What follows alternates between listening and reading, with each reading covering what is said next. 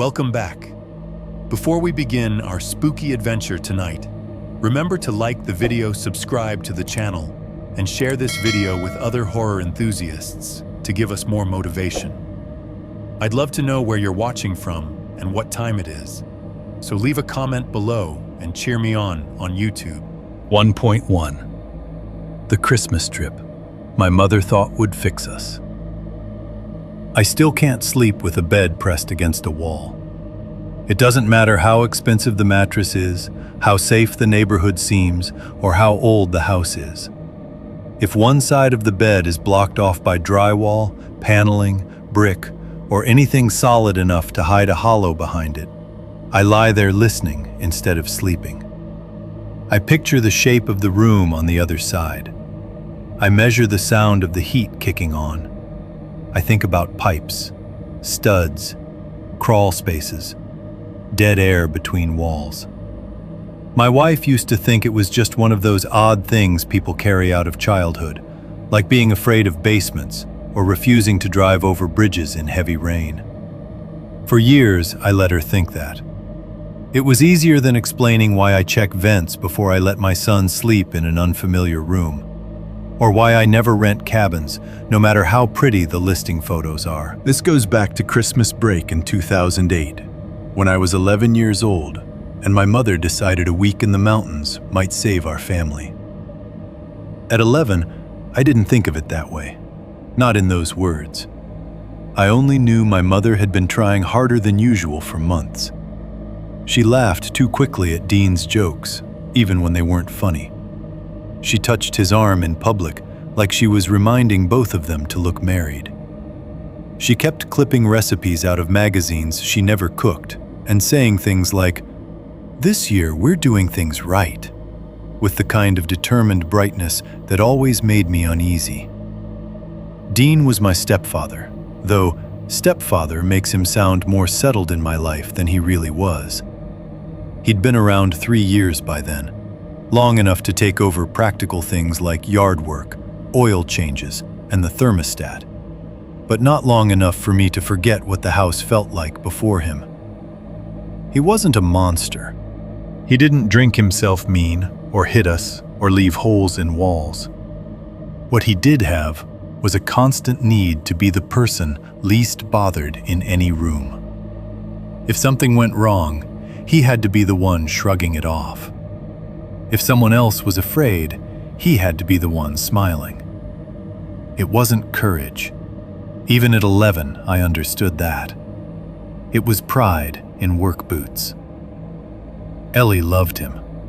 She was 7 that winter, all elbows and missing teeth and absolute trust. She still climbed into his lap to watch TV. She believed anything he fixed with duct tape had been permanently repaired by magic. If Dean said the car sounded fine, or the ice was thick enough, or the thunder was far off, Ellie took it as law. My mother loved that. I think part of her believed that if Ellie felt safe, the rest of us eventually would too. The trip had been her idea. Colorado in December. A real Christmas somewhere with snow, not the sloppy, gray, freezing rain we got at home in Iowa. She found the rental online after dinner one night, sitting at the kitchen table with the family desktop humming and the old printer coughing out pages one by one. I remember her calling us in to look at the pictures. A log cabin tucked against a mountain slope, a porch with rocking chairs, a stone fireplace. Snowdrifts so clean they looked staged. "It'll be good for us," she said, and she didn't mean skiing or sightseeing. She meant us, the 4 of us. She meant the way Dean had been sleeping on the couch twice a week without anyone acknowledging it. She meant the sharp quiet that settled over dinner whenever bills came up. She meant me going out of my way not to ask him for anything, and him pretending not to notice. "It'll be nice," Dean said, which in his mouth always sounded less like hope and more like permission. The morning we left, The sky over Des Moines was colorless and hard. The kind of winter sky that makes every parking lot look abandoned even when it's full. We had a rented dark blue SUV because my mother didn't trust our own car to handle mountain roads. Dean made a point of inspecting the rental before we loaded it, crouching to check the tires, popping the rear hatch, tapping the luggage rack as if the people at the counter had personally tried to cheat him. I can still see the trunk packed the way my mother packed everything, too carefully, like organization could prevent disaster. 2 suitcases, 1 duffel bag full of coats and gloves, a grocery sack with road snacks, wrapped presents tucked in among blankets so Ellie wouldn't peek. And on top of everything, wedged against the side, a cheap green plastic tote with a snap-on red lid. That was my mother's Christmas box. Tiny fake tree, dollar store garland, a roll of tape, a handful of ornaments that wouldn't break if they bounced around mountain roads. She refused to arrive anywhere without some version of a holiday. Dean drove first. My mother sat in the passenger seat with a stack of printed MapQuest directions folded into quarters on her lap, though we also had the route on her flip phone and in the SUV's GPS. She trusted paper more than electronics. Signal goes out, batteries die, paper doesn't, she said, tapping the pages with one painted fingernail. I sat behind Dean with a paperback I barely read. Ellie sat beside me with a fuzzy blanket wrapped around her legs, chattering every few minutes about snowmen, hot chocolate, and whether mountain cabins ever got wolves. Not around people, Dean said. Do bears hibernate there? Mostly. Can you die from altitude? That's enough, Ellie, my mother said, not looking back. We stopped for gas outside Omaha, and the smell of the station, cold gasoline, wet concrete, burned coffee, hit us the second Dean opened his door. He came back from inside carrying 2 paper cups and a small cardboard tray with creamers rattling in it. Gas station coffee had its own smell, one I still associate with road trips and adult tension. Bitter, overheated, a little metallic. At the pump, my mother stood with her coat zipped to her chin, reading part of the directions again while the wind pushed her hair across her face.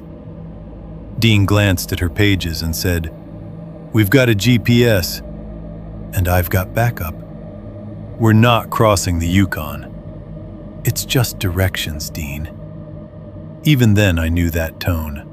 Not a fight, the warm-up to one.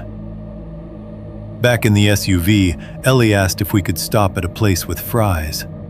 My mother said maybe later. Dean drove with one hand on the wheel and the other wrapped around his coffee, staring at the highway like it had personally disappointed him by being long. We crossed into Colorado the next day, after a motel night off the interstate. That part I remember in fragments. Continental breakfast waffle batter. A woman smoking outside room 112 in slippers. Dean complaining about the pillows. My mother saying, "Let's just have a good day," too brightly again. By late morning, the land began to change. The flat openness fell away.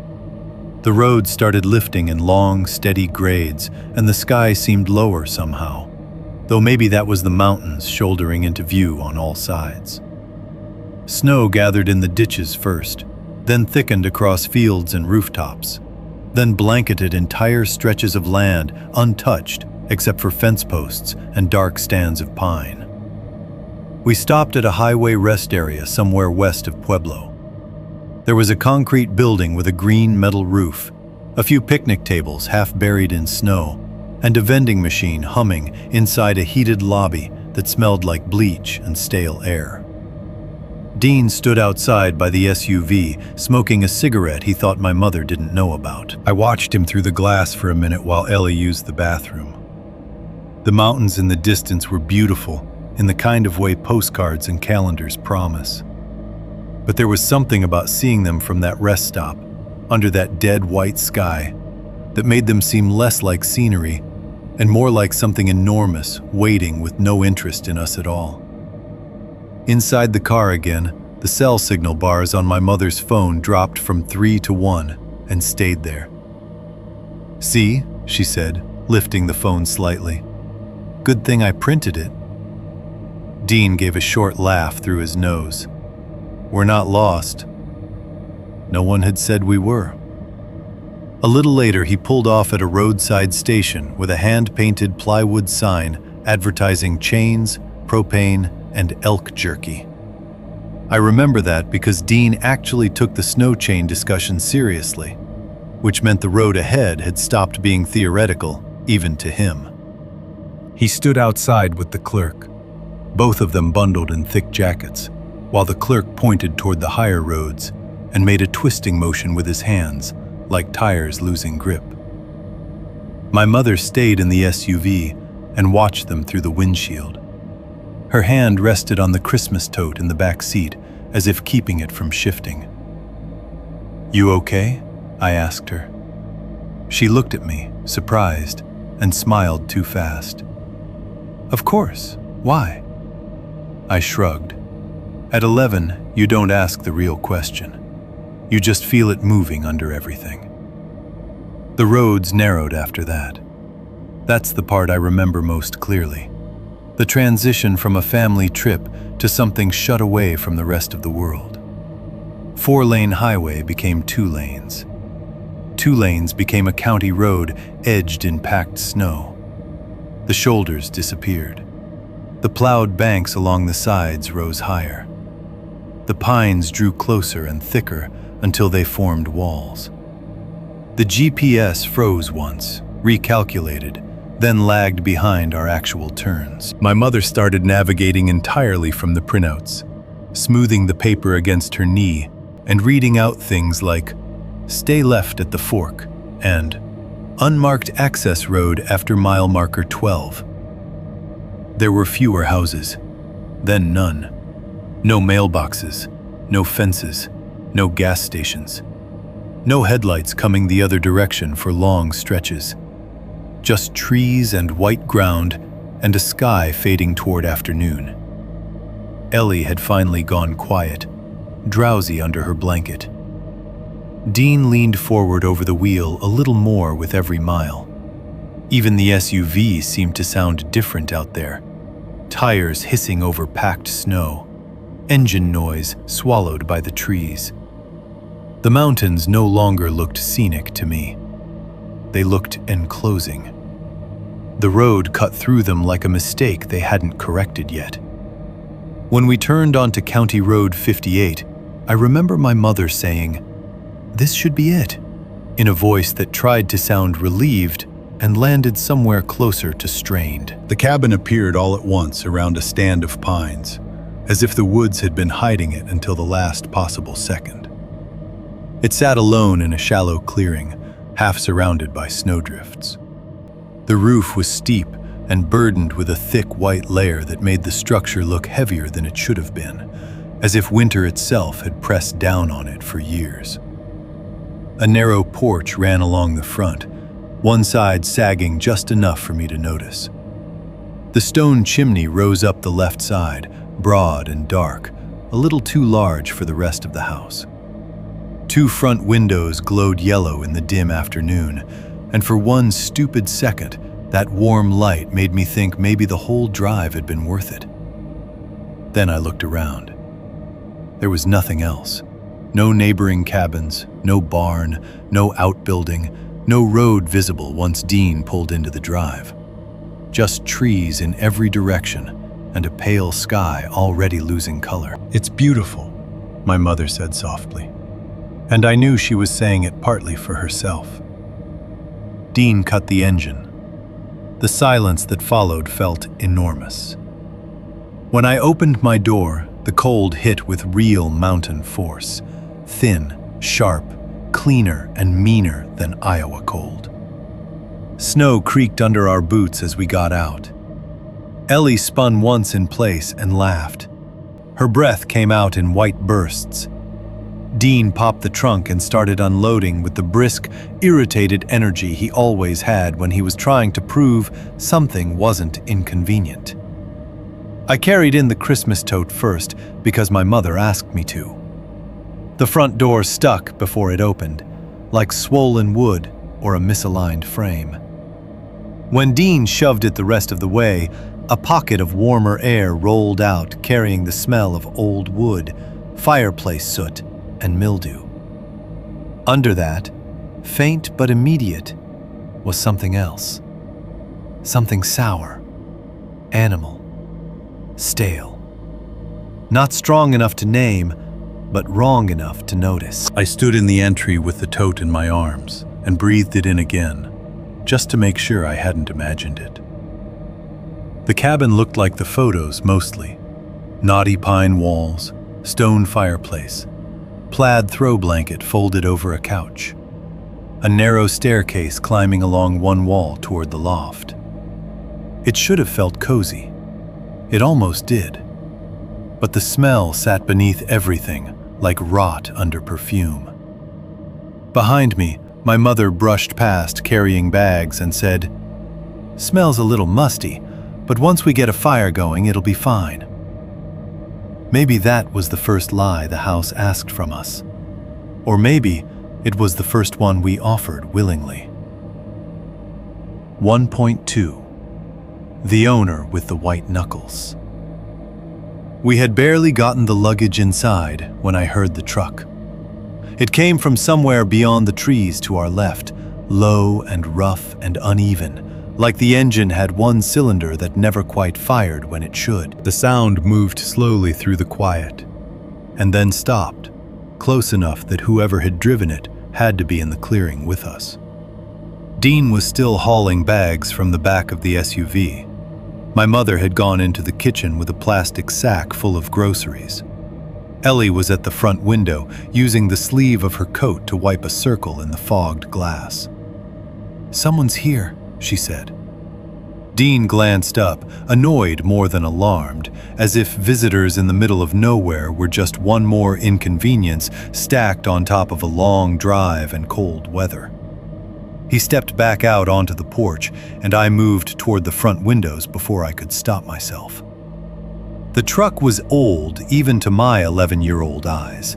The kind of old that meant it was either lovingly maintained or simply too stubborn to die. Dark green, maybe, or black under a crust of salt and road grime. Rust had bloomed along the wheel wells. One headlight looked dimmer than the other. The driver's door opened after a second, and the man who climbed out seemed to unfold himself in pieces. First a boot, then a bent knee, then a narrow body packed into too many layers. He was probably in his late 60s, maybe early 70s, though mountain people can look older than they are when the weather gets at them long enough. He wore a brown canvas coat with a darker collar, one of those insulated work jackets stained around the cuffs and hem. And beneath that I could see at least two more layers. Flannel, maybe a thermal, maybe a sweater. His face was all hard lines and deep creases, the skin around his mouth pulled thin as old paper. He had a gray beard that didn't fully cover the angularity of his jaw, and his eyes were pale in a way that made them stand out too much in his face. That was the first thing I noticed about him, really. Not his age or the truck or the weather-beaten coat. It was his eyes. They were too alert, not bright, not friendly, not even suspicious in the normal way country people can be with strangers. They looked like the eyes of someone listening to a sound nobody else had heard yet. Dean met him on the porch, with the stiff, half-polite posture men use when they want to make it clear they are not intimidated on their own property, even if it isn't their property at all. "You the owner?" Dean called. The old man nodded once and came up the porch steps with careful, measured movements. Like the boards, and he had a long history of disappointing each other. Up close, I could smell cold air on him, engine oil, and something faintly medicinal, like old wool stored near mothballs. "Walter Mercer," he said. "Sorry I wasn't here when you pulled in. Had to run down the road." His voice was dry and low, not frail exactly, but worn thin by weather and cigarettes and maybe too many years of talking only when necessary. My mother appeared behind Dean and smiled the way she always did with strangers, a smile that tried to smooth everyone else into behaving. "Hi, Walter. We're the Holloways. Thank you for letting us check in early." "Roads get worse later on," he said. "Better you made it up before dark." He said it matter-of-factly, but his eyes moved past her shoulder into the cabin, as if checking something, not admiring the place, counting. He stepped inside without ceremony, pulling off one glove with his teeth and shoving it into a coat pocket. He carried a ring of keys in that bare hand, enough keys to look excessive for one man and one cabin. Brass, steel, a small rectangular tag bent from age. They knocked softly together when he moved. "I'll show you a few things," he said. He wasn't warm, exactly, but neither was he unfriendly. That was what made him unsettling. There was no folksy mountain lodge charm in him. No joking local color. None of the harmless roughness you expect from an older man renting out a remote cabin. He was polite because politeness was a structure he was holding up around himself. You could feel the strain in it. The living room was the first stop, if you could call it that. Walter didn't so much give a welcoming tour as move through the cabin the way a person checks a house before bedtime. He pointed with 2 fingers at the stone fireplace and said the flue stuck sometimes, so don't force it. The fireplace itself took up nearly half one wall, all rough fieldstone mortared together in thick, uneven seams. A black iron screen leaned beside it. The mantel was scarred and burned in one corner, as if someone had once set something too hot there and left it long enough to matter. Dean crouched to look at the hearth. "Wood included?" "There's enough stacked out back for the week if you don't waste it." Something in Walter's tone made that sound less like practical advice and more like a warning with details missing. The living room furniture looked decent from a distance and tired up close. A couch in faded green plaid. A recliner with one arm worn smooth and dark from years of hands. A braided rug faded at the center. Lamps with yellowed shades that cast a dim amber light even though it was only late afternoon. The place was neat, but not fresh. It had the order of a room kept functional, not cared for. Walter moved on to the kitchen. It was narrow enough that 2 adults had to angle around each other if they both wanted the sink at once. The counters were laminate made to look like stone, but worn shiny in patches where elbows and plates and years had polished them down. One section near the stove was stained a dull brown that no amount of scrubbing could probably lift. The cabinets were painted white a long time ago and had gone cream at the edges. A dish drainer sat beside the sink, although there were no dishes in it. "Water pressure's not much," Walter said. "Hot water lasts if you don't get ambitious with it." He opened the freezer to show us a bag of ice, then the undersink cabinet where cleaning supplies were lined up in careful rows. Even then, I noticed that he opened some spaces readily and seemed determined to ignore others. My mother asked if there was a grocery store nearby. "Town's 25 minutes if the road's clear," he said. "And if it's not?" He looked at her for one extra beat before saying, "Then it isn't." Dean gave a short laugh at that, like maybe he appreciated the old man's dry humor. My mother didn't. The bathroom was just off the kitchen down a short hall. Walter flipped on the light and the fixture buzzed before fully catching. The room was smaller than ours at home, with a narrow sink, an oblong mirror spotted at the edges, and a tub shower combo with a yellowed curtain pulled half shut. Along the seam where the tub met the wall, there was a line of rust-colored staining under the caulk. Not a lot, just enough to stand out once you saw it. "Fan works when it wants to," Walter said. "Crack the door after showers." Ellie peered up into the mirror and made a face at herself. Dean checked the faucet. My mother asked where extra towels were. Everything felt almost normal then, almost like any cheap vacation rental tour, except Walter's attention kept pulling away from whoever spoke to him and drifting toward the walls, the corners, the places where one part of the house met another. The stairs to the loft rose from the far side of the living room, narrow and steeper than they looked in the photos. Dean went up first with our bags, and the steps creaked under his weight in long, complaining groans. I followed because my mother told me to take up one of the pillows, and Walter came behind me. I remember being acutely aware of him at my back. Not because he did anything strange, but because he climbed quietly for a man his age. Too quietly. The keys in his hand gave the only sound, a soft, nervous jingle every few steps. The loft was bigger than I'd expected, and lower in the ceiling. The roofline angled down on both sides, making the room feel tucked in and slightly compressed.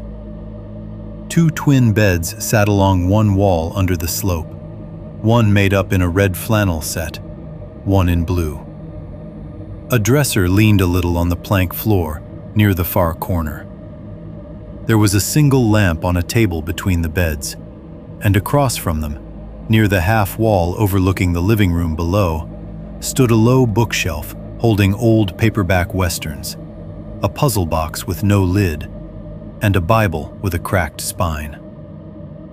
"This'll be your room," my mother said to me and Ellie, trying to sound cheerful. Ellie immediately chose the bed farther from the stairs because it had the blue blanket she liked better. That left me with the one closer to the wall and the headboard tucked against the low side of the loft where the ceiling sloped down. At first I didn't notice anything unusual, just the rough wood paneling, the knot patterns in the boards, the way cold light from the small loft window made the corners look darker than the rest of the room.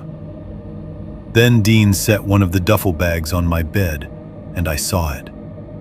Next to my pillow, built into the low wall about a foot off the floor, was a small square door. It had been painted the same dark brown as the paneling, so at a glance it blended in. I only caught it because the seam around it reflected the light differently. It couldn't have been more than maybe 18 inches high, maybe 18 wide, just big enough for a cramped storage cubby or access point, the kind of odd practical feature older houses sometimes had and kids always hated. There was a small iron ring set into it instead of a proper knob. "What's that?" I asked. Walter had been looking toward the loft opening down to the living room. At my question, his head turned sharply enough that even Dean noticed. "That?" he said too quickly. I pointed. "The little door." There was the smallest pause. Then Walter forced his mouth into something like casual neutrality. "Just access," he said. "Old pipes, some storage behind there." I don't know what exactly made the answer feel wrong. Maybe because he sounded like he'd already rehearsed it. Maybe because while he was saying it, he kept looking not at me, but at the door itself. Dean glanced over and shrugged. "Like a crawl space?" "More or less." "Can I see?" Ellie asked immediately. "No," Walter said.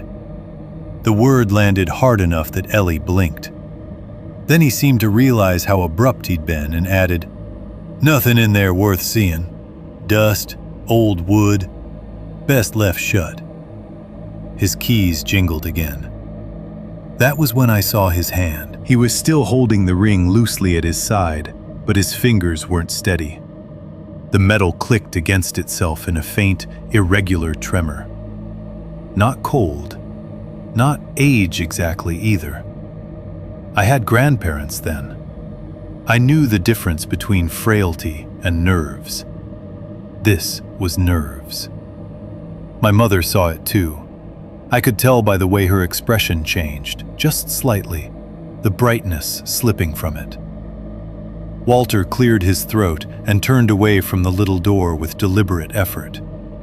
He pointed downstairs through the loft opening. "Your bedroom's under the stairs," he told my mother and Dean. "Door sticks some. Lift as you push." Under the stairs. I looked over the loft railing and could see the paneling beneath the staircase on the main floor, where the angle of the steps boxed in a triangular section of wall. For some reason, I noticed then how sealed off that part of the cabin felt. Not decorative, not pretty, just enclosed. Walter headed back down before anyone could ask anything else. We followed him, and he showed my mother the master bedroom, if that's what you could call it. It sat partly beneath the staircase, the ceiling lower toward one side. The bed frame was iron, the comforter a faded burgundy quilt. There was one bedside table, one lamp, and a closet door that didn't fully close. The room smelled the most like mildew out of all of them, though underneath that was the same faint, stale sour note I'd caught in the entryway. Walter pointed out the thermostat, the breaker box in a laundry nook, the back door that led to the woodpile and propane tank. He moved efficiently, but not smoothly. Every now and then he'd stop mid-sentence, listening to something only he seemed concerned with. Once, while Dean was asking about the driveway grade if more snow came in, Walter's attention slid up toward the ceiling above us, toward the loft, and stayed there long enough for the room to go quiet. Then he blinked, looked back down, and answered like nothing had happened. Eventually, the tour ran out of rooms. Walter stood near the front door with his gloves back on and his keys in hand. Dean pulled out the envelope with the remainder of the rental payment. My mother thanked Walter again for the place. Ellie asked if there were deer nearby. Walter said, sometimes. Dean made some joke about being too far off grid for pizza delivery and chuckled at himself. Walter didn't. He took the envelope, tucked it into his coat, then looked from Dean to my mother to me, and finally to the staircase again. The keys in his hand gave one last, small, betraying tremor. "There is one thing," he said. Something in his voice changed the air in the room. Even Dean seemed to register it. Walter spoke more quietly than before, not theatrical, not trying to spook us for fun. If anything, it sounded like he was choosing his words carefully because he knew how foolish they were about to sound and didn't care anymore. "If you hear knocking in the walls at night," he said, "don't open that little door upstairs." No one spoke for a second. My mother's polite smile froze in place. Ellie looked at me because the warning had been about my side of the room, not hers. Dean gave a short laugh, louder than the room called for.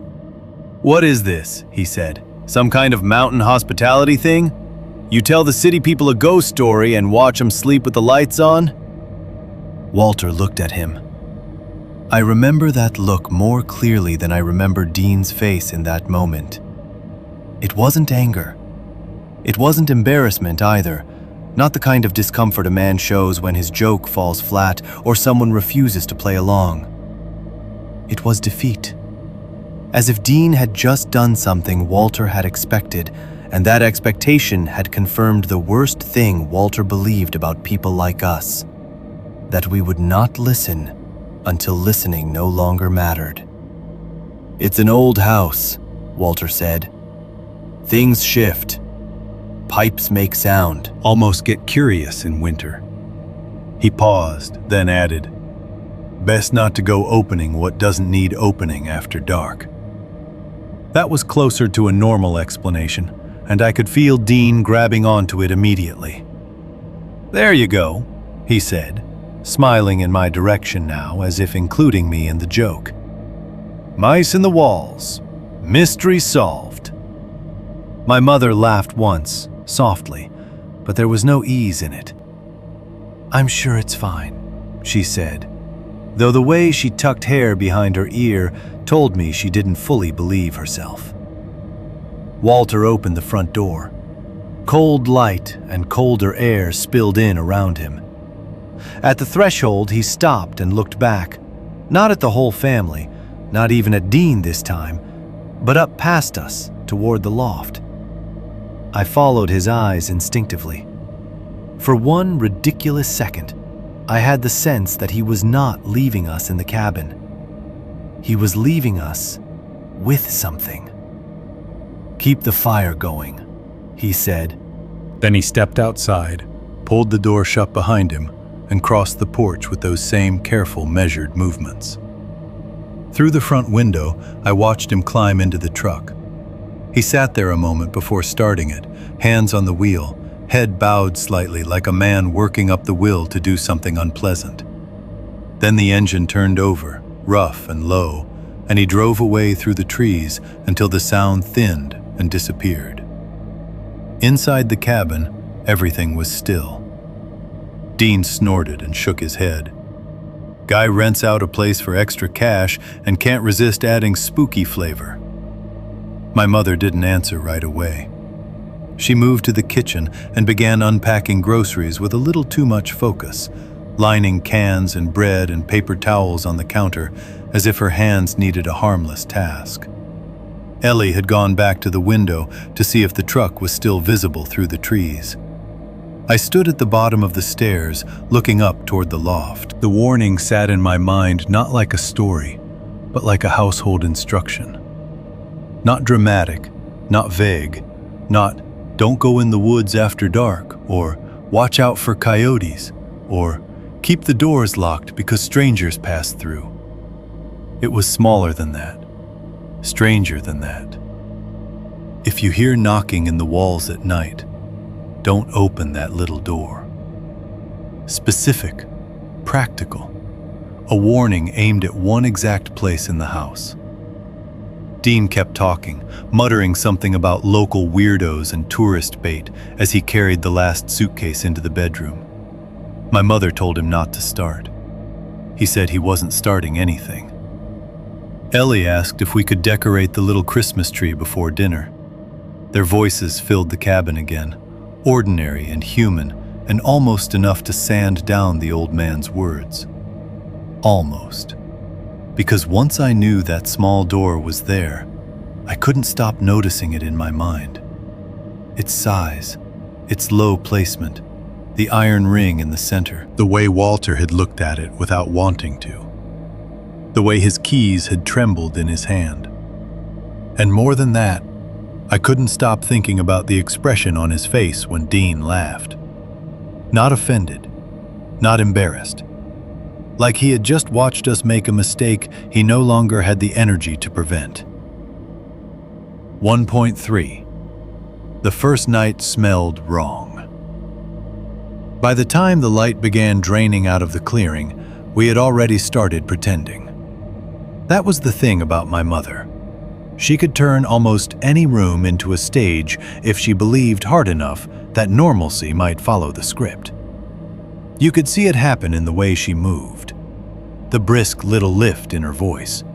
The extra energy in how she unpacked groceries, shook out blankets, arranged things that didn't really need arranging.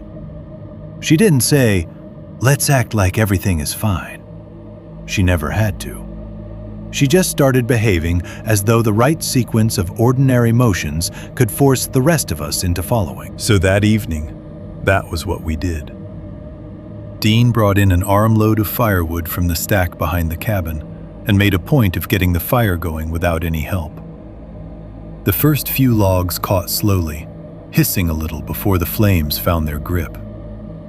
Soon the fireplace began throwing out real heat, and the room took on that soft orange pulse old firelight gives everything. shadows moving over rough stone, brass hardware flashing dull gold, the windows turning into black mirrors with the reflection of the room floating in them. My mother heated canned chili on the stove, while grilled cheese sandwiches browned in a pan beside it. The kitchen filled with the smell of butter, tomato, cheap chili powder, and warming bread, which helped for a while. It overpowered the stale sourness in the cabin, just enough to let me believe maybe the place only needed people in it again. Maybe old houses always smelled wrong until you cooked in them and put heat in the rooms and spoke loudly enough to drown out the silence. We ate in the living room because the kitchen table was too small, and because sitting close to the fire made the whole thing feel more vacation-like. Bowls balanced on our knees, paper napkins, steam coming off the chili, Ellie dipping the corners of her grilled cheese into it and declaring that mountain food tasted better than regular food. Dean laughed at that, and my mother laughed too quickly after him. "Must be the altitude," he said. Ellie accepted this without question. "Do taste buds change up here?" "They can," Dean said, because he never wasted a chance to sound certain. I remember the fake, normal laughter most of all. Not because it sounded wildly forced. If anything, that was what made it worse. It sounded close enough to real laughter that you could tell everyone wanted it to be real. My mother laughed when Dean made some joke about us getting snowed in like a movie family. Dean laughed when Ellie asked if Mountain Santa wore boots with spikes. I laughed once because everyone else did, and because I didn't want my mother noticing that I kept glancing toward the stairs every time the fire popped. The tiny Christmas tree came out after dinner. It was one of those cheap tabletop trees with hinged plastic branches that never spread evenly no matter how much you bent them into place. My mother set it on the low bookshelf in the living room and fluffed out the branches while Ellie knelt beside the ornament box like she was opening a treasure chest. Most of the ornaments were small and light and unbreakable. Felt snowflakes, plastic bulbs, a glittery candy cane, one tiny angel with no face left because the paint had rubbed off years before. My mother had even packed a short strand of battery-powered lights. When she turned them on, the little tree glowed red and gold and green against the knotty pine wall. And for a while, the cabin looked exactly like what it had promised online. A family Christmas in the mountains. Warmth, snow, firelight. A place tucked away from everything bad. Ellie was in love with the loft by then. She must have run up and down the stairs 10 times before my mother told her to settle down, or she'd crack her head open on a step and ruin everybody's holiday. She kept announcing that it felt like sleeping in a treehouse, which should have been a sweet thing for a 7-year-old to say. Maybe it was. But every time she said it, I found myself looking up at the dark railing and that sloped ceiling beyond it, and thinking less of a treehouse than a trap built above the main room. At one point, she leaned over the loft half wall and shouted, "I can see the whole house from up here!" "Then quit leaning," my mother said immediately. Dean looked up from the recliner and grinned. "She's fine." That was another thing about him. Fine covered every situation until it didn't. Roads, weather, tension, someone else's fear. Everything stayed fine in his mouth right up until it stopped being manageable. Later, after the bowls had been rinsed and the last sandwich crusts thrown away, and my mother had made a production out of finding the extra blankets, the room settled into the kind of quiet that families mistake for peace. Dean sat in the recliner with the local weather on low volume. My mother wiped down the kitchen counter, even though she'd already done it once. Ellie played with the battery lights on the little tree, turning them off and on until my mother told her to stop before she wore them out. Outside, the darkness pressed thickly against the windows. There were no distant road sounds, no nearby houses, No headlights crossing the walls, just black glass with the room reflected back at us. I caught myself looking at that reflection too long. Fireplace, tree, my mother in the kitchen, Dean in the chair, the open darkness of the staircase behind them. That was when I remembered Walter's exact words again, and the room shifted a little in my mind. Not visibly, not enough for anyone else to notice, but it was there. If you hear knocking in the walls at night, don't open that little door. At 11, embarrassment is stronger than fear more often than adults remember. Fear makes you quiet, but embarrassment makes you complicit. It was one thing for Walter to say something strange. It was another thing for me to keep acting like it meant something. Dean had already laughed. My mother had already chosen not to push it. Ellie had moved on completely. So I did what kids do when adults silently agree on reality. I tried to move on with them. I helped carry our bags upstairs. I changed into flannel pajama pants and an old t-shirt in the tiny bathroom while the heater clicked on and off in the hall. I brushed my teeth beside Ellie while she sang half a Christmas song under her breath. I listened to my mother tell us not to stay up whispering all night because she knew exactly how children got in new places. For a while, with all those normal routines in motion, the cabin seemed to tolerate us. Then I got into bed. The loft looked different once the overhead lamp was switched off and the only light came from downstairs. That's the image I remember most clearly from that first night. The room reduced to warm edges and deep dark. Firelight rose from the living room below in slow shifting pulses, climbing through the slats of the half wall and striping the floorboards in amber. It touched the underside of the rafters and left the upper corners black. The ceiling angles seemed lower in the dark than they had in daylight, pressing the room inward. Knots in the wood grain took on the shape of watching eyes if you stared too long. The lamp table between the beds became a squat shadow. Ellie's blue blanket rose in a small hill where she had already curled on her side. And next to my pillow, close enough that I could have reached out and touched it without sitting up, was the crawlspace door. The firelight never hit it fully.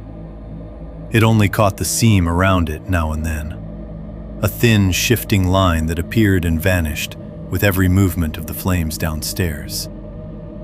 The little iron ring at its center flashed once in a while, and then went dark again. I lay on my back and tried to take in the rest of the loft slowly, the way you do when you're trying to make a room familiar enough to sleep in. Dark rafters overhead. Window at the far end with the curtains not fully closed. Slope of the ceiling over my shoulder. The edge of the dresser. Ellie breathing softly. The murmur of the television downstairs. My mother's footsteps once, then not again. The boards creaked. That alone wasn't strange. Old cabin, mountain cold, heat from the fireplace. Everything was expanding, settling, adjusting. I knew that much even then. At home, our own house made noises in winter that sounded like footsteps if you were already nervous. The first creak came from somewhere high near the peak of the roof. The second from beneath the floorboards closer to the stairs. Both sounds fit the story my brain wanted. House sounds, nothing else. Wind moved outside. I could hear it drag lightly past the cabin, not howling, not dramatic, just a long, low brushing along the walls and roof line. Once something tapped the window softly enough that it was probably a branch or packed snow shifting free from the frame. Ellie stirred and sighed and went still again. I told myself all of it made sense. Then I heard a scrape. It came from somewhere behind me and slightly below the level of my head, soft enough that if I'd been less keyed up, I might have folded it into the category of ordinary noise. Not a thump, not a knock. More like something dry dragged lightly across wood. I held still. Nothing followed it. I let out a breath I hadn't realized I was holding and shifted onto my side, facing out toward the loft railing and the faint glow from below. The pillow smelled clean, like detergent from home. The blanket was rough but warm over my legs. Beneath that, I could still smell the cabin itself. Old wood heated by fire, chimney soot, a trace of cold air slipping through somewhere it shouldn't. And under all of it, faint but impossible to ignore once noticed, was that other smell. Not rot, exactly. Not enough to call it decay with confidence, but there was a sweetness to it that didn't belong in a winter cabin. A stale, clinging sweetness, like meat left too long in packaging and then put back in the fridge before anyone wanted to admit it had gone bad. It threaded through the warmer smells without ever fully surfacing above them. Chimney soot, cold air, old wood, and that thin, wrong animal sour note beneath everything. I opened my eyes in the dark and realized I had started breathing through my mouth to avoid it. Downstairs, the TV clicked off. A minute later, I heard Dean's heavier steps crossing the living room, then the scrape of the bedroom door under the stairs sticking before it shut. My mother moved after him, lighter steps, pause, then the murmur of voices I couldn't make out. The cabin settled again around us. Now it was really quiet. Not silence. Real houses almost never have silence, but the particular night quiet of a place far from roads, far from neighbors, with snow outside and old wood holding heat inside. Every sound meant more because there were fewer of them. Ellie's breathing, the occasional soft pop from the fireplace downstairs, a sigh in the pipes, wind over the roof. I remember thinking, irrationally but vividly, that if anything made a new sound now, I would know it instantly. That was when I heard the tapping. 3 soft knocks. Not loud enough to wake anyone. Barely loud enough, maybe, to be certain of. But they came in such a distinct pattern that my whole body recognized intention before my mind found words for it. Tap. Tap. Tap. The sound came from behind the crawlspace door. I didn't move. I don't mean I froze dramatically. I mean, my body made a quiet, practical decision and obeyed it absolutely. Every muscle stayed in place. My jaw locked. My hands remained where they were under the blanket. My eyes fixed on the darkness above the dresser, because looking directly at the little door suddenly felt like admitting the sound had been real. For several seconds, 10, maybe 20, maybe much more, nothing happened. No second set of taps, no movement, no scrape. The stillness after those 3 little knocks was almost worse than the sound itself because it made doubt possible. I began, carefully, miserably, to explain it away. Maybe one of the pipes contracting, maybe a branch outside thrown against the siding in a weird pattern, maybe wood shifting in exactly the wrong rhythm. Walter's warning rushed back, but now I heard Dean's laugh over it, and my own face got hot in the dark at the thought of waking everyone over 3 sounds that could have been anything. I turned my head, just slightly, and looked at the crawlspace door. Nothing. Only the faint seam around it, silvered now by the weak spill of moonlight coming through the gap in the curtains. Firelight downstairs had burned lower.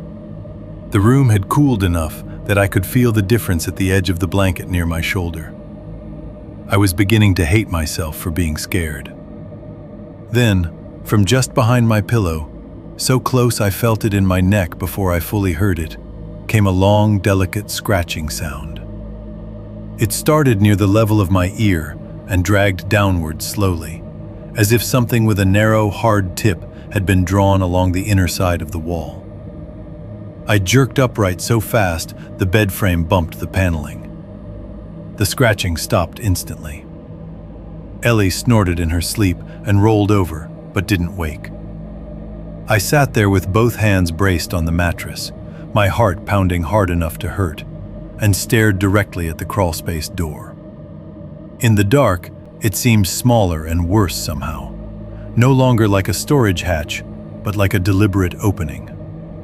A place meant for passage. Nothing moved. No handle turned.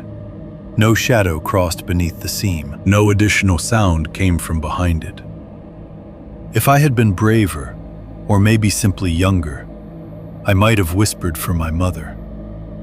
If I had trusted Dean more, I might have gone downstairs and told him exactly what I heard. But I was 11, old enough to know when adults were already balancing tension on purpose, old enough to understand mockery before it arrived, old enough to hear in advance what Dean would say. "You heard the house settling. Congratulations. Go back to sleep." So I stayed where I was. That became the shape of the rest of the night. Not action. Vigil. I pulled my knees up under the blanket and leaned back against the headboard, though I hated how close that put the back of my skull to the wall. Every minute or so, I told myself I would lie down again. I never did. I watched the door. I watched the seam around it.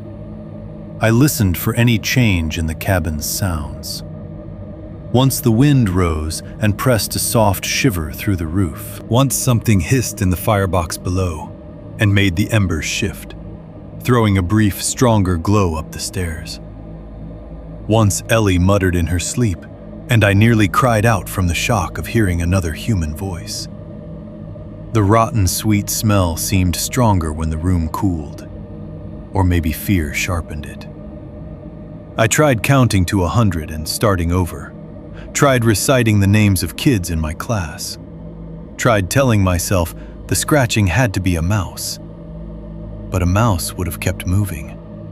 A mouse wouldn't have stopped the exact instant I sat up. A mouse wouldn't have tapped first, 3 measured little knocks, like a signal. At some point, the moon shifted high enough that a thin wash of pale light touched the edge of the crawlspace door. Just the edge. Not enough to show what was behind it, only enough to outline its shape more clearly than before. The iron ring lay flat and still at the center. The seam around the panel looked dark and complete. I lay down eventually, but only on my side facing it, blanket pulled to my chin, one arm trapped awkwardly under the pillow because I could not bear the idea of letting any part of me hang near the edge of the bed. I counted seconds between the noises the house made. 32, 51, 12, wind, creak, pipe, nothing. Start over. I don't know if I slept at all before dawn. If I did, it was the kind of sleep that feels like drowning in shallow water. What I know is this. For the rest of that first night, with moonlight barely touching the edge of the little door beside my bed, I lay motionless and counted and listened, more certain with every passing minute that something on the other side of the wall was not only awake, but listening back. 2.1. 3 fingers on the floorboards. I woke up because something behind my head was taking its time. For a few seconds, I didn't know where I was. That is the one mercy children get in bad places. That little drift of confusion between sleep and memory where the brain has not yet reopened the right door. I was warm under the blankets. Ellie's breathing was somewhere to my left, and the darkness above me was full of angled shapes I couldn't immediately name. Then the smell hit me first. Cold chimney soot, old pine, and that faint, spoiled sweetness under it. And I remembered the cabin, the loft, the little door beside my bed. The scratching came again, slow, deliberate, so close to my head that I felt it before I fully understood it. A light, dry drag along the inner side of the wall, as if someone were tracing the grain with a nail. I went completely still. Not because I was brave, because fear, real fear, is often quieter than people think. It doesn't always make you run or shout or leap out of bed. Sometimes it turns every part of you into a listening device. I lay there with my eyes open in the dark. The blanket pulled to my chin, and every nerve in my body focused itself on that wall, the way a hand instinctively tightens around a rail when the stairs shift under it. The sound stopped. I listened harder. Below us, the fire had burned down to almost nothing. The glow from the living room was weaker than it had been when I finally drifted off, only the occasional pulse of red coming up through the loft railing. The room had changed shape in the dark. The rafters overhead were just strips of deeper black. The ceiling angles seemed lower. The window at the far end showed a square of pale moonlight pressed flat against the glass. Ellie was still asleep. I could hear it in the soft whistle of one nostril, the tiny catch in her breath she'd had since she was a baby whenever winter air dried her out. I told myself not to turn around. That was the first clear thought I had. Not, nothing's there. Not, it's the house. Just, don't look yet. Then came 3 tiny sounds from inside the wall. Not a scrape this time. A touch. A shift. A careful pressure from the other side of the panel, as if something had leaned its weight against the door and then thought better of it. I was suddenly aware of where every inch of my body was. The back of my neck, my shoulder nearest the wall, the heat of my face against the pillow, the warm space inside the blankets where my knees were bent. It felt, absurdly and unmistakably, like something on the other side knew those things too. There was a soft click, the kind a latch might make when it releases under almost no force at all. I turned my eyes, not my head, just my eyes, toward the crawlspace door. At first, I thought the seam around it was playing tricks on me. Moonlight had shifted just enough to silver one edge, and for a second I convinced myself that was all I was seeing. Shadow and weak light making the outline look deeper than it was. Then the darkness at the center changed. Not a lot, just enough. The little door had opened a fraction. I didn't breathe. The gap was no wider than 2 fingers, maybe less. But it was real. Real in that ugly, immediate way certain things are real before language catches up to them. I could see blackness behind it now. Not the flat, painted dark of the panel, but actual interior dark. A space set back inside the wall. Nothing emerged. The opening stayed exactly as it was, a slim, vertical break in the wood. I remember the strange hope that filled me then, the pathetic, desperate hope that this was the whole event, that the door had just loosened, that old cabins shifted, that I had frightened myself into a story, and in the morning Dean would prove it by showing me the warped hinge or bad latch or whatever piece of hardware had given way in the cold. Then something pale touched the crack from inside. Just the tip first, a narrow shape, blunt at the end, damp-looking in the moonlight. For one split second, my mind tried to make it into something manageable. A stick, insulation, some weird curled pipe covering catching the light. Then it bent. Not at the place a finger should bend. Lower. Wronger. A second pale shape followed it, then a third. and the three of them slid through the gap together with a slow, wet care that turned my stomach to water. They were fingers. Not ghost fingers, not transparent, not some vague suggestion of a hand. They were physical things, solid, present, and horribly intimate. Too long by several inches. Skin stretched thin over jointed lengths that seemed built with one extra segment each, as if whoever or whatever they belonged to had been assembled from a human blueprint someone remembered incorrectly. They were pale, but not healthy pale. They had the color of flesh kept too long from the sun and too close to damp. Dirt was packed into the creases. One nail was split dark at the edge. Another was thick and yellowish, hooked slightly downward. Something wet shone over the knuckles. Not blood exactly, not fresh, just a tacky film that caught the moonlight and made them look newly dragged from someplace close and foul. They came farther out. I was still frozen flat on my side, eyes burning, heartbeat so hard I thought it would jostle the mattress enough to give me away. I remember an insane thought passing through me then. If it thinks I'm asleep, maybe it won't come all the way. That is how children think when terror becomes too large to fit inside reason. We start bargaining with posture, with silence, with stillness. The three fingers spread slightly on the floorboards. The nails touched wood with the softest tick. Then they began to move. They didn't scuttle or claw.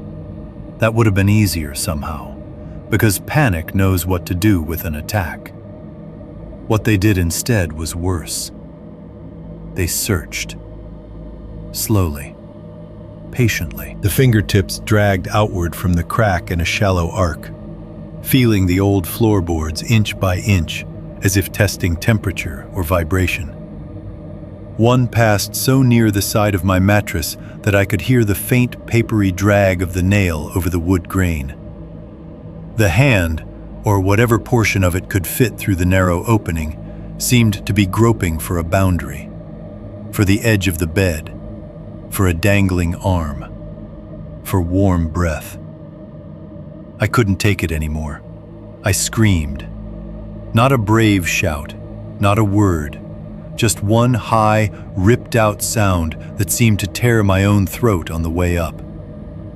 The fingers vanished instantly, so fast they looked yanked rather than withdrawn. The little door snapped shut with a flat wooden smack that was somehow more horrifying than if it had stayed open. Everything happened at once after that. Ellie sat bolt upright in the other bed with a startled cry.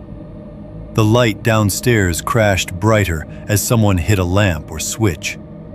My mother shouted my name from below. Dean's feet hit the stairs hard enough to make the entire loft shake, and a flashlight beam slashed up the wall before he even cleared the last step. "What happened?" he barked. I was half on my knees in bed, pointing, unable to make enough air for the full sentence. "The door," I managed. Something came out of the door." Dean was already moving toward it. I remember the flashlight beam jittering over the floor, over my blanket, over the dark square of paneling. My mother appeared behind him in the loft opening, hair loose from sleep, bathrobe pulled tight over her nightshirt. Her face looked gray in the bad light. Ellie had backed herself against the wall with her blanket clutched under her chin and was making no sound at all. Dean crouched by the little door and glanced back at me with a look that was already halfway to irritation. "What came out?" he said. "Fingers," I said, and I heard how impossible it sounded the second it left my mouth. "There were fingers." "They were right there." He turned the flashlight onto the iron ring in the center of the panel. For one awful second, I thought he was going to hesitate. He didn't. He hooked 2 fingers through the ring and yanked the crawlspace door open. The bean cut into the cavity behind it. Nothing lunged. Nothing hissed. No pale hand reached back. Inside was exactly the kind of cramped utility space Walter had described.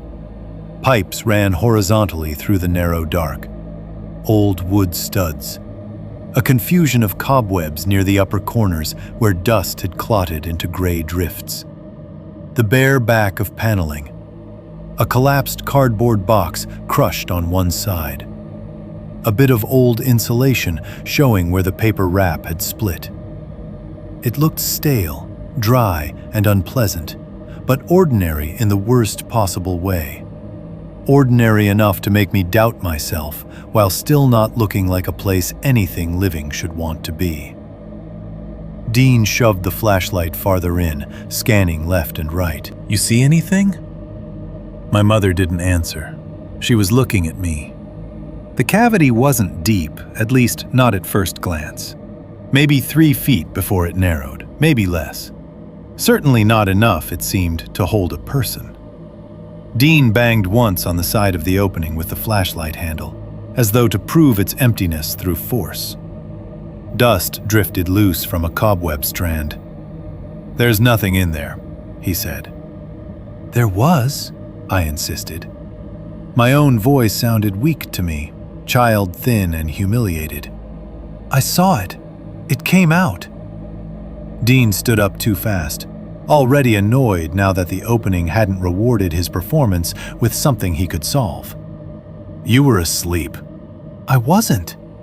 "You were dreaming then." "I wasn't dreaming." He let out a breath through his nose and gave a short, humorless laugh. "You know how many scary things I saw at your age, half awake in the dark? Every coat on a chair was a man with an axe." "It wasn't a coat." That made Ellie make the smallest sound. Not speech exactly, just a tiny intake of breath, and I turned toward her. She was staring at the opening, not at Dean, not at me, at the dark behind the pipes. My mother crossed the room and sat on the edge of my bed. The mattress dipped under her weight. She put a hand on my shin over the blanket, more to settle me than because she thought I'd bolt. "Hey," she said softly, "tell me exactly what you saw."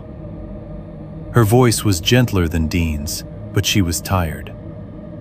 I could hear caution in it, the exhausted maternal balancing act between comforting a child and not wanting to invite panic into the room if there turned out to be none there. "3 fingers," I said. "Long ones. They came out of the door and touched the floor." She looked at the crawl space again. Dean was still standing over it with the flashlight, jaw tight. The light had picked out a little rusting bracket on one pipe and made it gleam for a moment, like an eye. "Maybe a raccoon got in there somehow," my mother offered. But even she didn't sound convinced. "Or some kind of animal. In the dark, that could look..." It wasn't an animal. Dean straightened up and swung the crawlspace door shut with one hand, not hard, but not gently either. The panel closed with a flat wooden knock that made Ellie flinch.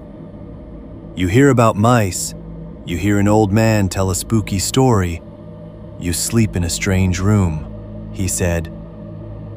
"Your brain does the rest." I hated him for that sentence. Not the words themselves, but the calm superiority of it. The way he made my fear into something sloppy and embarrassing that he had generously cleaned up for everyone. "I was awake," I said again. "Sure you were." My mother gave him a look. "Dean?"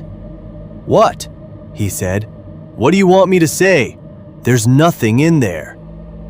He turned the flashlight off then, plunging the loft into a softer dark lit only by the spill from downstairs.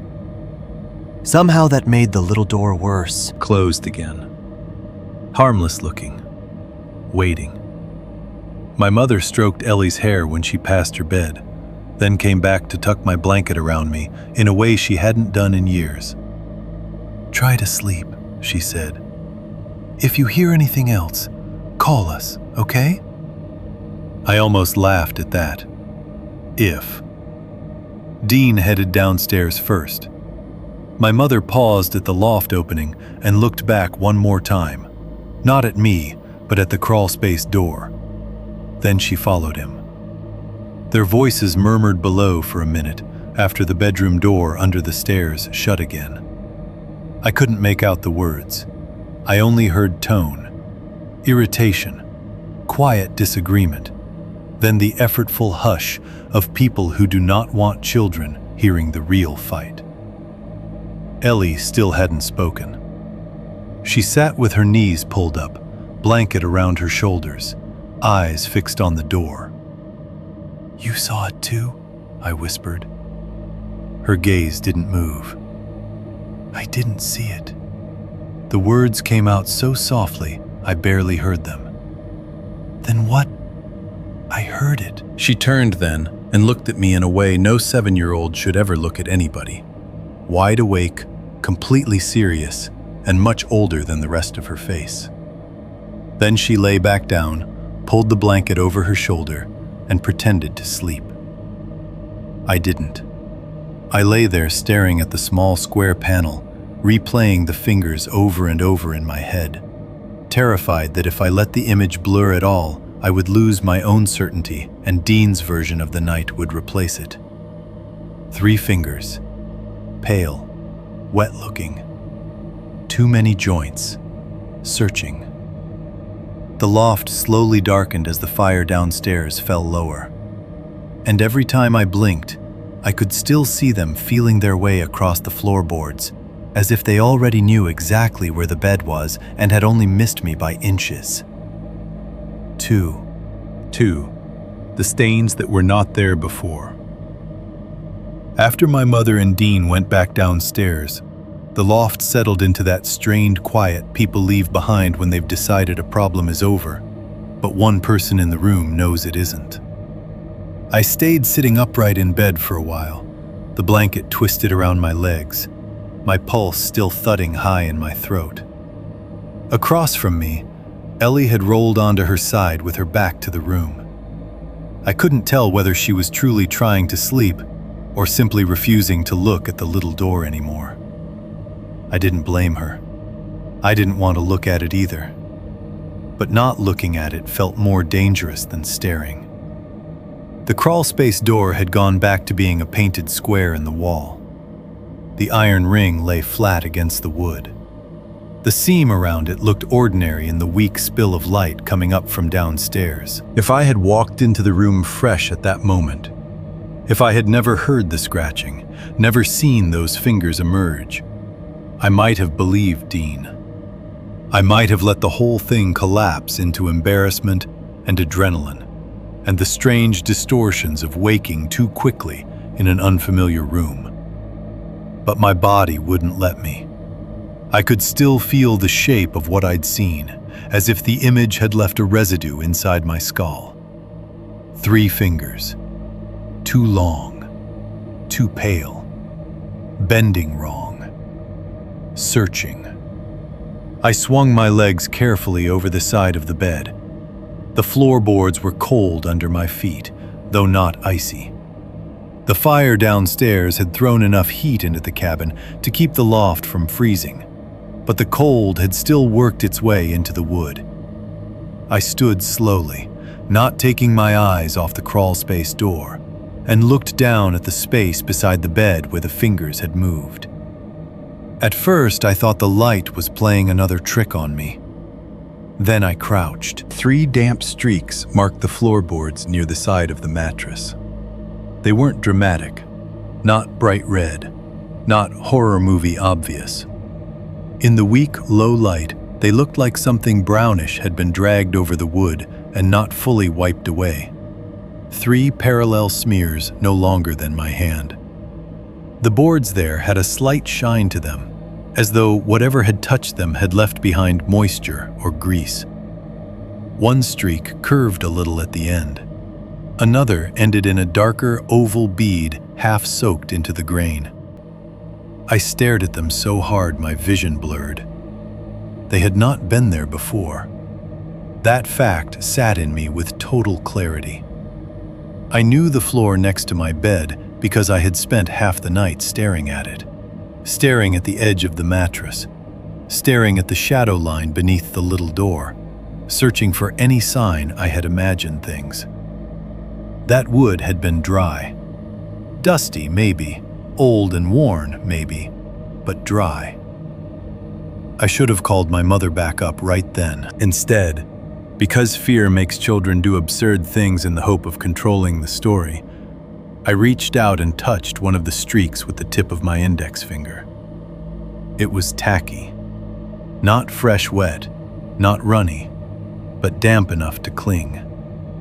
When I pulled my hand back, there was a faint brown-red residue on my fingertip. In the low light, it looked almost black.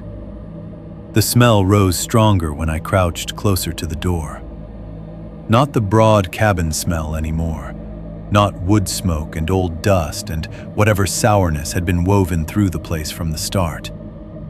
This was concentrated, warm, close. It slipped out through the seam around the panel and reached me at floor level like breath from a throat. It smelled organic, not just animal, not just rot. Something metallic and sweet at once, like spoiled pennies and wet hide, with a heat under it that made no sense in winter. I had smelled deer carcass before, once, when a truck hit one near the road behind our neighborhood, and it lay there until county crews came. This was not exactly that, but it lived in the same family of smells. Living once, dead some of the way. Not clean either way. I stood so fast my heel slipped on the rug edge. For a wild second, I considered going downstairs and waking them again, dragging Dean back up no matter how angry it made him. But I could already hear his voice in my head.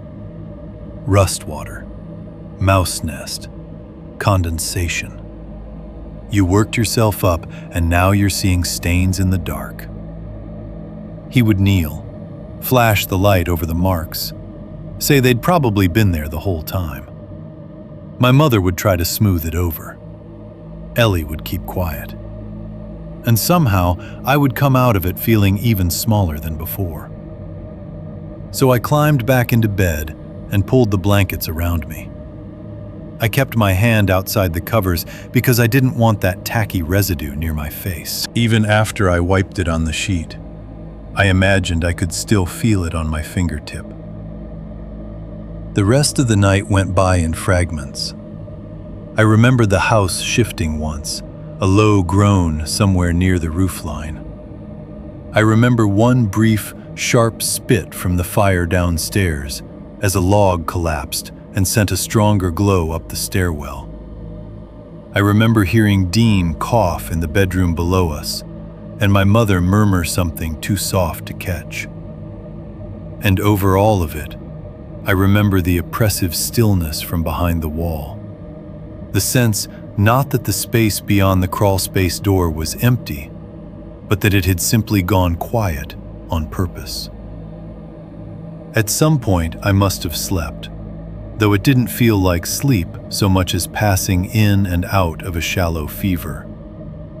When I opened my eyes again for real, gray morning light had replaced the fire glow entirely. Daylight made the cabin look stupidly harmless. That is one of the cruelest things about mourning after fear. The world rarely meets your terror halfway. It goes on being itself in broad, practical detail, and you're left standing in it, with your own certainty beginning to thin at the edges. The loft was just a loft again. The rafters were dark wood, not voids. Ellie's blanket was kicked halfway off. The little door was a painted square in the wall. Through the window at the far end, I could see snow so bright it made the glass look blue. From downstairs came the smells of coffee and pancake batter hitting a hot pan. My mother had turned on the radio too, some local station with a tinny country song and a cheerful weather voice talking about accumulation totals and mountain roads.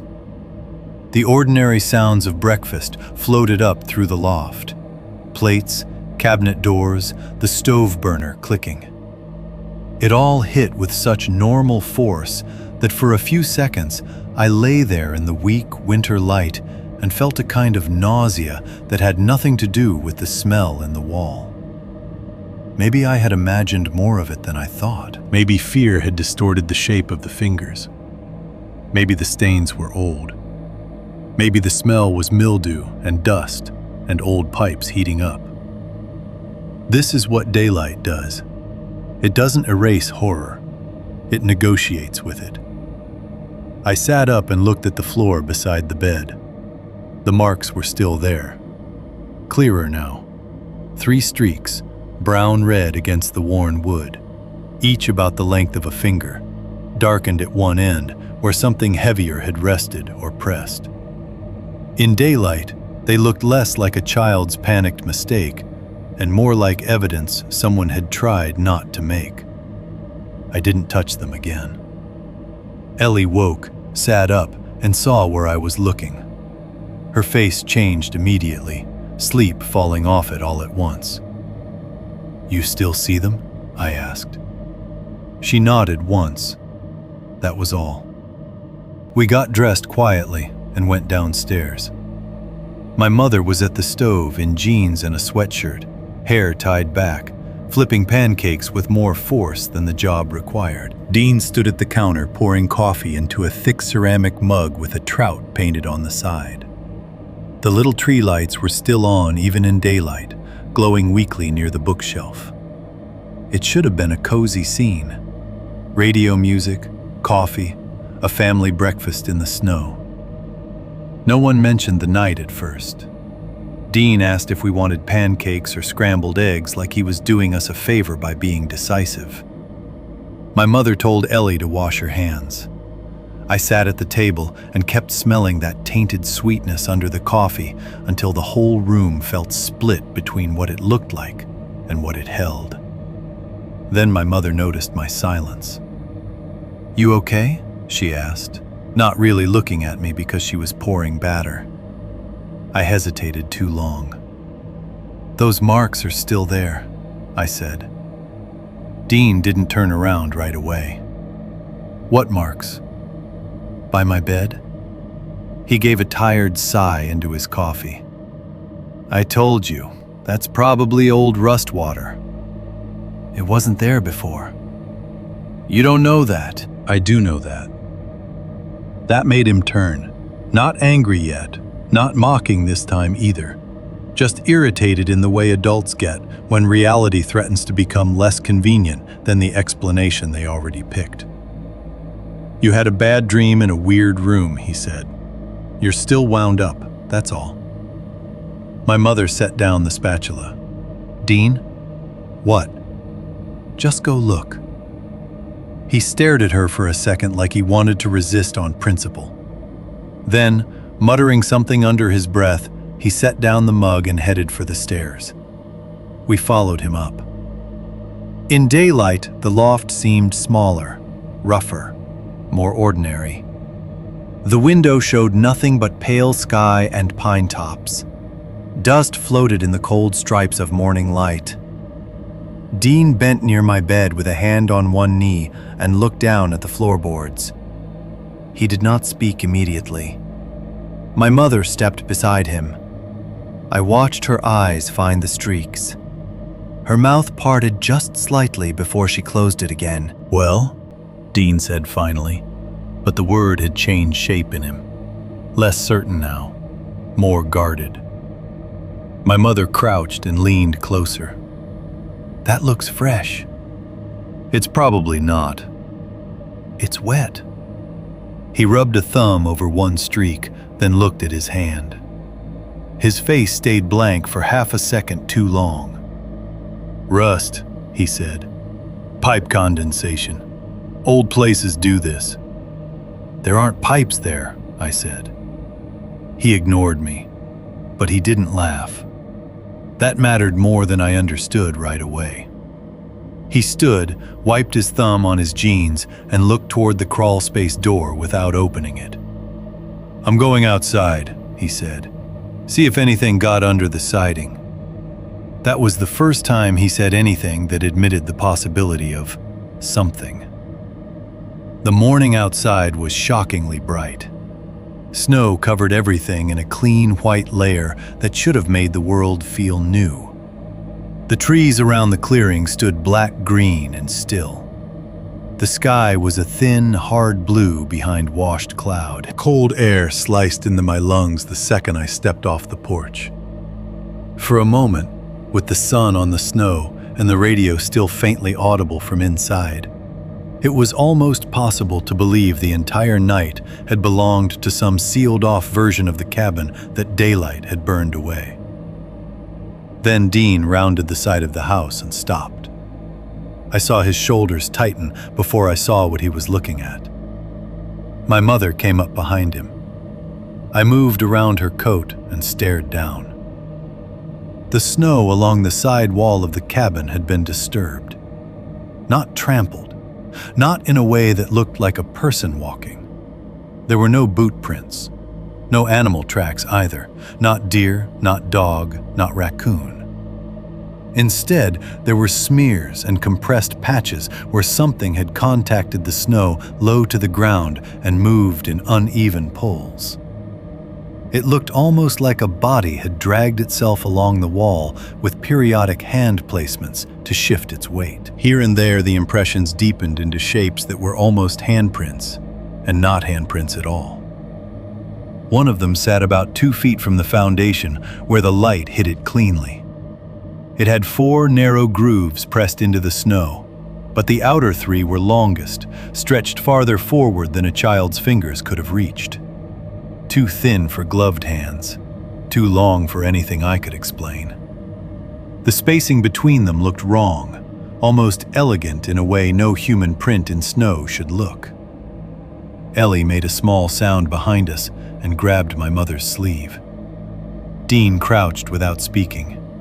The old joking assurance was gone from him now. He studied the marks with his jaw set tight, not wanting to understand them and not able to dismiss them. The trail, or whatever it was, continued along the side of the cabin beneath the section where the loft wall would be inside. Near the base of that wall, directly under where my bed sat upstairs, the snow had changed color. At first, I thought it was just melt. Then I saw the tint in it.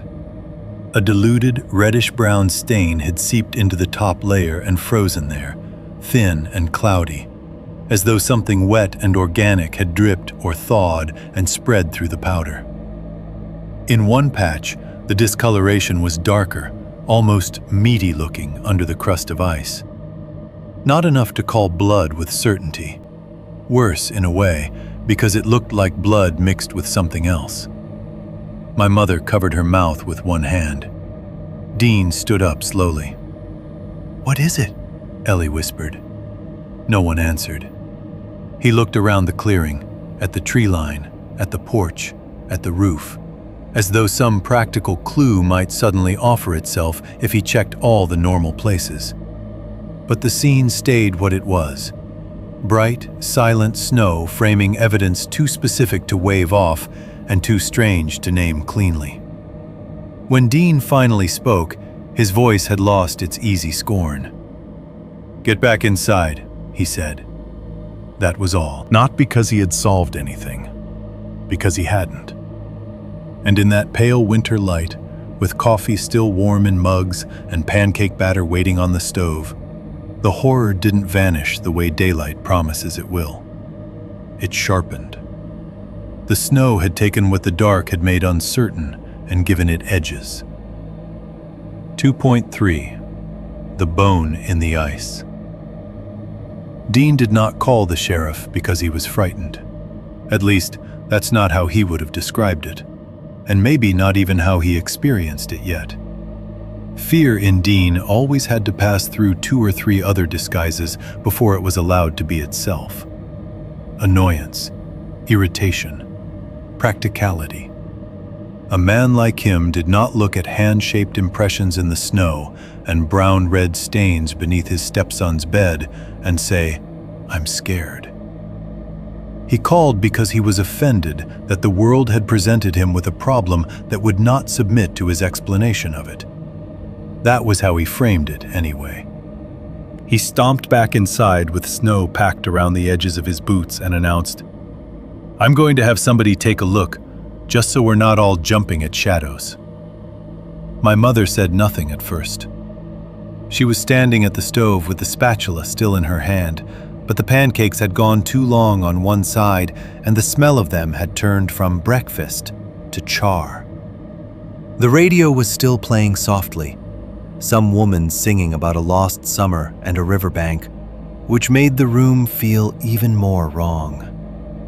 Ellie had gone quiet in the special, concentrated way children do when they understand something bad is happening but haven't been given the language for it yet.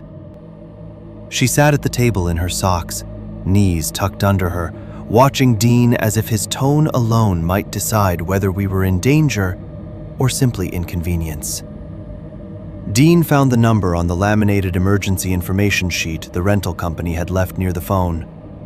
It wasn't even a true emergency call. Not in his mind. He made a point of choosing the non-emergency sheriff line, and I could hear that same point in his voice while he spoke. "Yeah," he said, pacing near the window over the sink. "We're renting a place off County Road 58. We found some kind of tracks in the snow near the foundation. And there's some material. Could be animal remains, maybe. I don't know. I'd just prefer somebody look at it." He listened, jaw working. "No, nobody's hurt. No sign of a break-in. Just strange markings." Another pause. Then, because he couldn't help himself, "I'm not saying it's anything. I'm saying I'd like a professional to tell us it's nothing." When he hung up, he glanced at my mother with an expression meant to say, "See? Handled." But there was too much stiffness in his shoulders for that look to land properly. "They're sending somebody when they can," he said. "Roads are slow." My mother set the burnt pancake aside without comment. "Do we leave?" He stared at her as though the question itself irritated him. "And go where? We start down those roads and it comes on harder, we'll wish we hadn't." The weather hadn't worsened yet. Sun still held across the clearing in cold white sheets, and nothing in the visible world looked unmanageable. But this was how decisions get made in families. Not by facts alone, but by pride, momentum, inconvenience. The desire not to overreact. The desire not to be wrong. My mother knew that. I knew it, though not in adult words. Dean absolutely knew it, because he relied on it. So we stayed put while the morning dragged itself toward noon. The cabin changed under waiting. Every room felt smaller once you were expecting someone official to walk through it and tell you what category of problem you had. My mother cleaned what didn't need cleaning. Dean stood at windows and scanned the clearing. Ellie colored on a paper placemat from a diner we'd stopped at the day before, drawing trees and a house, and then scratching over the page so hard the crayon broke. I sat in the loft for part of the time, because I didn't want to be far from the place where I'd seen the fingers, and yet didn't want to be alone with it either. In daylight, the crawlspace door remained shut and ordinary. That, somehow, was the worst thing about it. Evil would have been easier if it had stayed visibly wrong. When the deputy finally arrived, the first sign was the low crunch of tires over packed snow, then the muted slam of a car door. Dean was already halfway to the porch when the knock came. The man standing outside was younger than I expected, maybe late 30s, bundled in a tan sheriff's department winter jacket over a brown uniform. Not dramatic looking, No hard, chiseled movie cop face. Just a regular county deputy with wind-reddened cheeks, wet cuffs from snow, and the expression of somebody prepared to spend 20 minutes explaining raccoon behavior to out-of-state renters. He introduced himself as Deputy Keller. His voice was flat, but not rude. He stepped inside, took one quick survey of the room, and listened while Dean walked him through the story with as much dignity as possible. Dean did not mention my screaming or the fingers in full detail at first. He led with the tracks, the stain outside, some weird residue near the upstairs bed.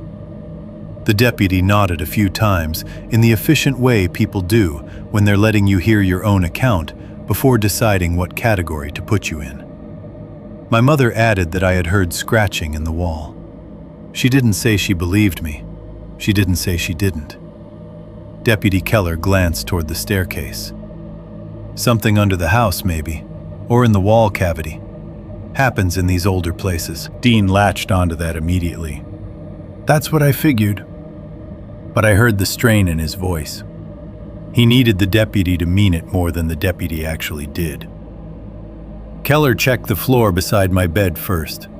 He crouched near the brown-red streaks and looked at them without touching. Then he shined a flashlight across the crawlspace door seam and asked if the owner had any pets, any traps set, any known pest issues. No pets, Dean said. Never mentioned pests, my mother said. Keller pulled open the little door and leaned in with the flashlight. I watched him from the far side of the loft, my hands jammed under my arms for warmth. He gave the cavity a much more professional look than Dean had. He followed the pipes, prodded the collapsed cardboard box with a gloved finger, checked the visible insulation, angled the beam higher into the back corners where the cobwebs had gone thick and layered gray. But he did not climb inside. He did not dismantle anything. He did not seem to think, yet, that the opening justified deeper trouble. Could be old staining, he said, straightening. Could be an animal getting in from somewhere and tracking stuff around. What kind of animal has fingers? I asked. 3 adults looked at me. Deputy Keller gave me the kind of patient glance adults reserve for children whose fear they don't want to insult, but also do not intend to honor. Raccoons can look stranger than you'd think in bad light, he said. It wasn't a raccoon. Dean exhaled sharply through his nose, already embarrassed for me. Keller didn't argue. He only nodded once and moved toward the stairs. Let's see the outside. We all followed him around the side of the cabin. The tracks, or smears, or impressions, or whatever they truly were, had softened at the edges as the sun worked on the upper layer of snow, but that made them no easier to explain. If anything, the melt gave them a rawer look, as though they had been pressed into flesh instead of powder. Deputy Keller crouched where Dean had crouched earlier and studied the long, narrow placements in silence. Not boots. Not paws. Not anything normal enough to help. He moved along the foundation slowly, flashlight in hand even in daylight, tracing the disturbed line in the snow. My mother hung back with Ellie.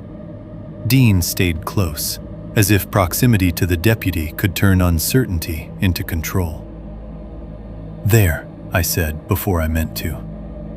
Near the base of the wall beneath the loft, where the stain in the snow had spread thin and rust-colored, something pale showed through the frozen slush beside the foundation stones. At first, it was easy to mistake for a twig trapped in dirty ice. But once seen, it refused that comfort. Deputy Keller stepped closer and bent down. It was embedded only shallowly, maybe an inch or two beneath the churned crust. One end visible where the slush had thinned. Keller took out a folding penknife, flipped the blade open, and used the tip to break the ice around it. The sound of steel clicking through frozen granules was tiny and ugly in the quiet. No one spoke. He worked it loose carefully, levering it upward a fraction at a time, Then he lifted it free. My mother made a sound I had never heard from her before, half gag, half breathless cry, and turned away with one hand over her mouth. What Keller held between gloved fingers was not a twig. It was a piece of bone. Small, human-looking at once, even if you'd never seen human bone outside pictures. It might have been the middle segment of a finger, or a child's finger bone, or the broken end of something once connected to a hand. One side of it was oddly clean, smooth and pale under the dirt. The other still carried a dark, ragged strip of tissue, attached like wet bark left clinging to wood after a peel. It was frozen, but not ancient-looking, not fossil-dry, not buried for years. Something about the texture of that tissue, dark, shrunken, but still recognizably flesh, made my stomach pitch. Ellie began crying before she even knew why. Dean said, too quickly, "Could be from an animal." Deputy Keller did not answer him at first. Instead, he stared at the bone in his glove for one long second more than he had stared at anything else that day. Then he wrapped it in a clean evidence bag from his jacket pocket, with the practical speed of someone suddenly aware he was on more serious ground than expected. My mother had moved a few feet away and bent over with both hands on her knees, dry heaving into the snow. Dean went toward her automatically, though I noticed he kept looking back at the deputy. "You telling me that's human?" he asked. Keller sealed the bag and slipped it into another pouch. "I'm telling you, I'm not identifying it out here." "That doesn't sound like no." Keller looked up then, expression still controlled but no longer casual. "What's the owner's name?" "Walter Mercer," Dean said. "Why?" "Address?" Dean gave him the one from the rental paperwork. Something in Keller's face changed. I was old enough to recognize it even then, though not old enough to classify it precisely. It wasn't shock. Not exactly. More like a flicker of recognition passing under restraint. Or irritation. Or the weary concern of a man hearing a name he hoped not to hear because it made everything more complicated. "You know him?" Dean asked. Keller slipped the penknife away. "I know who owns this property." That wasn't an answer, and Dean knew it. My mother straightened slowly, pale and damp-eyed from gagging. "Has something happened here before?" Keller looked at the cabin, then the trees, then back to us. "Older properties get complaints," he said. "Animal access, structural issues. People leave food out and things drag all kinds of mess in during winter." It was the kind of sentence that sounds like explanation, but functions as delay. He took out his phone, stepped a short distance away, and tried calling someone. We could all tell by his tone and the clipped phrases, "This is Keller. I'm out at the Mercer place." "Yes, that one." That whoever answered had context we didn't. He walked farther off while he listened, lowering his voice. Snow crunched under his boots.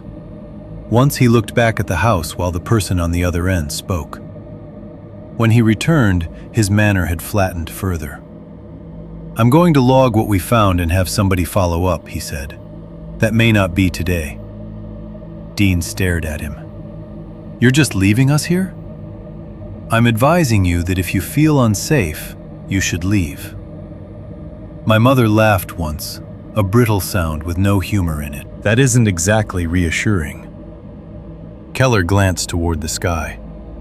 Clouds had started to gather over the ridge while we were outside, thin at first but thickening. The light on the snow had gone slightly duller. "Weather can move fast up here," he said. "If you go, don't wait too late." "Mercer answering his phone?" Dean asked. "No." "Figures." Keller's eyes slid once more toward the foundation under the loft, and then back to Dean. "Keep the doors locked. If you hear something in the walls, don't go investigating it yourself." My scalp prickled at the exactness of that wording. Not the walls in general, not odd noises.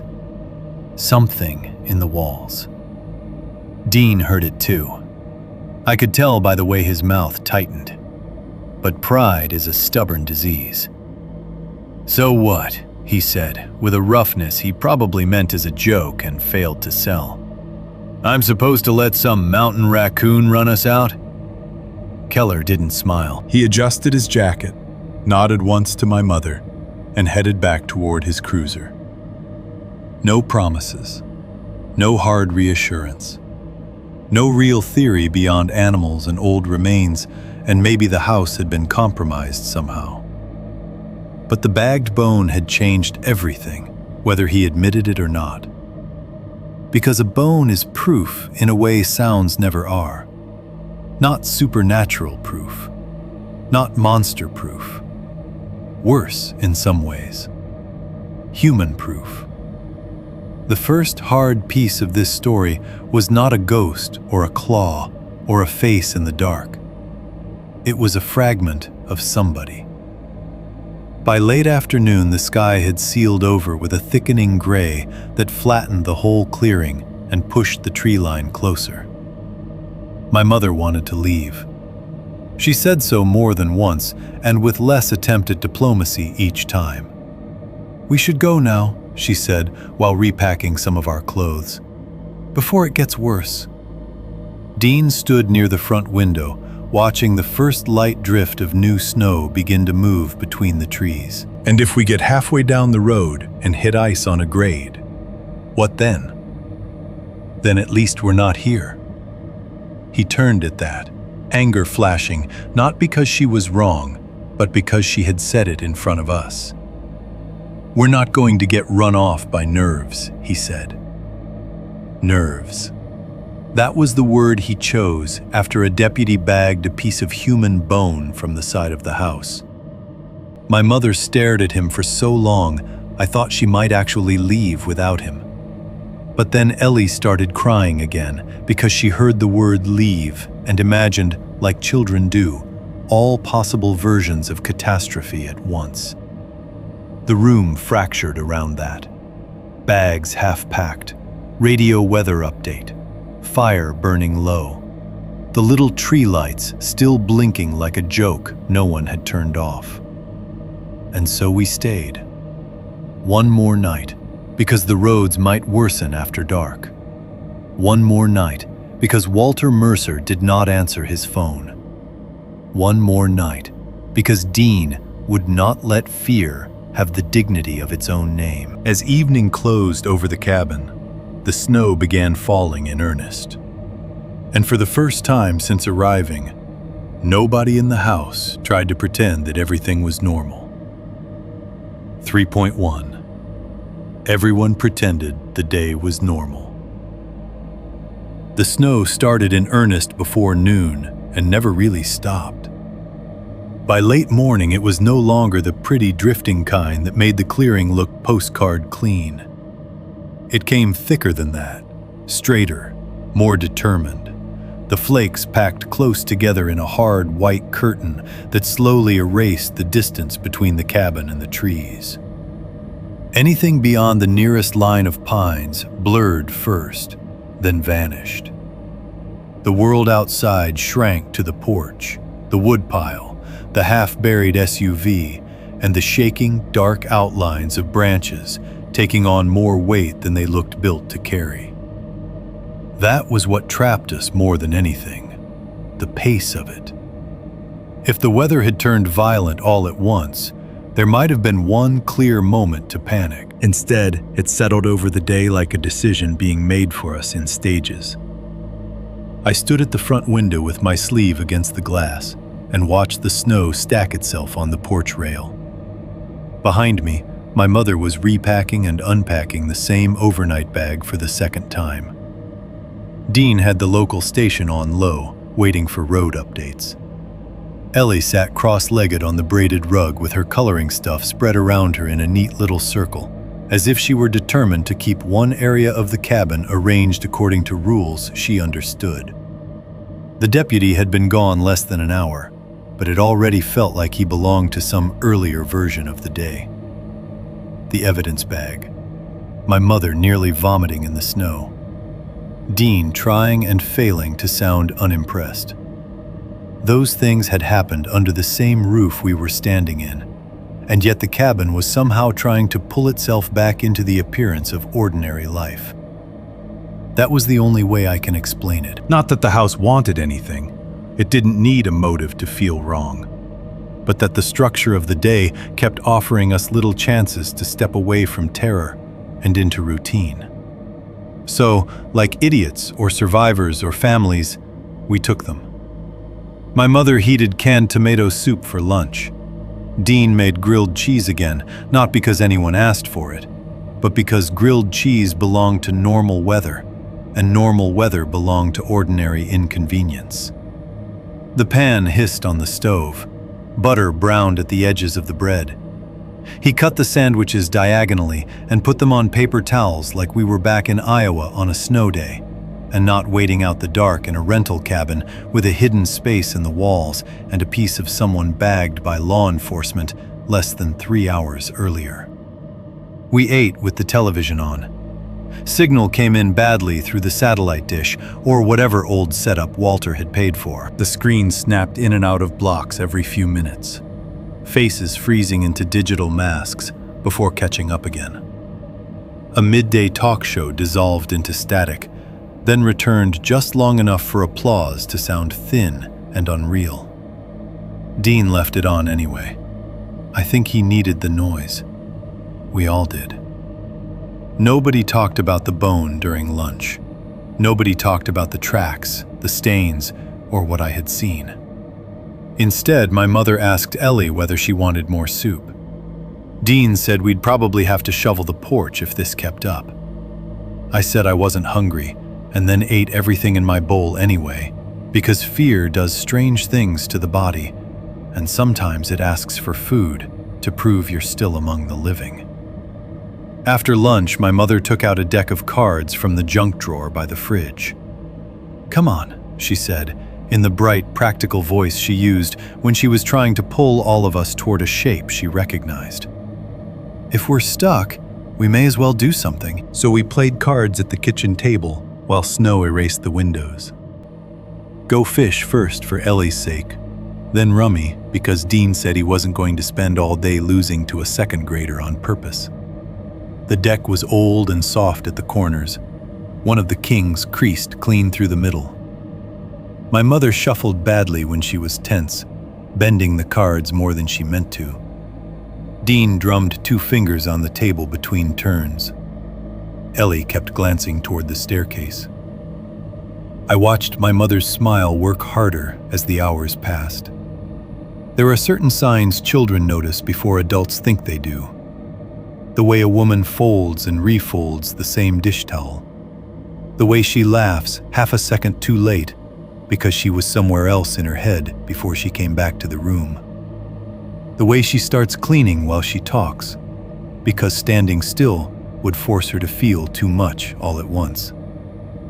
She wanted to leave. That much was obvious to me by then. Not eventually. Not in the morning if the roads improved. Immediately. Every time she looked at the snowfall beyond the glass, there was calculation in her face. Distance, visibility, risk, and the terrible adult math of whether danger on the road outweighed danger under the roof. Dean wanted the opposite. Or rather, he wanted not to be the kind of man who fled a situation he had not personally agreed was dangerous. That mattered more to him than the situation itself. He wasn't calm. Calm would have been softer, more flexible. Dean had gone rigid, and rigidity in a man like him passes for strength until something tests it. Around mid-afternoon, the weather report finally cut through the static clearly enough for us to hear the important part. Accumulation increasing through evening, possible icing on lower roads, travel discouraged after dark. Dean leaned back in his chair as if the radio had personally vindicated him. "There," he said. My mother set down her cards too carefully. That doesn't mean staying here is safer. "It means driving down a mountain in this is stupid. It means we should have left earlier. We didn't." The words sat between them for a second longer than they should have. Ellie looked from one to the other and then down at her hand of cards. I remember suddenly feeling ashamed, not because I had done anything wrong, but because children often mistake themselves for the center of family tension when fear enters a room. I had screamed. I had insisted. I had made the adults look at marks they might otherwise have stepped over. Part of me felt responsible for the panic, even while another part knew with absolute certainty that if I had said nothing, something worse would have happened under the cover of everyone else's denial. That split stayed in me all afternoon. Guilt because the air in the cabin had changed around what I saw. Resentment because Dean kept acting as if the problem were our reaction, not the thing itself. And under both of those, a hard new protectiveness toward Ellie that I had never felt quite so strongly before. She was younger. She still trusted adults to define the shape of danger. If Dean decided the house was fine, Ellie wanted the world to let that be true. But I had seen enough by then to know that wanting did not count for much. We played 3 rounds of cards before the pretending wore thin. Then my mother put on another pot of coffee and switched us to canned chicken noodle soup for dinner because it was easy, and because easy had become its own form of strategy. The television kept stuttering. The signal got worse as the storm deepened, faces freezing into squares and voices warping with digital distortion. At one point, a weather anchor's mouth kept moving a half second after the rest of him had turned to static. And Ellie stared so hard at the screen that my mother finally snapped, "Turn that thing off!" Dean turned it down instead of off, which was somehow worse. By then the cabin had developed the divided feeling. Upstairs and downstairs, bright corners and dark ones, firelit safety, and the awareness that the wall space behind my bed still existed whether we looked at it or not. The little Christmas tree blinked red and green from the bookshelf, as if mocking us. The smell in the cabin had thickened with heat and closed windows. Soup, coffee, damp wool, chimney soot. And beneath it all, never gone, that faint, rotten meat sweetness, like something hidden close enough to warm. Ellie colored for most of the afternoon, while the adults moved through their own arguments in quieter and meaner ways. Not a full screaming fight. That would have relieved pressure. What they did instead was talk around the truth, using the language of logistics. "We should at least try calling a hotel in town," my mother said while rinsing bowls. "In this weather?" Dean said from the recliner. "And drive there how?" "We have a vehicle." "We have a rented vehicle and 2 kids." "Then maybe we shouldn't have stayed after the deputy left." "Oh, so now that's on me?" She turned around at that. "Dean, there was a human bone in the snow." His face went tight immediately, not with fear, but with humiliation. "You think I forgot?" "No, I think you're acting like not saying the word makes it smaller." Ellie kept coloring without looking up, but I could see from the way she pressed the crayon harder into the page that she was listening to every word. Dean lowered his voice then, perhaps remembering we were in the room, perhaps simply because anger burned cleaner when compressed. "I'm acting like panicking doesn't help. And I'm acting like I don't want my children spending another night in a house where something was living in the walls." That should have ended it. It didn't. Instead, he looked toward me. Not cruelly, not even directly accusing, but enough to make my stomach knot. "We don't know that," he said. I hated him then in a clean, bright line. Not because I thought he wanted us hurt. He didn't. That would have been simpler. I hated him because he could not stop needing the truth to arrive in a form that protected his idea of himself first. If danger came in the wrong shape, small door, wrong fingers, sounds in the wall, bone in the ice, he would fight the shape before he fought the danger. I went upstairs before they could pull me into the conversation. The loft was colder by then. Gray afternoon had thickened toward early dusk, and the sloping ceiling seemed lower in the stormlight. I sat on my bed, knees up, and looked at the crawlspace door without going near it. The streaks on the floorboards had dried darker. The seam around the panel remained closed and calm. No sounds came from inside. That silence was not comforting. It felt watchful. A few minutes later, Ellie came up carrying her coloring book and crayons in both arms. She didn't ask if she could sit with me. She just climbed onto her bed, crossed her legs, and arranged the crayons in a line by color, as if that mattered greatly. For a while, neither of us spoke. I listened to the house, wind on the roof, the occasional snap from the fire downstairs, Dean's muffled footsteps, my mother opening and shutting a cabinet too hard. Beneath all of it, the kind of held quiet that makes every ordinary sound feel staged. Then Ellie said, without looking at me, "I heard it the first night too." I turned so fast the mattress springs clicked. "What?" She kept coloring. "The scratching." "When?" "The first night, before you screamed this morning." "You heard it?" She nodded. "Why didn't you say anything?"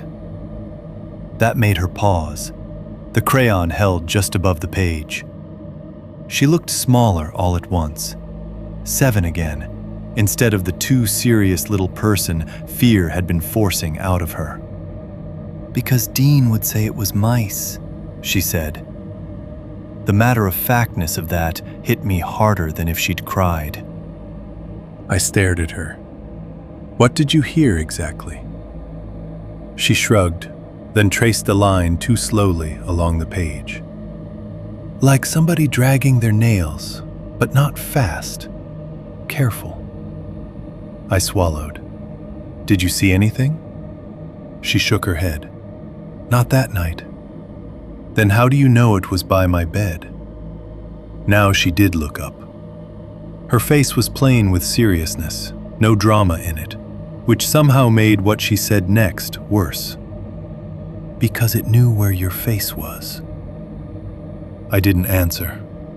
For a second, I honestly wasn't sure I had heard her correctly. "What?" She looked back down at the page. "When it was scratching," her voice dropped, "it wasn't just doing it anywhere. It was doing it right there." She lifted one crayon and pointed, not at the crawlspace door, but at the wall above the level of my pillow. I felt the skin on the back of my neck go tight. "That doesn't mean anything," I said, though I didn't believe it even while speaking. Ellie shrugged again, but it wasn't a child's careless shrug. It was the motion of someone putting down a truth nobody wanted. I got up and crossed to her bed. "What are you drawing?" She hesitated, then turned the coloring book toward me. At first, I only saw the obvious things. The cabin in brown crayon. Snow all around it in white space bordered by blue. 2 windows in yellow. Smoke from the chimney done in gray loops. Then I saw she had also drawn the inside, but not like a child usually draws the inside of a house. Not as separate rooms side by side. She had drawn it as if the outer walls were cut away and you were looking into it. Living room below, stairs up one side, the loft above. My bed on the left, her bed on the right. And beside my bed, inside the wall, Behind the little square door was a face. Not fully, not enough to call it a portrait, just the pale suggestion of one pressed into the brown crayon shadow of the wall cavity. An oval shape, two dark eyes, a long, narrow area where the mouth should be, left uncolored so the page itself showed through, like exposed teeth or an opening not meant to be seen. I don't know how long I stared at it. "Did you see that?" I asked quietly. Ellie shook her head. "Then why did you draw it?" She answered in the same tone she had used for everything else. "Because that's where it was looking from." I sat down on the edge of her bed because my legs suddenly felt unreliable. The thing that settled over me then wasn't the sharp, hot fear of the fingers coming through the crawlspace door. It was colder, heavier. A dawning understanding that the fear in the room did not belong only to me anymore. Ellie and I were not having different childish reactions to an unfamiliar place. We were not separately imagining creaks and shadows and stories grown out of Walter's warning. We were noticing the same intelligence. Maybe not in the same way, not with the same amount of certainty or detail, but enough. Enough that her drawing and my memory fit together. Enough that her quiet observation, it knew where your face was, landed not like a guess, but like a description of behavior. The snow hit the window harder just then, a quick, dry scatter against the glass that made us both jump. Downstairs, my mother called up that dinner was ready. Her voice sounded forced cheerful again, thinner than before. Ellie closed the coloring book before I could keep looking at the face. We went downstairs together. The fire had been built up higher. Bowls of soup waited on the table. Dean had turned the TV volume low enough that the static sounded like distant whispering from another room. The little Christmas tree lights blinked against the wall. From the kitchen window, the world outside was now almost entirely white movement and early darkness. Everything in the cabin looked arranged for normal life. But when I glanced toward the staircase and imagined the loft above us, my bed against the wall, the small square door beside it, I no longer felt like the house was simply old or damaged or inhabited by some animal desperate enough to come near people. It felt aware. And what Ellie had drawn stayed with me through the rest of that false, ordinary evening. Not because it was graphic, but because it wasn't. A child with no reason to invent the exact same hiding place I already feared had put a pale face behind the wall beside my bed. Not reaching, not attacking, watching. 3.2. The voice from downstairs. Night came early in the storm. Not just because it was winter, and not just because the snow had turned the sky into one long sheet of dirty gray by late afternoon. It came with that mountain heaviness that makes darkness feel less like the sun has gone down and more like the world outside has been covered over. By 5 o'clock, the windows had stopped behaving like windows. They were only black panes with our own dim reflections floating in them and snow hissing past beyond the glass in slanted white streaks. Dinner ended without anyone pretending to enjoy it. The soup had gone lukewarm in our bowls before we finished. Dean barely touched his second helping. My mother moved through cleanup in tight, efficient motions, rinsing spoons, wiping the table, wringing out the dishcloth harder than she needed to.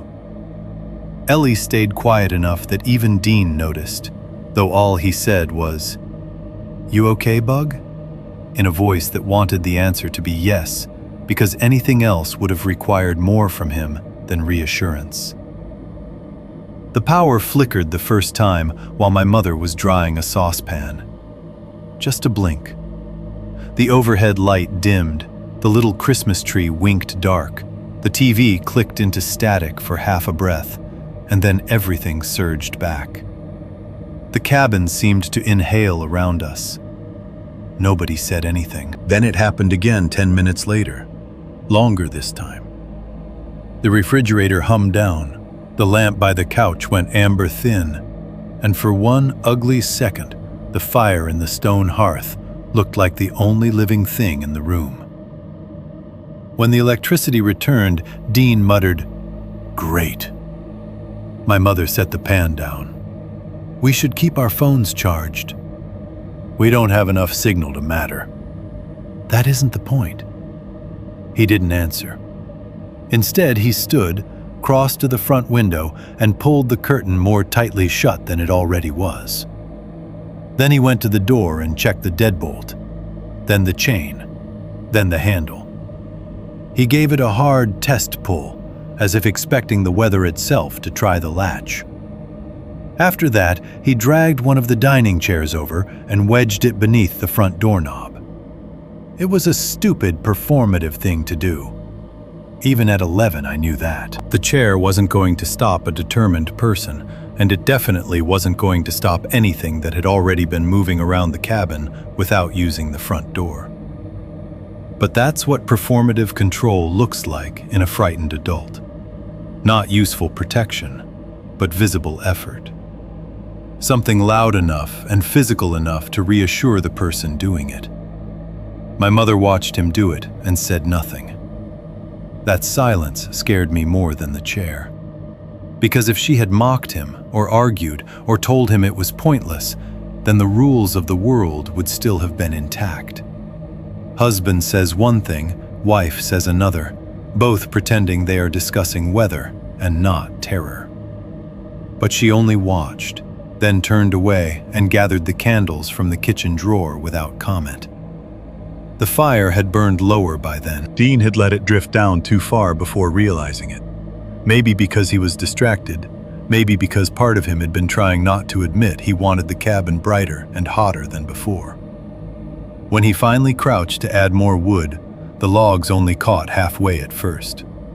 The room smelled of cooled ash and fresh sap, and that other underlying smell, still faint but more noticeable now that the house had sealed itself against the storm.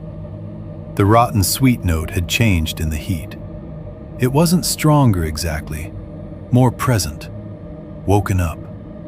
It crept out from under the coffee, under the dish soap, under the wool coats drying by the door. A stale, organic sweetness with something metallic tucked inside it, like old blood rinsed badly from cloth and then left near a warm vent. I caught Ellie smelling it too. She wrinkled her nose once and looked toward the stairs.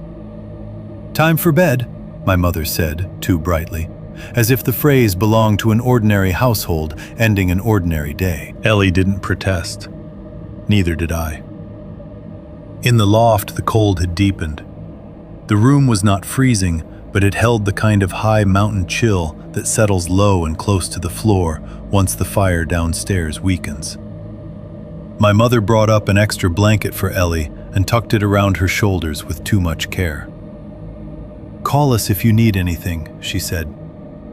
She looked at me after that, and I could tell she wanted to say something more specific about the noises, the door, the fear I was still carrying around my face like a bruise. But Dean was behind her in the stair opening, arms crossed, flashlight in hand like a prop, and whatever she might have said stayed trapped behind a more practical version of itself. "Keep the lamp on if you want," she said instead. Dean gave a dry little laugh. "We're not doing that." My mother turned on him immediately. "Dean? What? We may lose power. No point wasting. The bulb isn't going to drain the state grid." He let out a breath and stepped back. "Fine." So the lamp stayed on between the beds after they left us, casting a dim yellow pool across the quilt and the low wall. The crawlspace door sat in that light, half visible, harmless at first glance, only a painted square with a dull iron ring. I hated it more lit than I had in the dark. Shadows can be negotiated with. Objects fully seen are harder. Below us, I heard Dean moving around the living room for a long time after the bedroom door under the stairs should have shut. Chair scraping, fireplace tools clinking, one window curtain drawn tighter, another checked. The back door tested. He was making a perimeter for himself out of rituals. My mother said his name once, quiet and tired, and after that I heard the bedroom door close. The power flickered twice more before I fell asleep. The second time, the lamp between our beds dimmed to a weak orange thread, and then came back so suddenly it hurt my eyes. Ellie whimpered in her blankets and rolled over. The crawlspace door never moved. The room never made a sound. That stillness almost calmed me. Almost. I slept eventually because bodies make their own bargains with fear, and exhaustion had already started hollowing me out. The sleep was thin and uneven, but it was real enough for dreams to begin forming around the edges of what I already dreaded. I remember dreaming of the little door opening wider than it should have been able to, not outward into the room, but inward, into somewhere much larger than the wall could possibly contain. I remember in the dream knowing there was a face in that space long before I saw it. Then I heard my mother's voice. At first, it folded naturally into the dream, which is probably why it got as close to me as it did. "Hey," she whispered. The voice came from downstairs. Soft. Careful. The exact half-whisper she used when she wanted only one of us awake. I knew that tone down to the muscle memory it created in me. She used it during fevers, on school mornings, when Ellie had fallen back asleep after the first alarm, when she needed me to come downstairs and help carry laundry without waking the rest of the house. It was maternal and practical, and low enough to travel only where intended. "Come down here a second," the voice said. I opened my eyes. The lamp was out.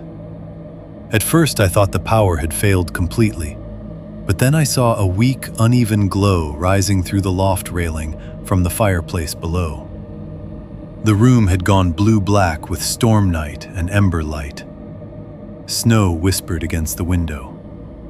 I lay still, listening. "Hey!"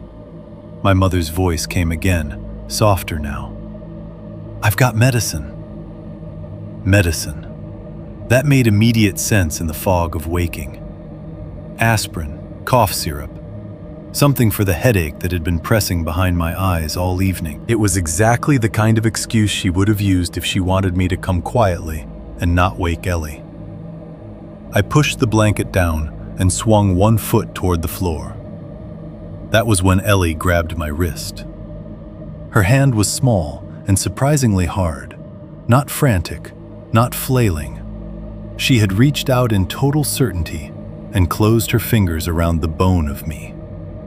I turned. Her eyes were open, wide open.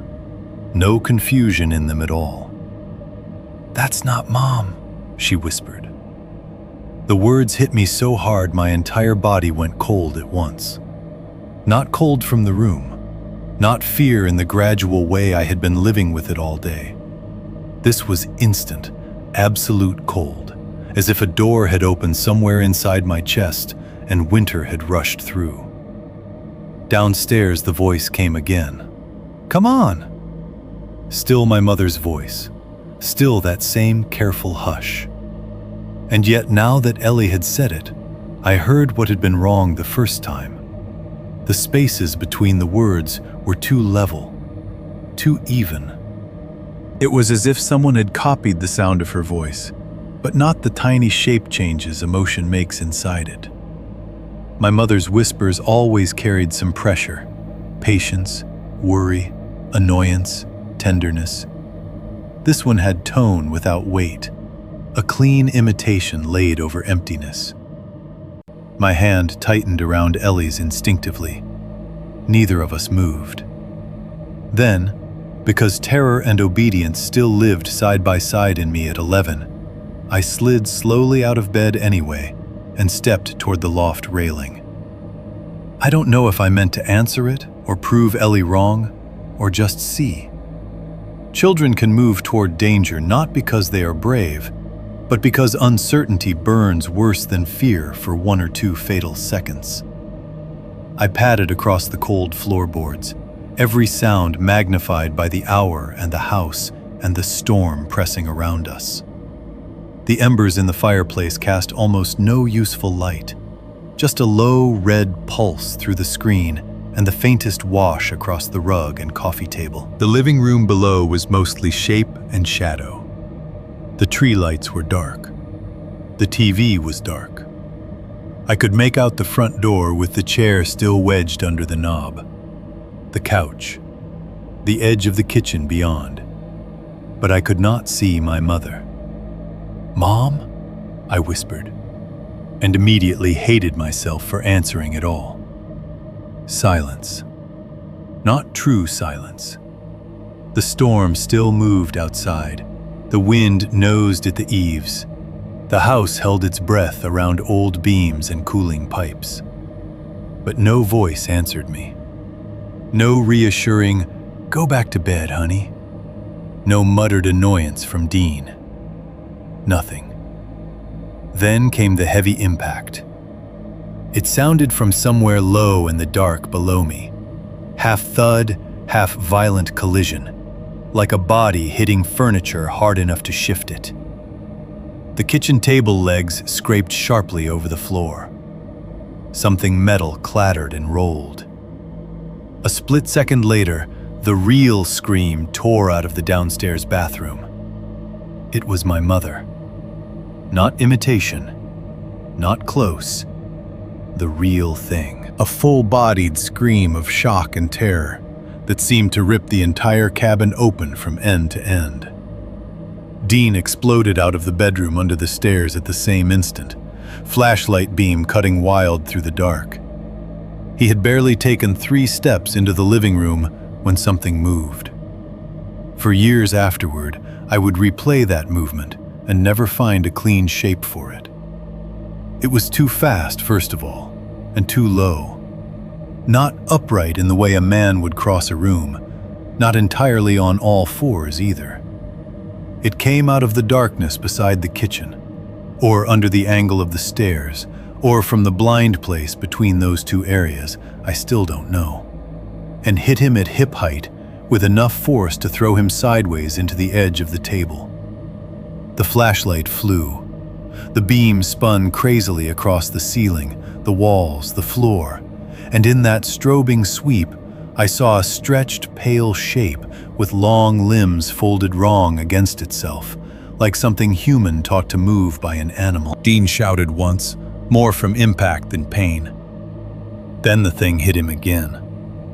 They went down in a crash of wood, dishes, and chair legs. The table tipped, slammed back, and one of the mugs shattered across the floor. Dean's shoulder struck first. His head snapped sideways into the corner of something hard.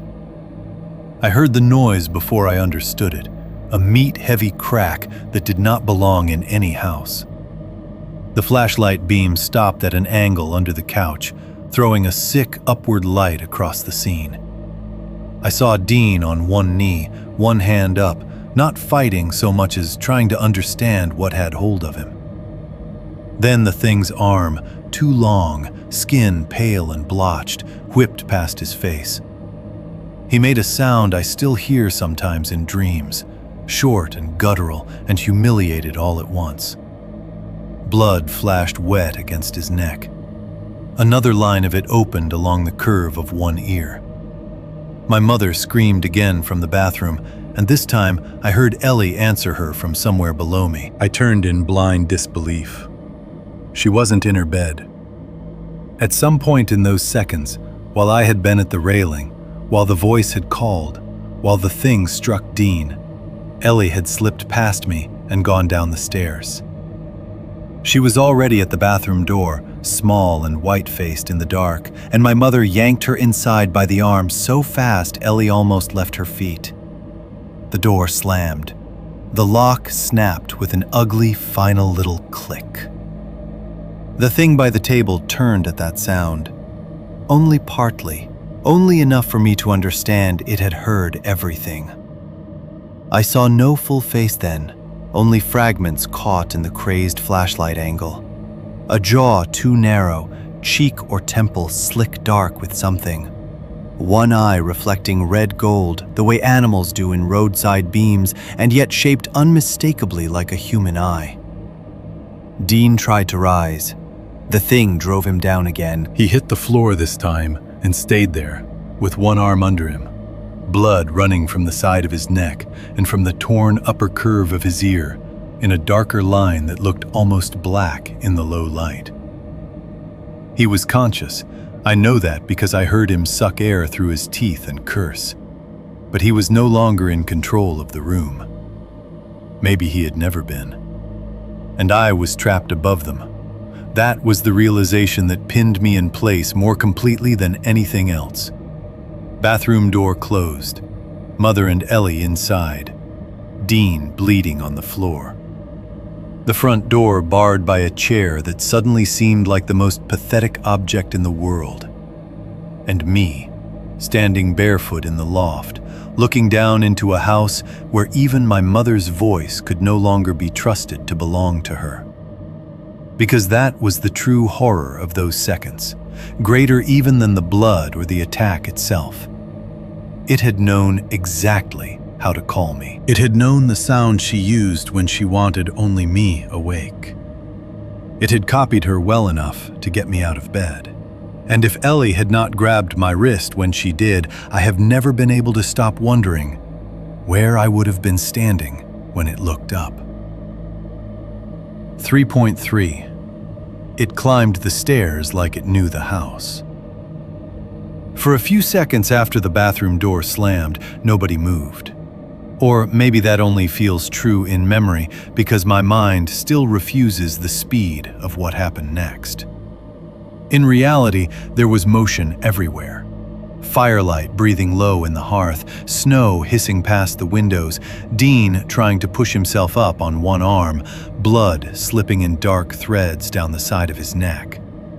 But the room had changed so completely that all ordinary movement seemed to belong to another world. What remained in mine was stillness arranged around one fact. The thing had heard the lock click.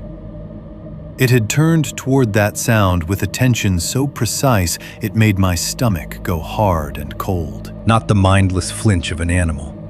Not the random head jerk of a startled intruder. It had heard the bathroom door, waited, and chosen to reorient itself toward the living. That was when I saw more of it. Not all at once. Nothing about that night ever offered itself cleanly.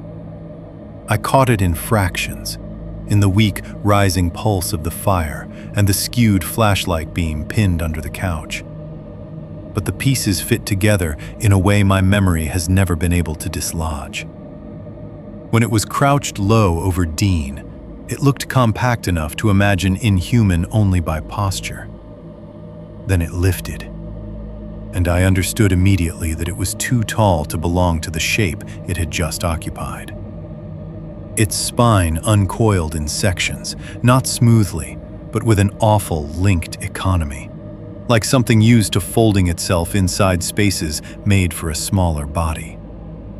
It rose half upright beside the table, higher than Dean even bent, and Dean was not a small man. Yet there was something bent into it even at full height, a permanent warping through the shoulders and neck, as though whatever years or confinement had made it had not let the bones settle in the places bones should. Its skin was pale where the light found it, but not evenly pale. There were gray patches across the shoulders and ribs, irregular areas that looked almost waterlogged or rubbed raw, as if long friction against wood and damp had changed the color of it. The arms were worst. Too long from shoulder to wrist, too narrow through the forearm, the muscles either wasted or stretched into the wrong proportions. The hands I had seen from the crawlspace door belonged to it exactly. Those same lengthened fingers, those same wrong, extra-seeming joints, each one articulate in a way that made simple reaching look deliberate and intelligent. Its hair hung in sparse, dark strings around the skull and neck, not thick enough to hide anything, only enough to emphasize the shape beneath it. Wet-looking in places, clotted in others, whether with old grease or blood or meltwater tracked from some hidden space I didn't know. Its face. I have spent years trying not to think in photographs of that face, because photographs are too complete and what I saw was not. I saw pieces and my brain has assembled the rest from dread. But even the pieces were enough. Human, almost. That was the horror. Not a monster's face, not the clean impossibility of folklore or the easy wrongness of a nightmare animal. It had a forehead, eyes, cheekbones, a mouth where a mouth should be, yet every proportion had slipped just far enough from normal to shatter the comfort of recognition. The mouth seemed too long, or perhaps the cheeks too hollow, so that the expression it wore never settled into one thing. The nose was narrow and flattened at the bridge. The skin over one temple looked thinned and shiny, drawn tight over bone. Blood darkened its mouth in a crescent smear and streaked along one forearm where Dean had either fought back or been handled. But the eyes were the part that stayed. They were not clouded, not feral, not vacant. They were lucid. That is still the word I come back to because it is worse than any monstrous description. Lucid. Present. Evaluating. The eyes moved with attention, taking in the bathroom door, Dean on the floor, the staircase, the loft above, and finally me at the railing. There was no animal panic in them, no blind hunger. It looked at the room the way a person looks at a space they understand, well enough to navigate in the dark. And then, as if Dean no longer mattered for the moment, it turned away from him. The movement was abrupt but not hurried. It crossed 2 low steps to the underside of the stairs, toward that paneled triangular section Walter had glanced at too often during the tour. I had thought of it all day as a sealed architectural space. Just one more odd feature in an old cabin. The thing knew otherwise. It crouched beside the paneling and slid one hand along the seam so quickly and naturally that I understood, before anything opened, that it had done this before. A hidden latch clicked. A section of the lower panel pulled back inward no more than a few inches, just enough for those long fingers to fit. It reached inside. For one stupid, hopeful second, I thought it was retreating. Then it began dragging something out. At first, all I understood was pale and rounded, caught in the weak orange pulse from the hearth. Then a darker mass came with it, snagging slightly at the edge of the opening. Hair. Not much, just a few stringy lengths stuck to the back and side. The object bumped once against the floorboards and rolled half a turn into the light. It was a skull. Small. Too small. Not infant small, not adult-sized either. A juvenile skull, the top dome intact, the sockets dark and deep, the lower jaw missing. A few clumped strands of light brown or yellow hair still clung near the crown like damp thread glued to old porcelain. One of the front teeth remained in place, tiny and human, and so ordinary in shape that it made the whole thing intolerable. I made a sound then, though I don't know if it came fully out of my throat. The thing lifted the skull with both hands, and what it did next sickened me more than the attack. It carried the skull to the kitchen table and set it down carefully. Not tossed, not dropped, Not abandoned like debris. Placed. Reverently was the word I would have rejected at 11 because I wouldn't have had it. But as an adult, I cannot find a better one. It set that ruined little head on the table with the strange care of someone returning a valued object to its proper place. The fingertips adjusted it once, turning it slightly. Then the thing drew back and looked at it. Dean groaned behind it and tried to move again. The creature's head twitched toward the sound. Then it lifted its face toward the loft. Toward me. I had forgotten, stupidly, for those few seconds that I was visible. My legs finally unlocked all at once. I stumbled back from the railing, hitting the lamp table hard enough to nearly knock it over. The room tilted around me. Below, I heard my mother shouting something from behind the bathroom door. My name, I think, or maybe just a raw warning made of no words at all. The thing stepped toward the stairs, not running, not charging. It placed one long hand on the first tread and began climbing. The posture it used was all wrong. It could have stood more upright if it wanted to, I knew that now. But on the stairs, it folded itself low and forward, ascending with a horrible measured economy. One hand and then one foot, then the other hand, as if testing each surface by memory. Every placement was too spread, the fingers opening wider than human fingers should to take the edge of each step. The nails clicked softly on the wood, not frantic, not scraping for purchase, deliberate, intimate, like someone walking through a house they knew in darkness. It knew the house. That fact landed before the rest of my panic fully formed. It wasn't guessing where the stairs were, or fumbling for the handrail, or reacting to a route of escape it had only just discovered. It climbed as if the shape of the cabin lived in its body. I grabbed my phone from where it sat charging on the little table between the beds. No signal. Then one bar. Then none again. My fingers were shaking so badly I missed the emergency icon twice before I got it open. I hit 911 anyway. The call tried. Failed. Tried again. Dead silence, then a burst of static. Below me, the creature climbed another step. I backed toward the far side of the loft, clutching the phone in one hand and the lamp in the other, before realizing how useless the lamp was. There was nothing to barricade with except flimsy furniture and a child's dresser full of folded clothes.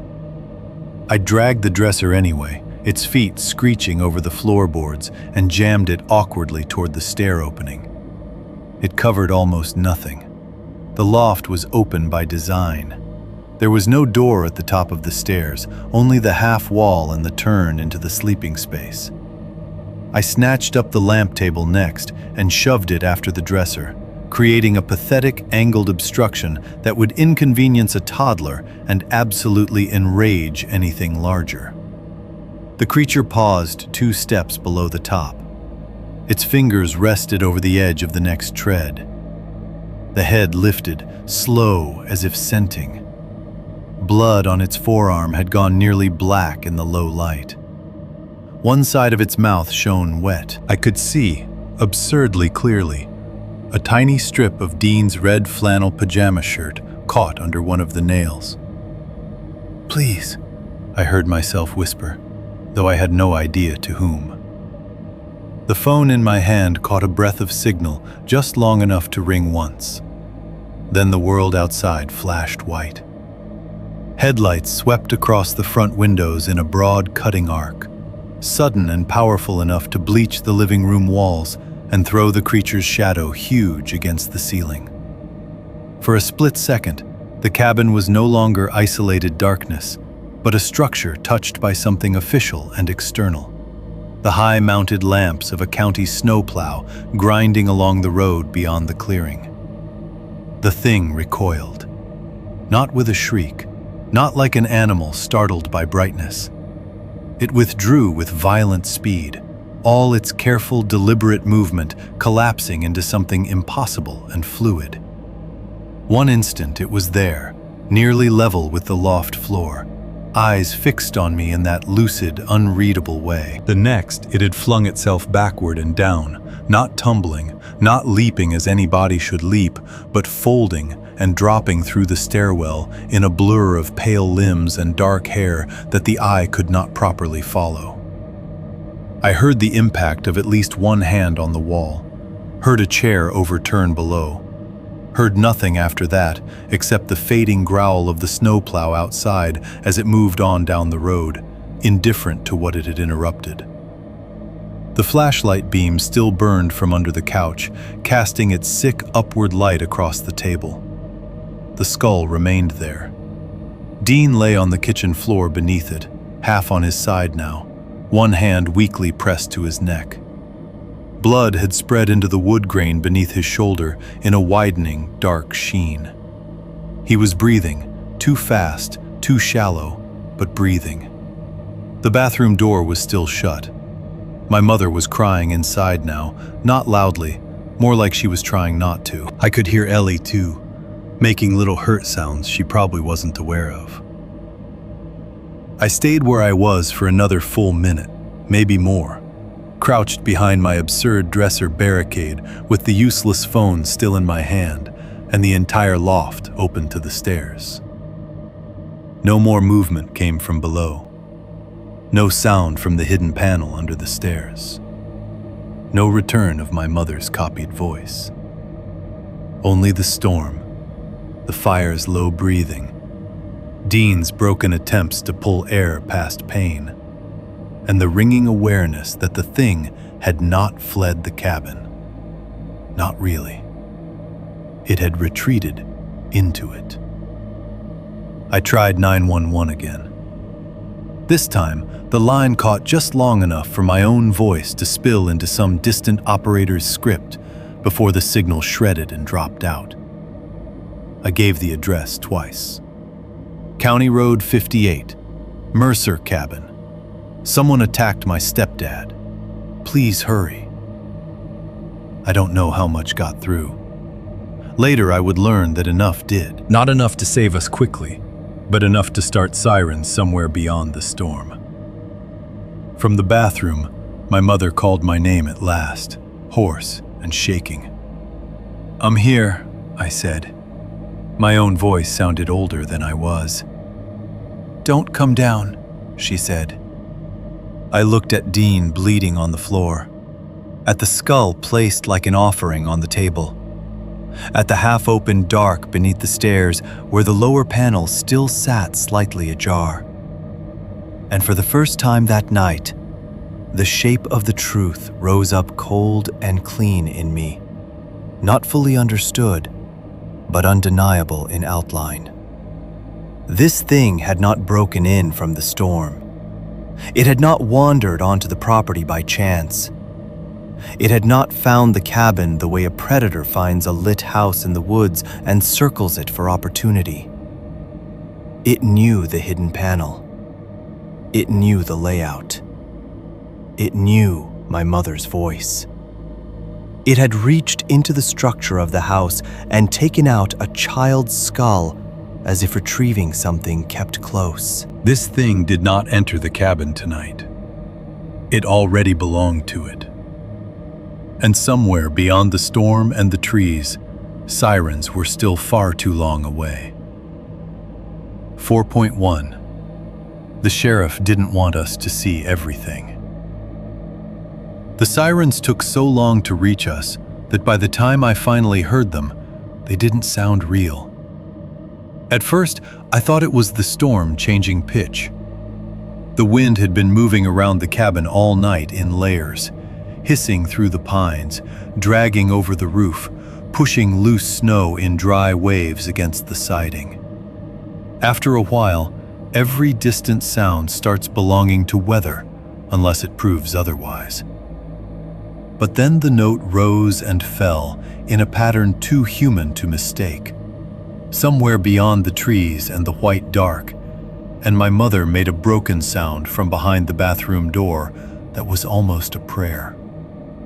Red and blue light found the windows before the vehicles found the driveway. The flashes moved across the walls in brief strips, staining the living room and staircase in alternating emergency colors that made everything look unreal.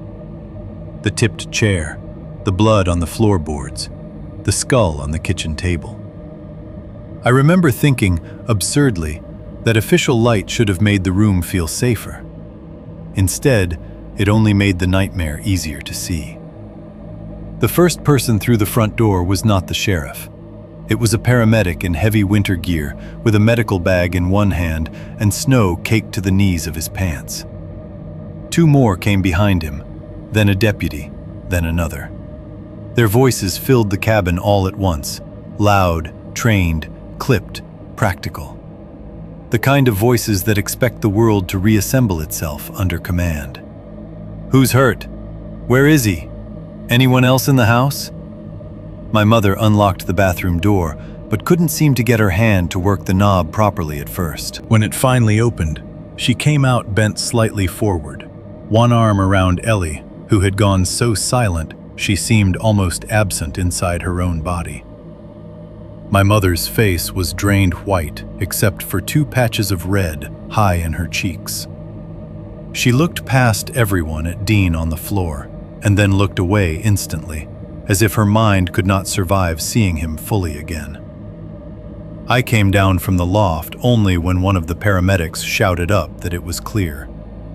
Even then, I descended with my hand sliding along the wall, not because I thought the thing was still in the open room, but because some part of me believed it might be inside any dark seam I passed.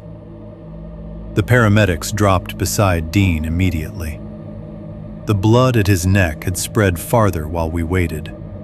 One side of his flannel shirt was black with it, the collar stuck to his skin. Up close, the damage to him was worse than it had looked from above. The laceration along the side of his neck wasn't a clean slice, but a torn, deep line that opened more when he swallowed or tried to speak. The upper rim of his right ear had been ripped through and flattened with blood against his head. His cheek on the left side was swelling grotesquely, the skin already bruising dark around the eye and across the bone beneath it. Later, someone would say the cheekbone was cracked, maybe crushed. At the time, all I knew was that his face no longer looked arranged the way a face should. One paramedic cut open the front of his shirt. That was when I saw the puncture wounds. 3 of them, close together high on the chest near the collarbone, narrow and deep-looking, like something long and thin had driven in with terrible precision. They were not as dramatic as the neck wound, not bleeding as freely, but they frightened me more because they looked deliberate in a different way. Not slashing, not frenzy, placement. Dean was alive. Barely talkative, half conscious, but alive. He kept trying to push one hand weakly against the paramedic's forearm whenever they touched his neck. Like some bruised animal logic in him still believed he had to defend that part of himself. When he finally spoke, it came out as a thick, wet whisper that no one could understand. My mother sank onto the couch with Ellie and then seemed to forget how to rise again. Shock had hollowed her out. Her hands kept moving without purpose, touching Ellie's hair, then her own throat, then the hem of her sweater, then Ellie's shoulder again. She wasn't sobbing. I think people expect shock to look dramatic, when sometimes it looks more like a body failing to catch up with the fact that it is still present. Ellie sat against her side, rigid and mute, eyes too large, fixed not on Dean, but on the kitchen table. On the skull. One of the deputies noticed that and stepped in front of the table casually, almost kindly, blocking her line of sight with his body. That was my first clear sign that the adults in the room were not merely processing an attack. They were also managing us, managing what we saw, what we heard, what version of events our minds would be allowed to keep. A man I later learned was Sheriff Harlan came in while the paramedics were stabilizing Dean. He was older than Deputy Keller, thicker through the shoulders, with a gray mustache and a heavy winter hat dark with snow. He didn't waste time introducing himself. He took in the room in one long sweep. Dean on the floor, my mother and Ellie on the couch, me standing barefoot near the stairs, the open bathroom door, the overturned chair, and finally, the table. His face changed when he saw the skull. Not much. Not enough for a child to read clearly then, but enough for the adult I became to remember it. He did not look shocked in the way an outsider would have been shocked. He looked like a man seeing confirmation of a possibility he had not wanted brought back into the open. He moved toward the table. One of the younger deputies beside him, red-haired, maybe no older than 25, caught sight of the skull from the wrong angle and recoiled before he could stop himself. Not dramatically, just a visible full-body check, like his nerves had yanked him backward by the spine. Sheriff Harlan shot him a look sharp enough to flatten the reaction instantly. "Bag it," the sheriff said.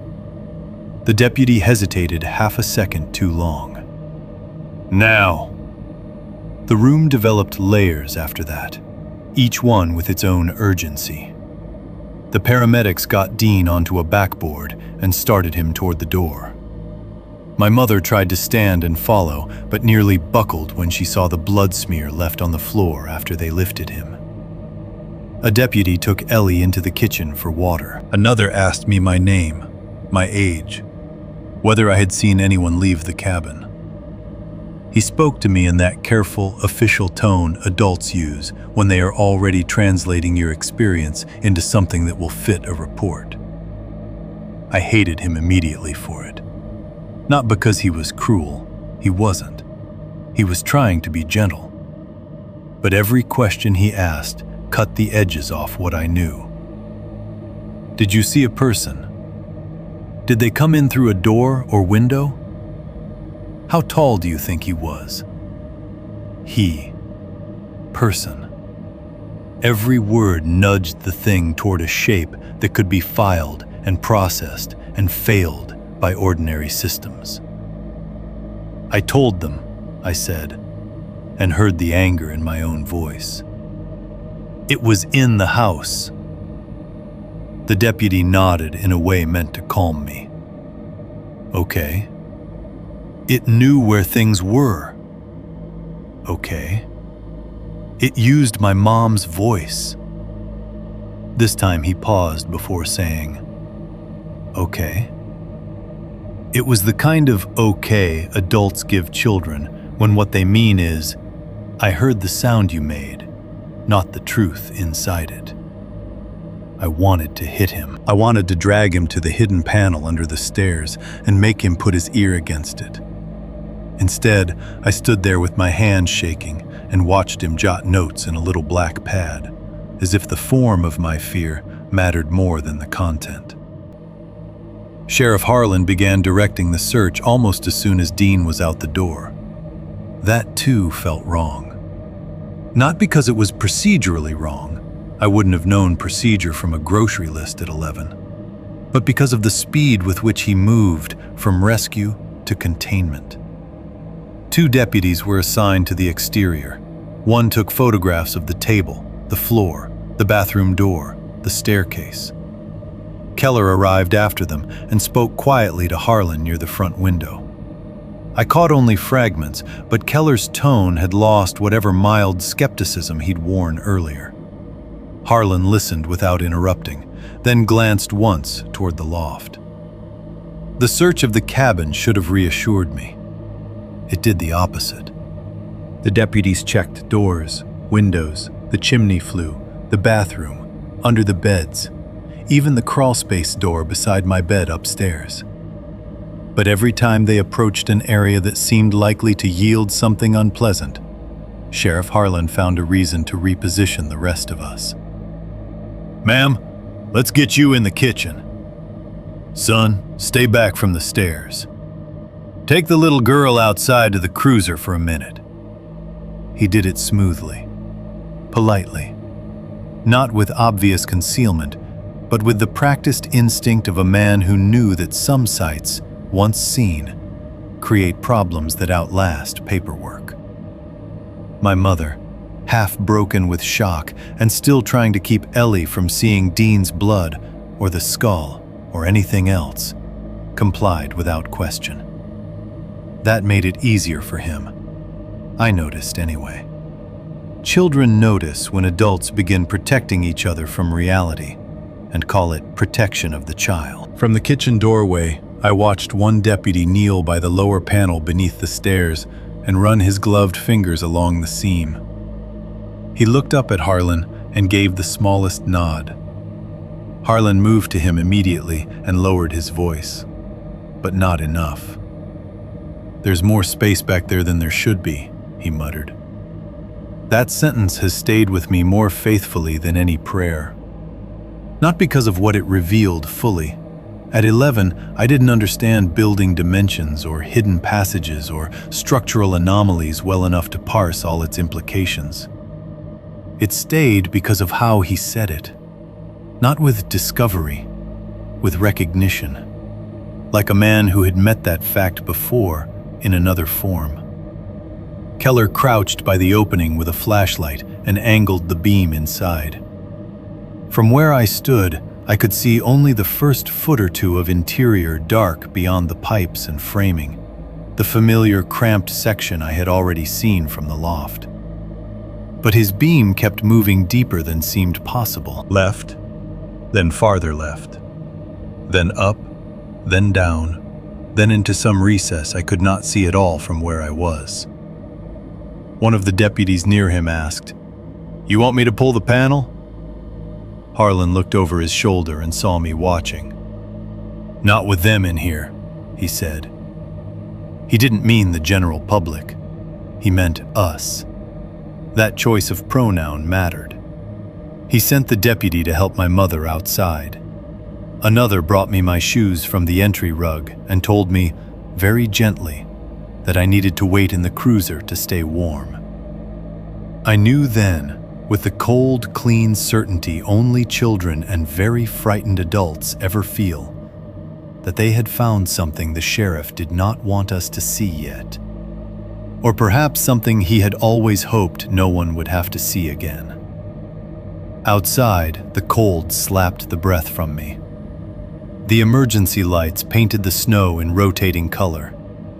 Dean was already in the ambulance. Its rear doors were shut. I could hear the muffled activity inside, but couldn't see him. Ellie sat in the back of a sheriff's SUV wrapped in a blanket, staring straight ahead. My mother stood beside the open door with one hand on the roof, not getting in, not walking away, held upright only by purpose and the fact that no one had given her permission to collapse. From the cabin came the muted sounds of the search continuing, boots overhead, radio crackle, the occasional thud of something shifted or opened. I looked at the upstairs window of the loft. From outside, it glowed faintly gold against the snow dark. Beneath that window was the wall where my bed sat. Behind that wall was the little door. Somewhere inside the structure beneath and beside it, according to the sheriff's own muttered words, there was more space than there should have been. And the adults inside that house were not surprised enough, not truly. That was the beginning of a second fear, colder than the first. Not just that something had been living in the cabin, but that the people who govern that part of the world might already have had reasons not to name it clearly. 4.2. Behind the paneling. They told me to stay in the cruiser. I did for maybe 3 minutes. Long enough for the heater to start blowing stale, warm air at my knees. Long enough for Ellie to keep staring straight ahead without blinking much. Long enough for my mother to speak in a low, broken voice to someone outside the door. One of the deputies, maybe, or one of the paramedics coming back from the ambulance. And for me to realize that no adult in that clearing was actually watching me. That happens more easily than people think. Once officials arrive, children become cargo. Someone assumes someone else is keeping count of them. I was 11, shaken and pale and quiet, which made me easy to overlook. Ellie was the one they were more worried about, because she had gone mute and small in a visible way. I looked functional. Functional children get forgotten. The sheriff's SUV smelled like wet vinyl, old coffee, and the faint sharpness of road salt drying on rubber mats. My shoes were damp through at the toes. The emergency lights kept sweeping red and blue through the windshield, painting the snowbanks and tree trunks in alternating color. Each pass made the cabin windows flare and die again, like eyes opening and closing. I looked once at Ellie. She didn't look back. Her hands were tucked under the blanket, but I could see the shape of her fingers moving against the fabric in tiny, repetitive motions, as if she were counting something in her head. My mother stood just outside the open rear door, talking to Deputy Keller. Her face seemed thinner than it had a few hours before, stripped down to lines of strain and disbelief. She had her arms folded tightly across herself, not because she was cold. I'm sure she was, but not enough to explain it, but because some part of her needed to stay physically held together. I slipped out the opposite side of the cruiser while nobody was looking. Snow came up over the tops of my shoes immediately.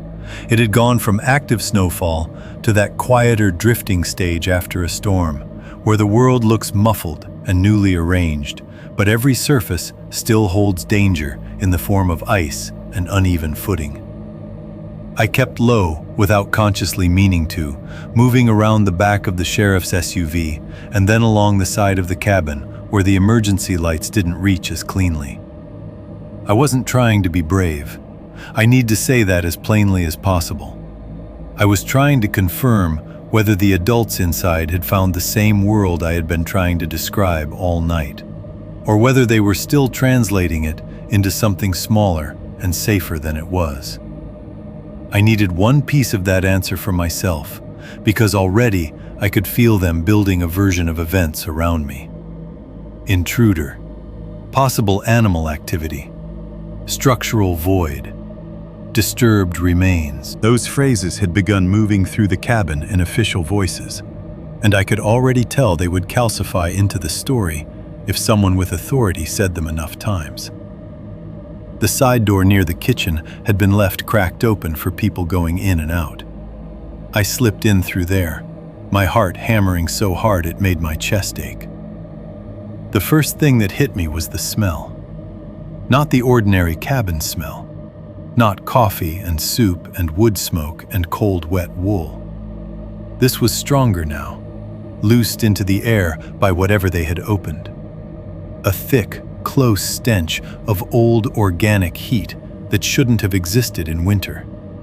Animal hide, stale blood, damp rot. Something like pennies sucked and left on the tongue. Something else like spoiled fat warmed too near a stove. It had been under the house smell before. Now it dominated everything. The living room had changed shape. Furniture had been shifted farther aside. The table was no longer where it belonged. One lamp had been dragged toward the staircase for extra light. Plastic evidence markers had appeared near the blood on the floor, near the table, near the lower panel under the stairs. One deputy was photographing the underside of the stairwell. Another was kneeling near the wall, writing on a clipboard balanced against his thigh. And the paneling beneath the stairs had been opened wide. Not just the small hidden section I'd seen the thing use. More of it.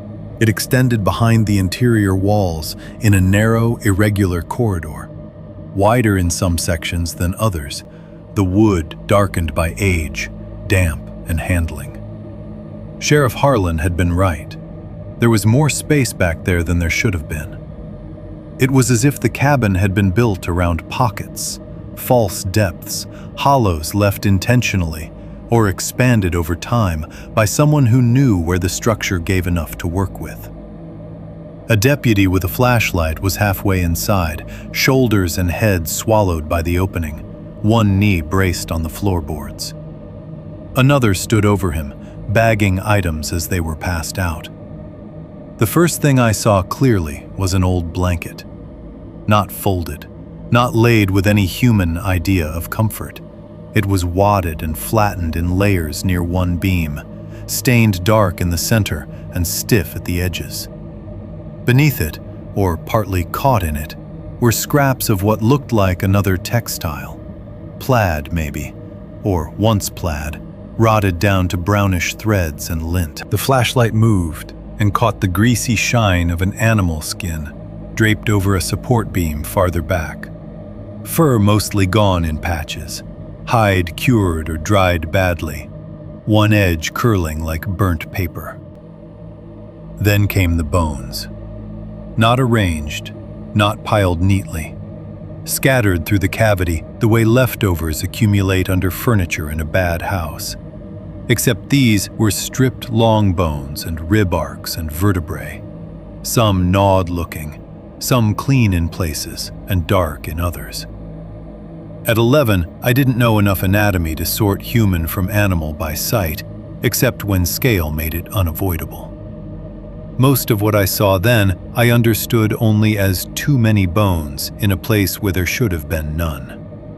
Later memory and adult knowledge would reclassify some of them in my mind, but in the moment, they were only evidence of repeated consumption or repeated keeping, which was somehow worse because both possibilities led to the same question. Why here? The deputy inside shifted, and his flashlight beam slid farther down the hidden passage. There were cans back there. Old metal food tins, some crushed, some rusted through, labels long gone or half adhered in damp curls. A glass jar with something dark caked inside its bottom. Another jar with cloudy residue up the sides. A spoon blackened with grime. Twine. More fabric. Hair caught in the corners where wall met beam. That hair bothered me more than the bones at first. Not because hair is worse than bone, objectively. Because hair means time. Hair means shedding, nesting, repeated presence. The flashlight caught several clotted nests of it snagged in splinters and clumps of old insulation. Brown, black, maybe blonde in one place, impossible to tell in the dirty light. Too much to be incidental. Too human in some strands, too coarse in others. It looked as if something had slept there, turned there, scraped against the beams over and over until parts of itself remained. One of the deputies passed out another object. A scrap of clothing. Small. I knew it was children's clothing before I consciously processed why. Scale again. The bright little curve of printed fabric under the grime. It might once have been a pajama sleeve or the side of a t-shirt, faded pink under dirt and age. Then a second scrap emerged, blue with cartoon stars half visible. Sheriff Harlan took both without comment and slid them into separate evidence bags with a speed that felt less like care than containment. A bracelet came next. Thin, tarnished, the sort of cheap child's bracelet with colored plastic beads threaded on elastic.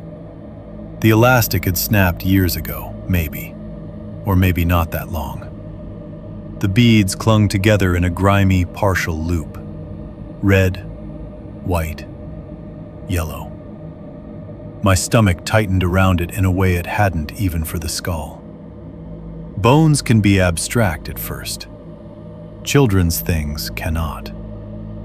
I had stepped farther into the room without realizing it. One deputy noticed me then and started to say something, but Sheriff Harlan cut him off with a look before turning toward me.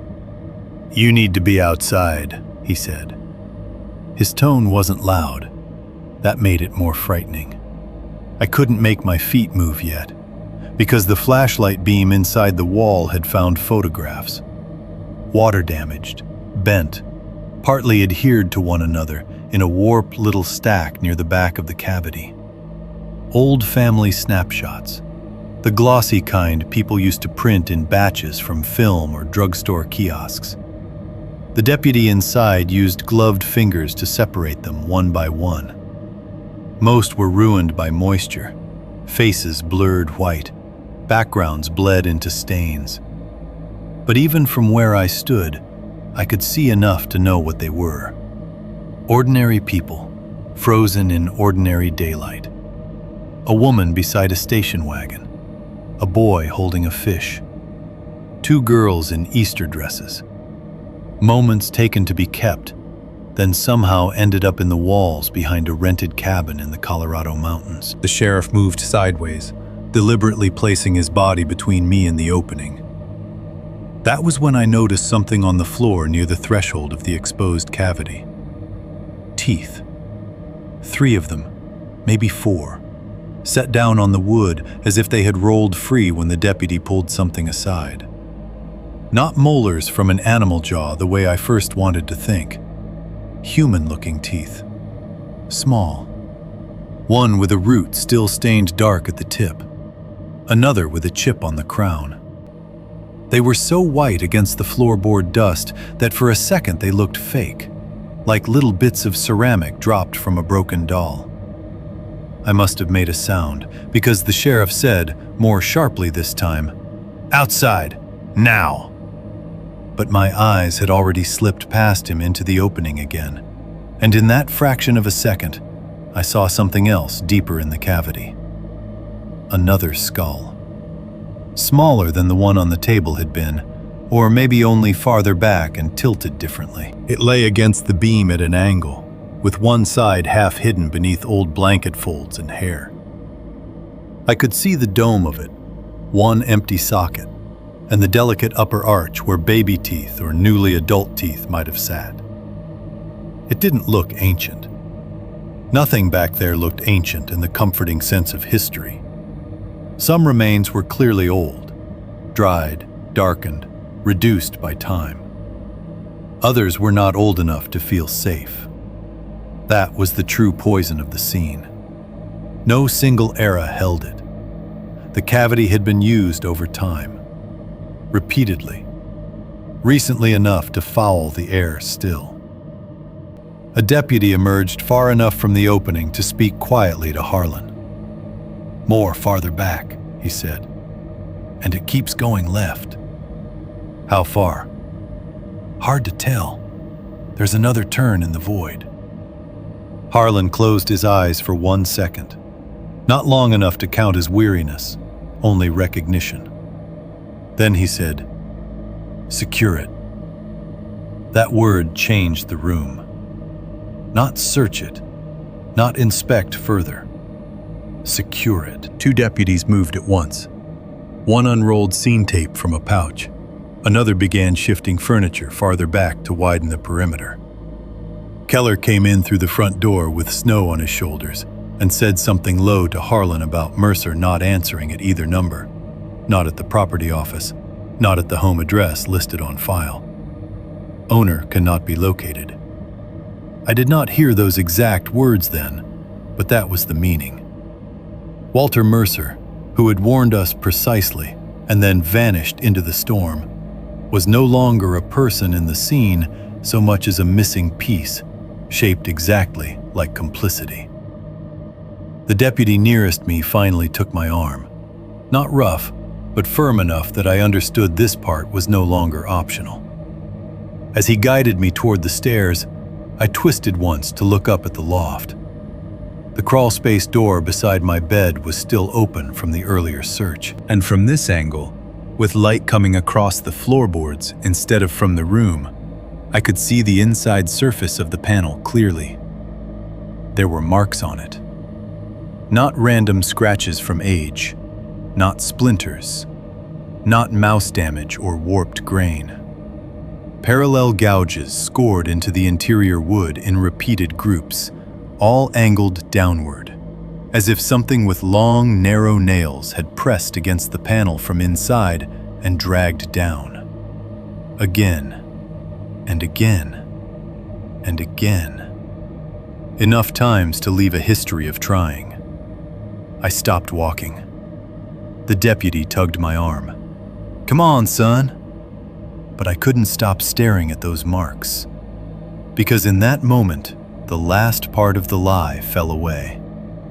This was not a random intrusion. Not something that had come in tonight because weather drove it close, or because chance lined up in the wrong place. The hidden passage, the blankets, the cans, the skins, the hair, the teeth, the children's things, the old photographs, the downward claw marks on the inside of my wall. Every piece pointed to the same shape of truth.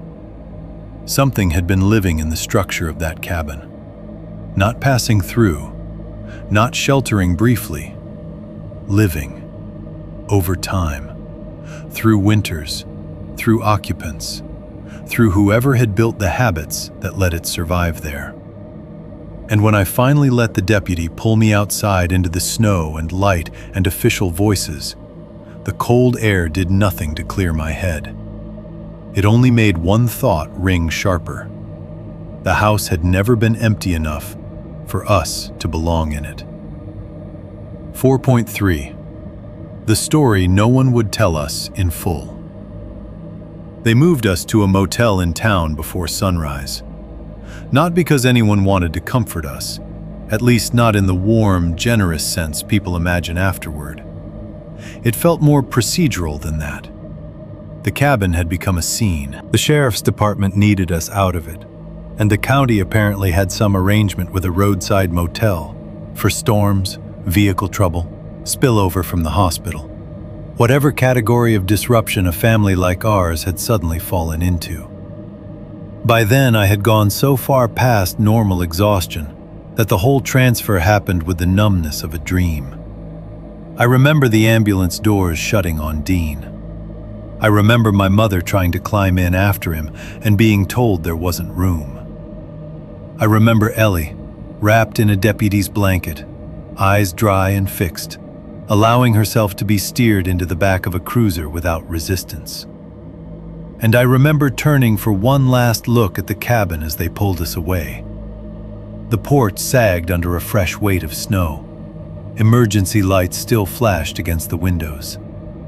Men moved inside it as shadows through yellow rectangles of glass. From a distance, stripped of all context, it looked exactly like the kind of lonely winter place people rent because they think silence and trees will repair something in them.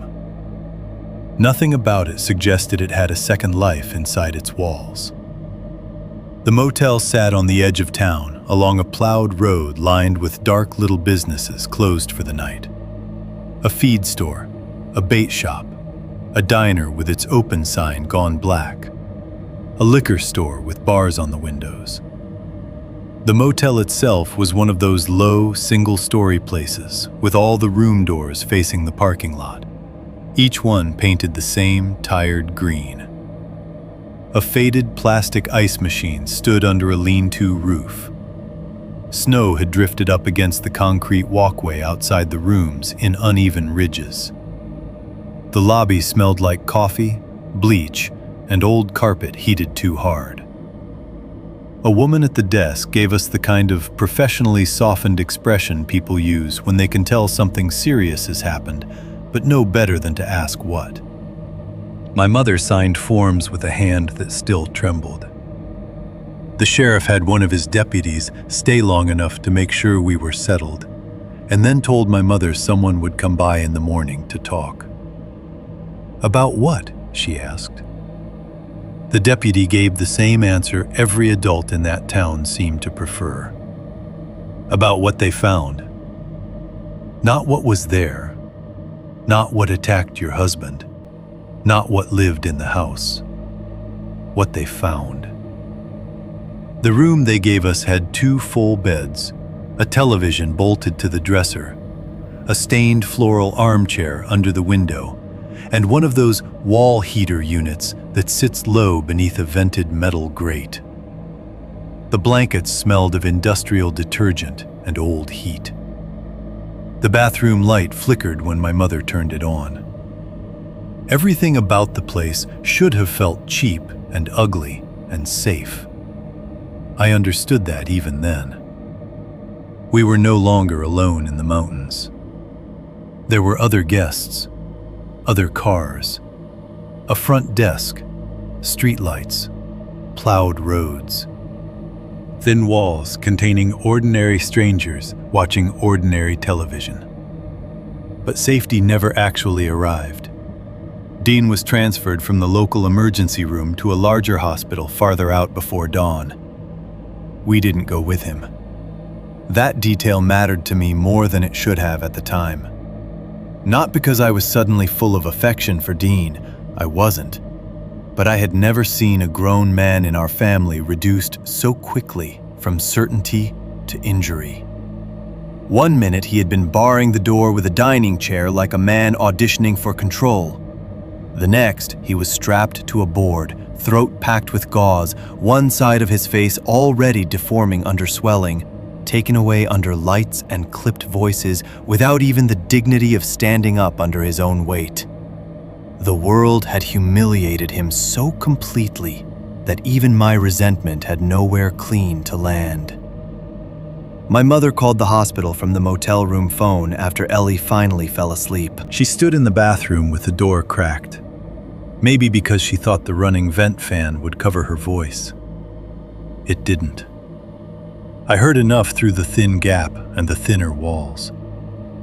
Deep laceration at the neck, torn ear requiring repair, fractured zygomatic arch, words I didn't know then, only later translated into crushed cheekbone. Puncture wounds to the upper chest, possible infection risk. Observation overnight. She kept saying yes, in a voice so low it sounded like she was apologizing. Then quieter fragments followed over the next day and into the next evening, because the motel room became a place where adults tried to keep facts from us by lowering their voices instead of moving far enough away.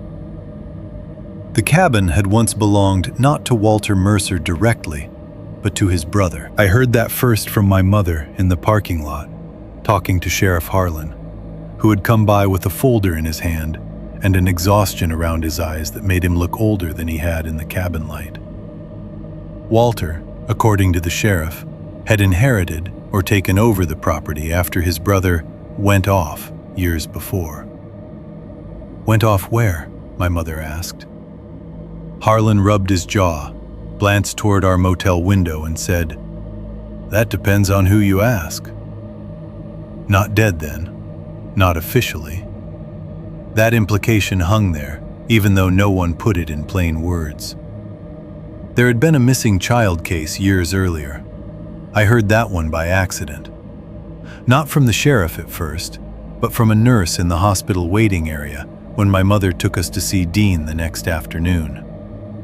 The nurse was speaking to another woman near the coffee machine, not realizing, or not caring, that I was close enough to hear. Back around 98, maybe 99, up near the old Mercer property line, wasn't it? The other woman hissed, "Don't," in that sharp local way people use when a subject has a history attached to it. My mother heard too. I knew she heard because her entire body stiffened while she pretended to look for sugar packets. Later, there had been another renter incident that never became major news. That came in pieces, never as a full story. A deputy at the motel said something about that family from Texas. Sheriff Harlan corrected him with a look, and the deputy shut up immediately. My mother pressed once, "What family?" And Harlan answered too fast. "Noise complaint. Left early.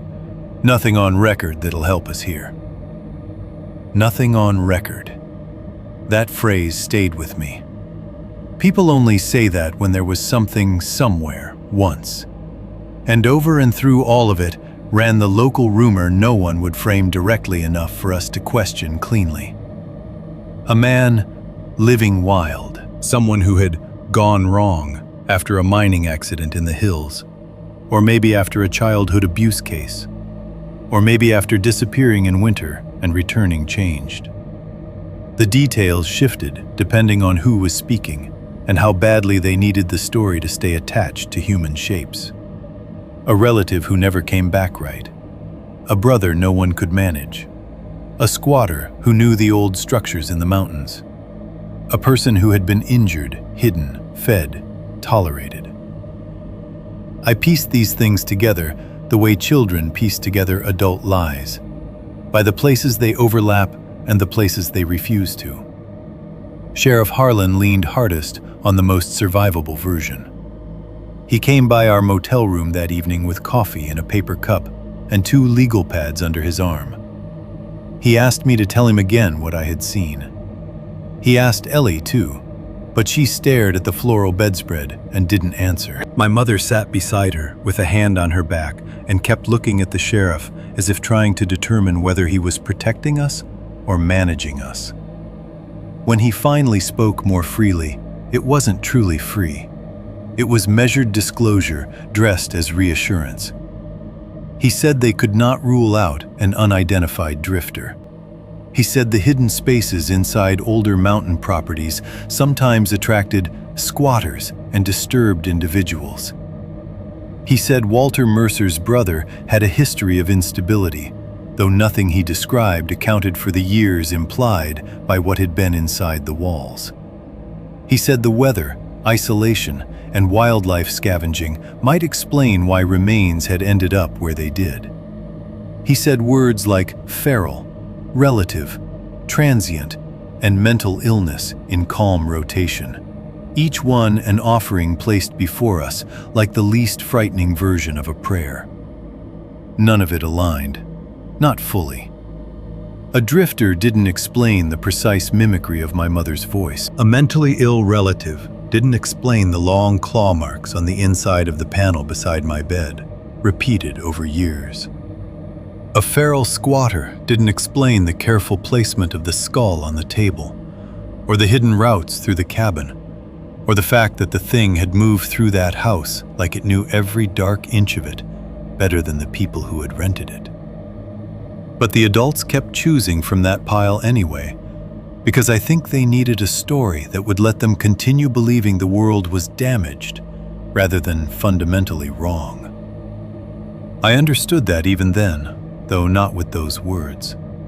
I felt it as a pressure in every conversation, a group effort to select the least terrifying truth they could survive saying aloud.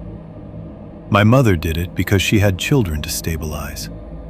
Sheriff Harlan did it because once official language gives up on human categories, there is almost nowhere for it to go. Dean, when we finally saw him in the hospital room, with his face swollen purple and one side of his neck taped thick with gauze, did it because he could not endure the alternative without losing what was left of himself.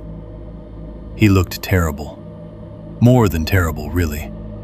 He looked handled. There were stitches and strips and medical tape, and the waxy exhaustion of pain medication all over him. One eye was swollen nearly shut. His ear had been repaired in a way that made it look both too careful and permanently wrong. When he spoke, the bandaging at his throat shifted, and his voice came out rough and wet-edged. "It was a person," he said. No one challenged him. Not because we believed it, because he needed the sentence too badly. Back at the motel that second night, after hospital hours and sheriff questions and coffee gone cold in paper cups, Ellie finally spoke. It happened after my mother assumed she was asleep. The TV was on low, with some local news anchor talking over weather maps. My mother sat at the edge of one bed, with both hands over her face.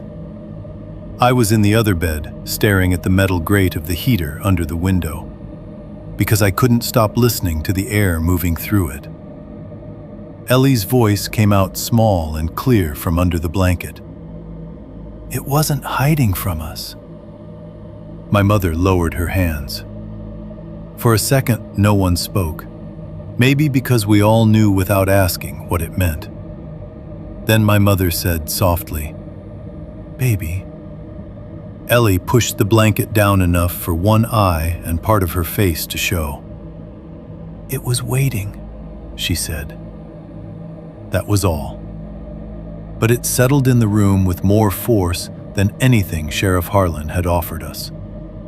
Not because it explained the thing, because it explained its posture toward us. The cabin had not contained an accidental horror we had happened to disturb. We had entered a place where something already arranged itself around eventual human presence, waiting. My mother began to cry then, quietly and with the sort of exhausted surrender that sounds almost like choking if you hear it from another bed and pretend not to. I lay awake long after both of them went still. The motel heater clicked on and off in cycles through the night. Every time it kicked in, a loose strip of metal somewhere inside the vent gave a delicate scraping noise before the fan fully caught. Just a harmless little sound. Mechanical. Ordinary. The kind of noise motel rooms make in winter across America, while families sleep and truckers watch cable, and nothing supernatural happens at all. But that was the problem. The sound was too close. Not identical, not really, but close enough in rhythm and placement and texture that every time it happened, my spine locked and my eyes opened into the dark before I could stop them. A light scrape from inside the wall. Then silence. Then the fan. I lay facing the heater all night with the blanket up to my chin, counting the seconds between each cycle and listening to that tiny metal sound announce itself from behind the grate. And somewhere between midnight and dawn, with neon from the motel sign painting the ceiling red and blue through the curtains, I understood that leaving the cabin had not ended the worst part.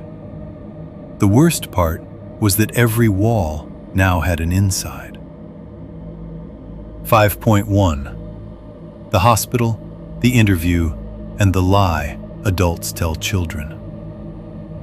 The first time I saw Dean in daylight after the attack, I understood that adults can be broken in ways children aren't supposed to witness. Hospitals have their own weather. Even now, I believe that. You step into them carrying one set of fears, and almost immediately, the building begins replacing those fears with its own system of smells, noises, and waiting. Bleach, floor wax, hot air too dry to breathe comfortably, coffee gone bitter in lobby carafes, rubber soles on polished tile, distant intercom calls saying names that do not matter to you until one does. The world outside still exists. Cars, snowbanks, ordinary people buying gas. But inside a hospital, everything narrows to wounds, timing, and whether a face coming through a doorway is wearing the expression you can bear. The regional hospital they transferred Dean to sat nearly an hour from the motel, beyond 2 small towns and a stretch of plowed highway where the mountains began loosening their hold on the road. My mother drove us there the next afternoon in a rental sedan the county arranged after deciding our SUV needed inspection before anyone took it home. The drive should have been calming. Sun was out, the roads were mostly clear. We passed diners, tire shops, churches, gas stations with flags snapping in cold wind. Evidence of the normal world everywhere. None of it helped. Ellie sat in the back beside me and didn't talk once the whole ride. She had gone from quiet to something more concentrated than quiet. Sealed, almost. She held her coloring pad against her chest with both arms and stared through the window, as if any eye contact might let something in. That morning at the motel, my mother had stripped the sheets from one of the beds while Ellie stood in the bathroom doorway with bare feet and wet eyes, trying to explain that she hadn't known it was happening until she woke up cold. My mother had said, "It's okay, baby. so many times that the phrase no longer meant okay at all. She washed Ellie's pajama bottoms in the sink with motel hand soap and hung them over the shower rod to dry. Afterward, Ellie spent 20 minutes drawing small square doors in the margins of a placemat from the motel vending alcove. That was how the damage showed itself at first. Not screaming, not shaking. Bedwetting, drawings, silence. My mother kept telling us Dean was going to be all right. She said it in the car. She said it in the lobby while signing papers. She said it while we rode the elevator up. I think by the third or fourth repetition, she was saying it more for herself than for either of us. The version of events she needed was already starting to harden. Not because she believed it completely, but because she required something she could carry from room to room without collapsing under its full weight. A break-in, an intruder, a violent man inside the house. That was the only version she could say aloud without her voice breaking in the middle. Dean was in a room with the blinds half drawn and the television muted. The first thing I noticed was how swollen his face had become overnight. One side of it looked inflated under the skin, purple and yellow beginning to spread around the left eye and cheek in ugly watercolor blotches. The bone beneath that side had been cracked. Later, someone used a longer medical term, but cracked was enough for me. His right ear had been repaired with dark stitches that made the upper curve look sewn back onto him rather than grown there. Along the left side of his neck, just below the jawline and angling downward toward the collarbone, ran a heavy line of metal staples sunk into flesh that still looked too tender and red to belong to a living person sitting up in bed. There were dressings over the puncture wounds in his upper chest, white gauze taped in small, hard squares. One had bled through slightly at the center. He looked medicated, but not peaceful. Pain medication had dulled him around the edges without softening what mattered. If anything, it made the fear in him worse because there was less pride left to hide it under. I had seen Dean angry plenty of times before. Annoyed over bills, irritated by traffic, frustrated when something in the house broke twice in a month. But sitting in that hospital bed, with one side of his face ruined and his throat held together by staples, he looked angrier and more frightened than I had ever seen a grown man look. Not frightened in a pleading way. Frightened in the humiliating way people get when something has happened to them that they cannot fit into their own idea of how the world is supposed to work. My mother approached the bed first. "You're okay," she said immediately, as if picking up a script from earlier. Dean gave the tiniest shake of his head and then winced from the motion. His voice came out rough and low, dragged over damaged tissue. "I'm here." Not the same thing. Ellie stood partly behind my mother and would not get close enough to touch the bed rail. Dean looked at her, then at me, and something in his expression pinched tighter. Shame, maybe, or the unbearable fact of being seen weak by children who had trusted him to define danger and had watched him fail. He asked for water. My mother poured it from the plastic pitcher and helped him hold the straw. Even that seemed to make him furious. Not at her, not exactly, but at the dependence of it.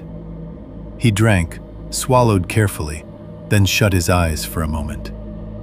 No one mentioned the skull. No one mentioned the thing in the walls. Not yet. That came later, in fragments, because hospitals are full of interruptions, and people whose jobs force them to speak plainly at the worst times. A nurse checked his vitals. A doctor came in to discuss imaging and observation. Another nurse replaced a line of medication.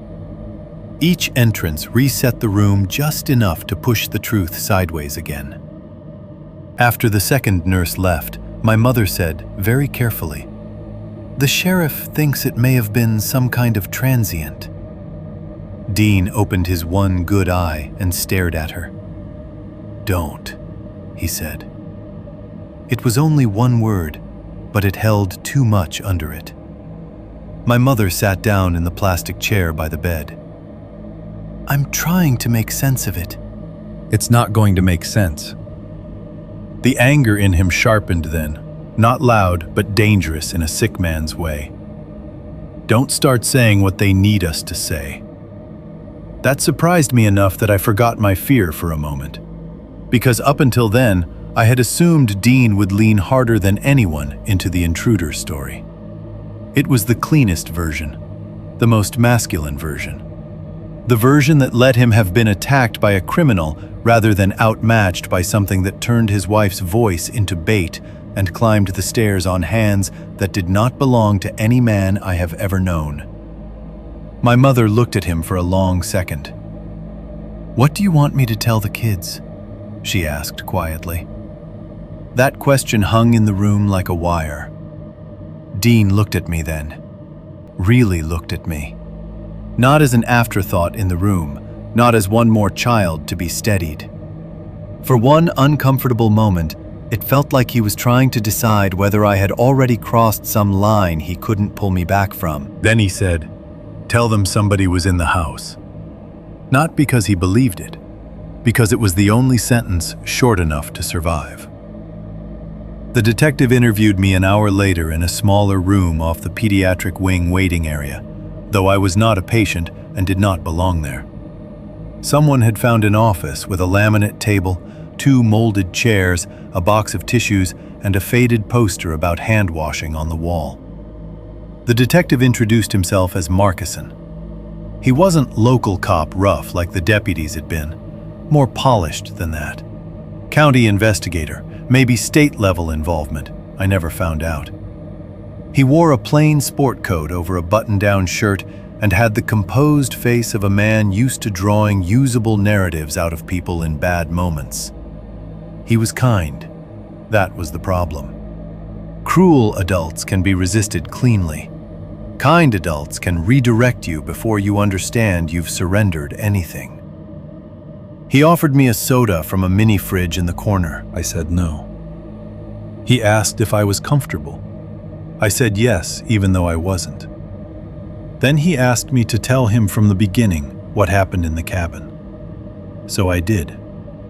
I told him about Walter's warning, the scratching behind my bed, the crawlspace door opening, the 3 pale fingers with the wrong joints, the voice downstairs using my mother's half-whisper, the shape attacking Dean, the hidden panel under the stairs, the skull on the table. He let me talk. He did not interrupt much. He took notes in a neat hand on a yellow legal pad. Every so often he asked for clarification. "When you say fingers, do you mean a hand?" Not all of it came out. But human fingers? No. He glanced up. What made them not human? They bent wrong. In what way? Like too many parts. He nodded as though that were understandable in the context of fear, then wrote something down that I knew before seeing it would not say too many parts. Later, he circled gently back toward language he could use. "So maybe what you saw was a person's hand in poor light." No. "Or someone wearing gloves that had..." No. I understand it didn't feel like that in the moment. It wasn't the moment. I saw it. He gave me that adult pause, the one that tries to honor your certainty while escorting it toward a more survivable form. Okay. So, a man-shaped figure. Is that fair? That phrase made me so angry I almost stood up. Man-shaped. Yes, it had been man-shaped. So are corpses under sheets. So are store mannequins. So are scarecrows at a distance. Shape and identity are not the same thing. And even at 11, I knew the difference in my bones. "It was shaped like one," I said, "but not one." He wrote again. I looked at his page and couldn't read all of it upside down, but I caught 2 words clearly near the center line. Male subject. That was when I understood the interview was not about truth. Not really. It was about translation. He needed the thing moved across a border, into a category law could approach without breaking itself. Intruder. Male suspect. Possible squatter. Transient occupant. A damaged human in a hidden space. Not because he was stupid, because anything else would have contaminated too much. I hated him for that, and also recognized the necessity of it in the same instant, which is a confusing emotion for a child to carry. When the interview ended, he thanked me for being very brave. I had done nothing brave. I had watched, screamed, survived. Back in Dean's room, my mother had shifted fully into the intruder language. She wasn't doing it maliciously. She was doing it because every family reaches a point after disaster where the adults begin building the first stable lie. Not a lie in the cheap sense, a lie in the architectural sense. Something load-bearing, something broad enough to hold the children under it until later. She said things like, "The man in the cabin," and "What happened up there?" and "Once they know who he is." She said them while helping Dean sit forward to drink. She said them on the phone to my grandmother in Iowa. She said them in the hallway to a nurse, asking whether the children had been physically harmed. The lie adults tell children is rarely that nothing bad happened.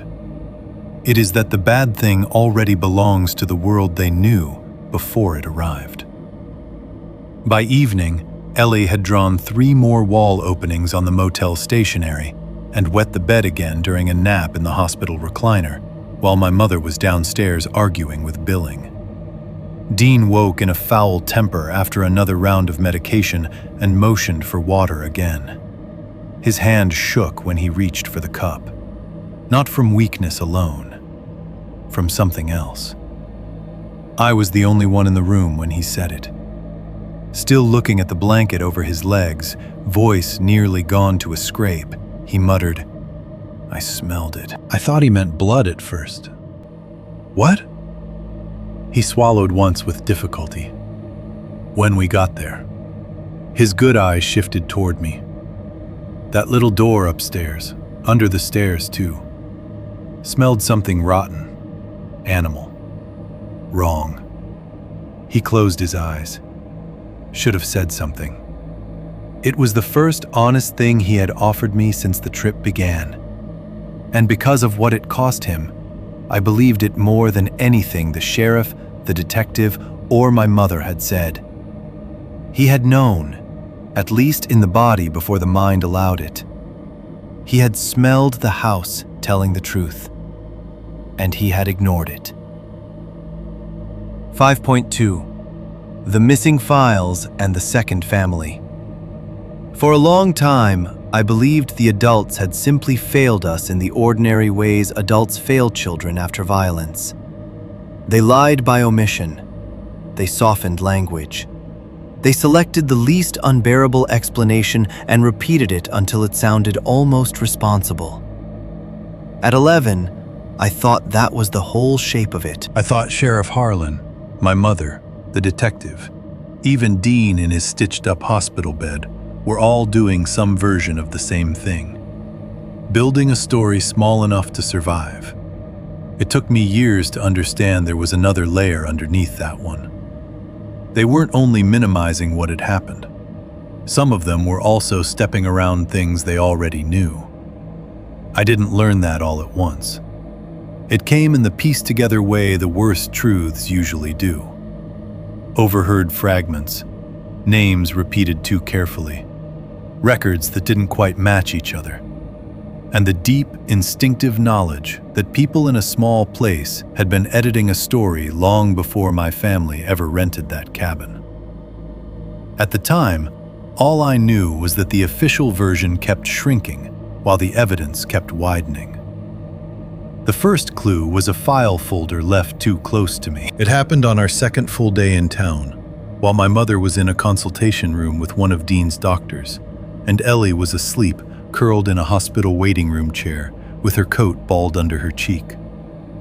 I had been sent down the hall to get ice from a machine that made a screeching, metallic coughing sound before each batch dropped.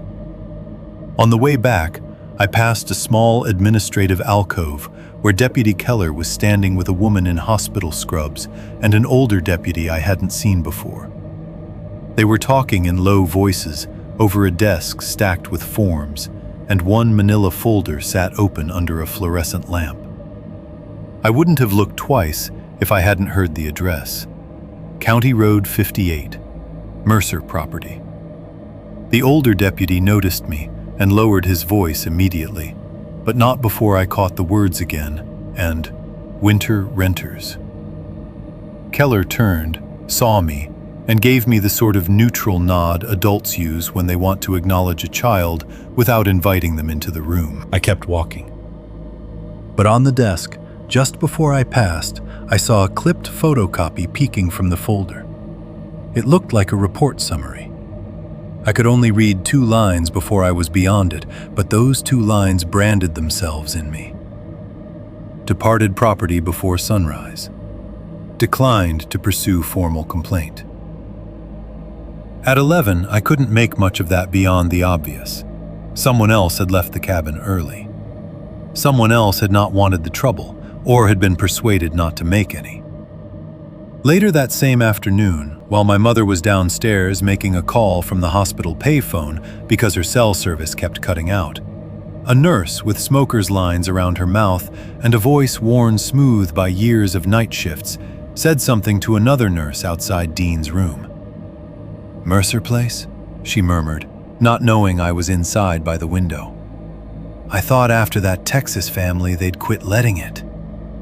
The other nurse gave her a look. "Hush." That was all. But it was enough. The Texas family. Another family. Not rumor now. Not just the half-heard phrase from the sheriff's deputy at the motel. A second reference from someone who had no reason to invent one. When my mother came back, I asked her what happened to the family from Texas. She stopped with one hand on Dean's room door, genuinely startled. "Who told you that?" "No one." That was a child's lie, and she knew it.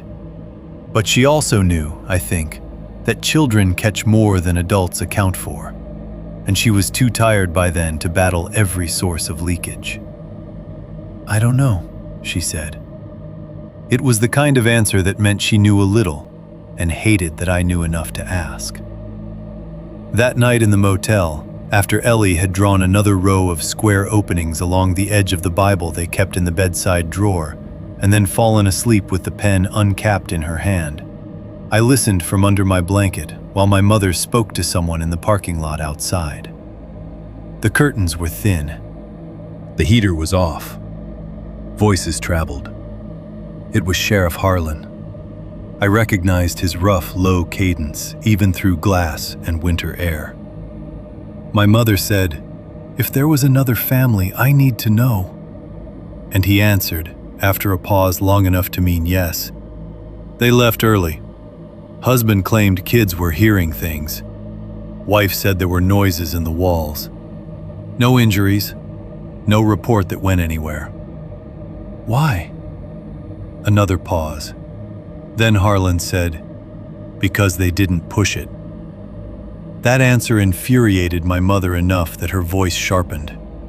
"That isn't the same as nothing happening." "No," he said, "it isn't." I lay there in the dark motel room with my face to the wall and felt the shape of the story getting uglier. Another winter. Another family. Sounds in the walls. They fled before sunrise and never filed publicly.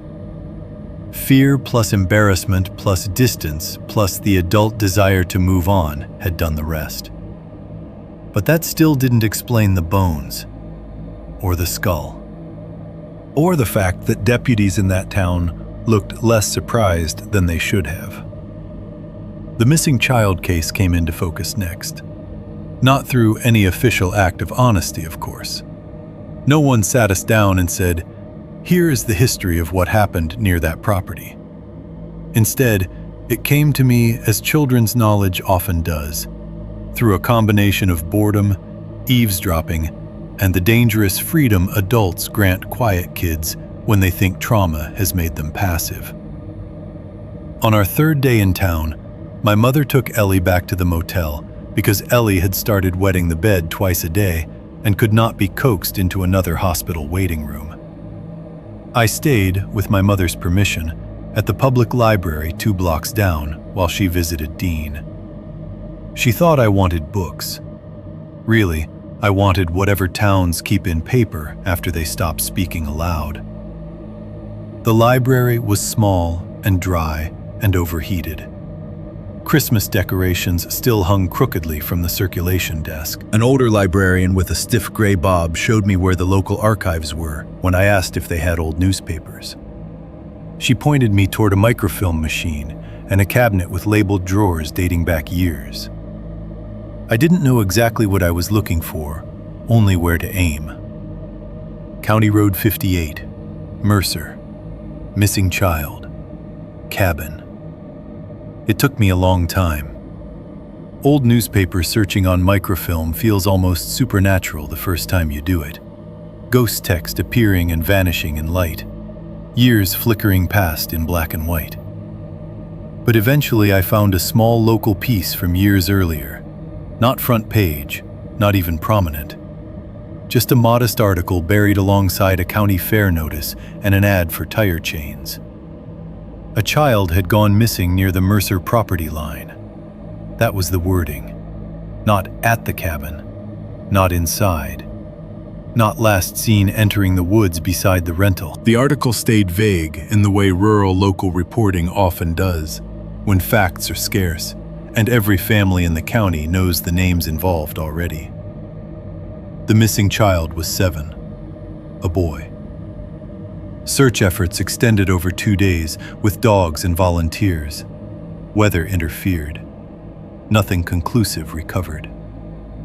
I found no follow-up article announcing a body. No resolution. Nothing except a later brief mentioning that the case remained open. When I tried Mercer in other years, more small pieces surfaced. A livestock complaint once, goat remains or a calf carcass found not far from the tree line, wording too muddy to pin down. A property citation mentioning old access spaces that were supposed to be sealed to meet rental compliance. Sealed, not removed, not renovated, sealed. Walter Mercer's statements, quoted in 2 separate contexts, contradicted each other. In one, he claimed the crawl voids were original utility runs with no usable interior. In another, he said his brother had blocked up most of the old spaces years ago. Most. That word mattered too. When I got back to the motel, I had photocopies in a manila envelope and the ugly thrill of a child who knows he has found something adults wished would stay diffuse. My mother looked through the pages standing beside the sink while the bathroom fan rattled overhead. Her mouth tightened more with each one. She did not scold me for digging. She did not tell me to stop. That was how I knew she had crossed some invisible threshold herself. There comes a point after terror where parents stop trying to preserve innocence and start clinging to facts instead. That evening, while Dean slept under the weight of pain medication, a retired deputy, or maybe he had only been a sheriff's department clerk, I never learned exactly, came by the hospital room to drop off a form that needed my mother's signature for property retrieval from the cabin. He was past retirement age. Thick glasses. Soft belly under a county fleece. The sort of man whose usefulness had turned into permanent presence. He recognized the envelope in my mother's hand immediately. "Still keeping that place in business," he muttered. My mother looked at him sharply. "What does that mean?" He hesitated in the doorway too long for a man with nothing to say. Then he stepped inside and lowered his voice. "Walter's brother had problems," he said. "Everybody knows that much." "What kind of problems?" He gave a small, helpless shrug. "Mind problems. After the mind, some said. After the father, others said. Depends who's telling it." "Mine?" "Accident up north. Cave-in or partial. He wasn't right after, if he was right before." That version had the practiced shape of local folklore stretched over real damage. But even at 11, I could feel its limits. A brother with problems did not explain what we had seen in the walls. It might explain tolerance, concealment, feeding someone, protecting family at the expense of strangers. But it did not explain the years layered in that hidden space. The children's objects, the not old enough remains. My mother must have felt the same thing because she said, "That doesn't account for the condition of what they found." The man glanced at me, then away. "No," he said quietly. "No, it doesn't." That silence after his answer was the real statement. He left a moment later, but before going, he said one other thing that would stay with me even longer than the newspaper clippings.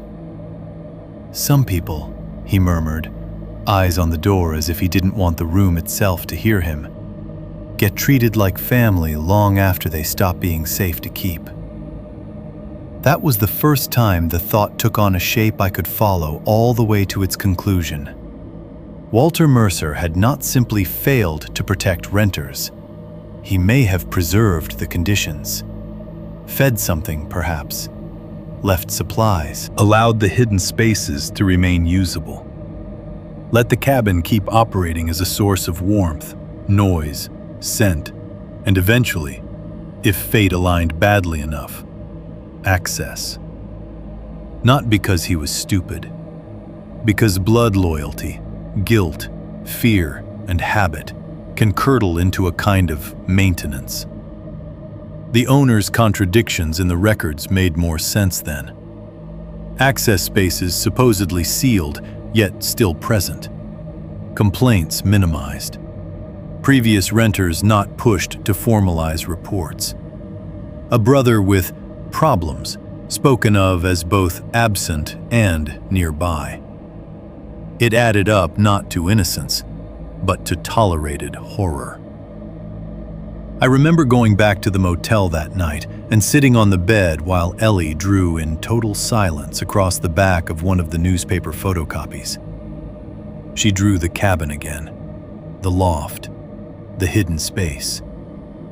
This time, beneath the staircase, she drew little circles in a row. When I asked what they were, she said, "Food." I asked why. She answered without looking up. "Because it stayed." That was how children understood what adults refused to say. Not with official language, with function. Things stay where they are fed. Long after the room had gone dark and my mother thought I was asleep, I took the photocopies back out and read them again by the light leaking in from the motel parking lot. The articles never named a monster. The records never admitted complicity. The sheriff's office never said there had been another attack. But in the gaps between what was printed and what wasn't, I could feel the truth pressing outward. Walter Mercer hadn't merely rented us a dangerous cabin by negligence. He had likely spent years pretending the danger was containable. And people in that town had helped him do it by choosing explanations they could bear. That was the second family's inheritance before we ever arrived. Not only the hidden thing in the walls, but the quiet network of adults willing to call it by smaller names until someone bled badly enough to force fresh paperwork. 5.3. The crawl space was under more than one room. The first few days after the attack, I still thought of the cabin in simple shapes. There was the loft where Ellie and I slept. There was the living room with the stone fireplace. There was the small kitchen, the bedroom under the stairs, the bathroom, the porch, the clearing. A house. Even a dangerous house was still a house in my mind. Rooms beside rooms, walls where walls should be, hidden trouble concentrated in one section, like rot in a single beam. That understanding didn't survive the fourth day. By then, Dean was stable enough to be angry for longer stretches at a time, which meant the medication had stopped fogging him and started only dulling the pain. My mother had begun rotating between the hospital and the motel, like a person trying to maintain two fragile worlds at once. Ellie had gone almost fully inward. She barely spoke unless directly asked something, and even then her answers came out delayed, as though language had to travel farther to reach her. I was the one who remained outwardly functional. That made people careless around me. One of the deputies, Keller, I think, let slip in the hospital hallway that investigators had opened up more of the interior runs.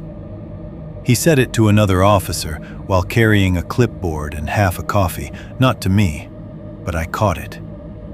The phrase lodged in my head at once. Interior runs. Not cavity, not crawl space. Runs. That sounded like roots. That afternoon, Sheriff Harlan came to speak with my mother in a consultation room near the surgical waiting area. I was told to stay outside with a magazine I had no intention of reading. The door didn't latch all the way. Their voices leaked through the gap. Not isolated to the loft wall, Harlan was saying. My mother said something too low for me to catch. Then the sheriff again. There are concealed access points under the stairs, behind paneling in the lower wall sections, and at least one void running beneath the dining area. We're still mapping it. Mapping it. I stood there in the corridor with fluorescent lights buzzing overhead and a magazine slipping in my lap, and felt the cabin expand in my mind in all the wrong directions. Not a room with a secret. A structure with a second anatomy. When my mother came out, her face looked as if someone had taken all the blood from it and returned only enough for her to remain upright. "What does mapping it mean?" I asked. She looked at me too long before answering, which told me the answer mattered. "It means there were hidden spaces," she said. "Spaces where?" "In the walls." "That's not all he said." She opened her mouth, closed it, then rubbed the bridge of her nose with 2 fingers. "It's more complicated than we thought." I laughed once. It sounded ugly even to me. More complicated than we thought. As if what had happened could still be arranged by degree. The next part I learned not from my mother, but from documents. Not formal reports, those were harder to reach, but a combination of photocopied diagrams, partial inventory sheets, and a hand-drawn sketch one deputy left tucked inside a folder on a chair in Dean's room while speaking to one of the detectives. I was alone with the folder for maybe 40 seconds. It was enough. The sketch looked crude, almost improvised in pen over a printed cabin layout. But it changed everything.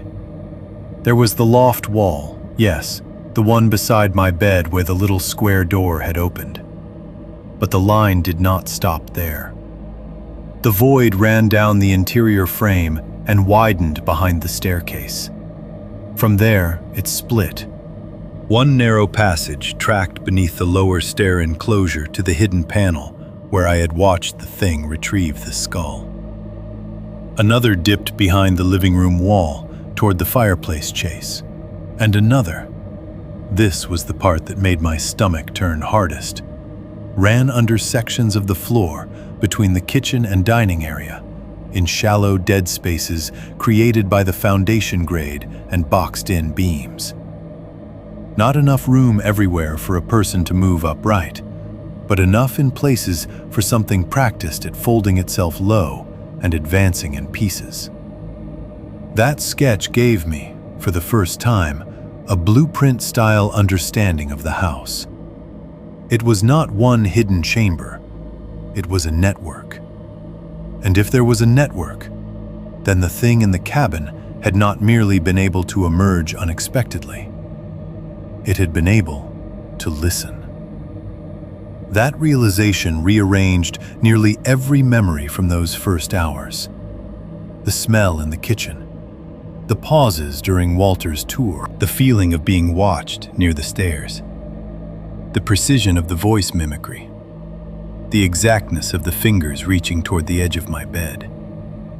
It could have been inside the structure listening to us for hours, listening to the way my mother called me when she wanted only me awake, listening to Ellie's feet on the loft floor, listening to Dean boast and laugh and shift furniture and test the lock, listening while we ate chili and grilled cheese and decorated the tiny Christmas tree, listening while we argued about leaving, listening while we slept.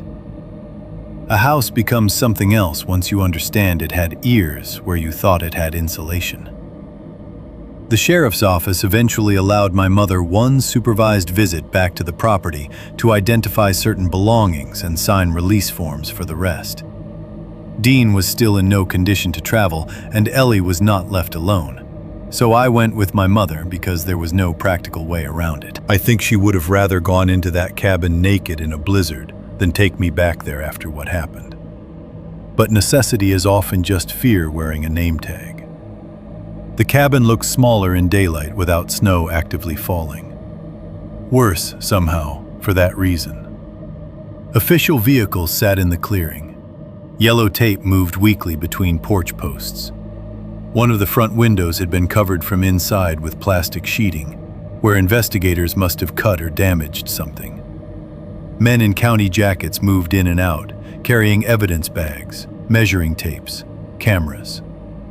The place no longer pretended to be a rental. It looked what it had always been, a processed wound. Sheriff Harlan met us on the porch and told my mother, more than once, not to touch anything. His tone had gone beyond protective by then into something almost pleading.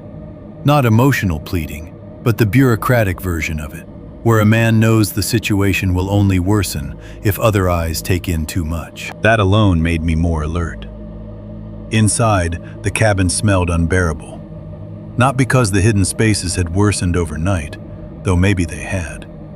Because opening them all had brought the full interior truth into the breathable air. Damp wood, old grease, rodent musk, spoiled meat sweetness, cold ash, disinfectant from the investigators' supplies. A sweetness, sourness, metal smell I now associate only with places where organic matter has remained too long without ever fully drying. The walls no longer looked solid once you knew. That was the first thing I noticed. Concealed panels blended into the knotty wood everywhere now that someone had outlined them with chalk or pulled them partly open for photographs. You could see how cleverly they had been integrated. Seams hidden along natural grain, latches tucked behind trim, openings small enough to disappear until someone touched exactly the right place. Not random additions, designed concealment. Under the stairs, the opened wall section exposed the long passage I had glimpsed before, but more of it now. The investigators had removed larger sections of paneling, enough that the hidden roots looked less like accidental voids and more like a secondary floor plan imposed inside the primary one. I saw one deputy kneel near a low aperture by the living room wall and speak into it, while another man at the far end answered from near the kitchen. Their voices carried, softly, but clearly enough. That was when I understood the acoustic part of it. The hidden channels were not just for movement. They transmitted sound. A whisper from the right hollow place could travel. A listener inside those runs would not hear every word perfectly all the time, but could hear enough. Names, tones, repeated phrases, household habits, the places where people slept, the rhythm of a family settling in. I looked at my mother then, and knew from her face she had reached the same conclusion. She put a hand over her mouth and turned away. One of the investigators lifted a floorboard section near the dining area while we were there. I don't think Harlan intended for us to see that part. He moved immediately to block the line of sight, but he was half a second too slow. And half a second is an eternity when horror is physical and brightly lit. Beneath the floorboards, in the shallow void between joists and foundation stone, were more remains. Not a whole body, nothing clean enough or organized enough to grant even that awful dignity. Fragments, bone pieces, a strip of fabric caught with dirt and hair. One small curved piece of rib no longer than my finger, delicate enough that even I knew it had not belonged to a deer or anything large enough to comfort us. And a tooth, human-looking, juvenile-sized, caught in the dust near a joist with the root darkened and one side chipped. My mother made a sound then, a real breaking sound, not the near-silent crying she had done in the motel. It started in her throat and tore upward as if something had finally split there under accumulated pressure. She bent double and grabbed the edge of the dining chair so hard I heard the wood legs scrape. Harlan stepped in front of the opening too late. "It's all right," he said automatically, which was such a useless sentence that it almost made me laugh. No one in that room believed in "all right" anymore. My mother straightened only enough to say, "How many?" The sheriff did not answer. That was answer enough. We left the cabin with 2 bags of salvaged belongings and far more knowledge than anyone had wanted us to carry. Back at the hospital, Dean listened to my mother describe what investigators had found with a look I can still see clearly, even through the swelling and bruising that distorted the rest of his face. Rage, yes, but beneath it, fear in a form I had not yet seen in him. Not fear of pain or even death, but fear of contamination, of scope, of the fact that whatever had happened to us no longer fit inside one night, one attack, one bad cabin rental. When my mother mentioned the floorboards and the additional remains, he cut her off. "We don't talk about this," he said. His voice had improved enough by then to make the words more forceful, though the staples at his neck still pulled visibly when he swallowed. My mother stared at him. "Dean." "No." He looked from her to me, then toward the hallway, as if Ellie might be listening there. "Not to family, not to reporters, not to anybody." "There aren't reporters." "There will be if somebody starts making it into..." He stopped himself before finishing whatever word he feared most.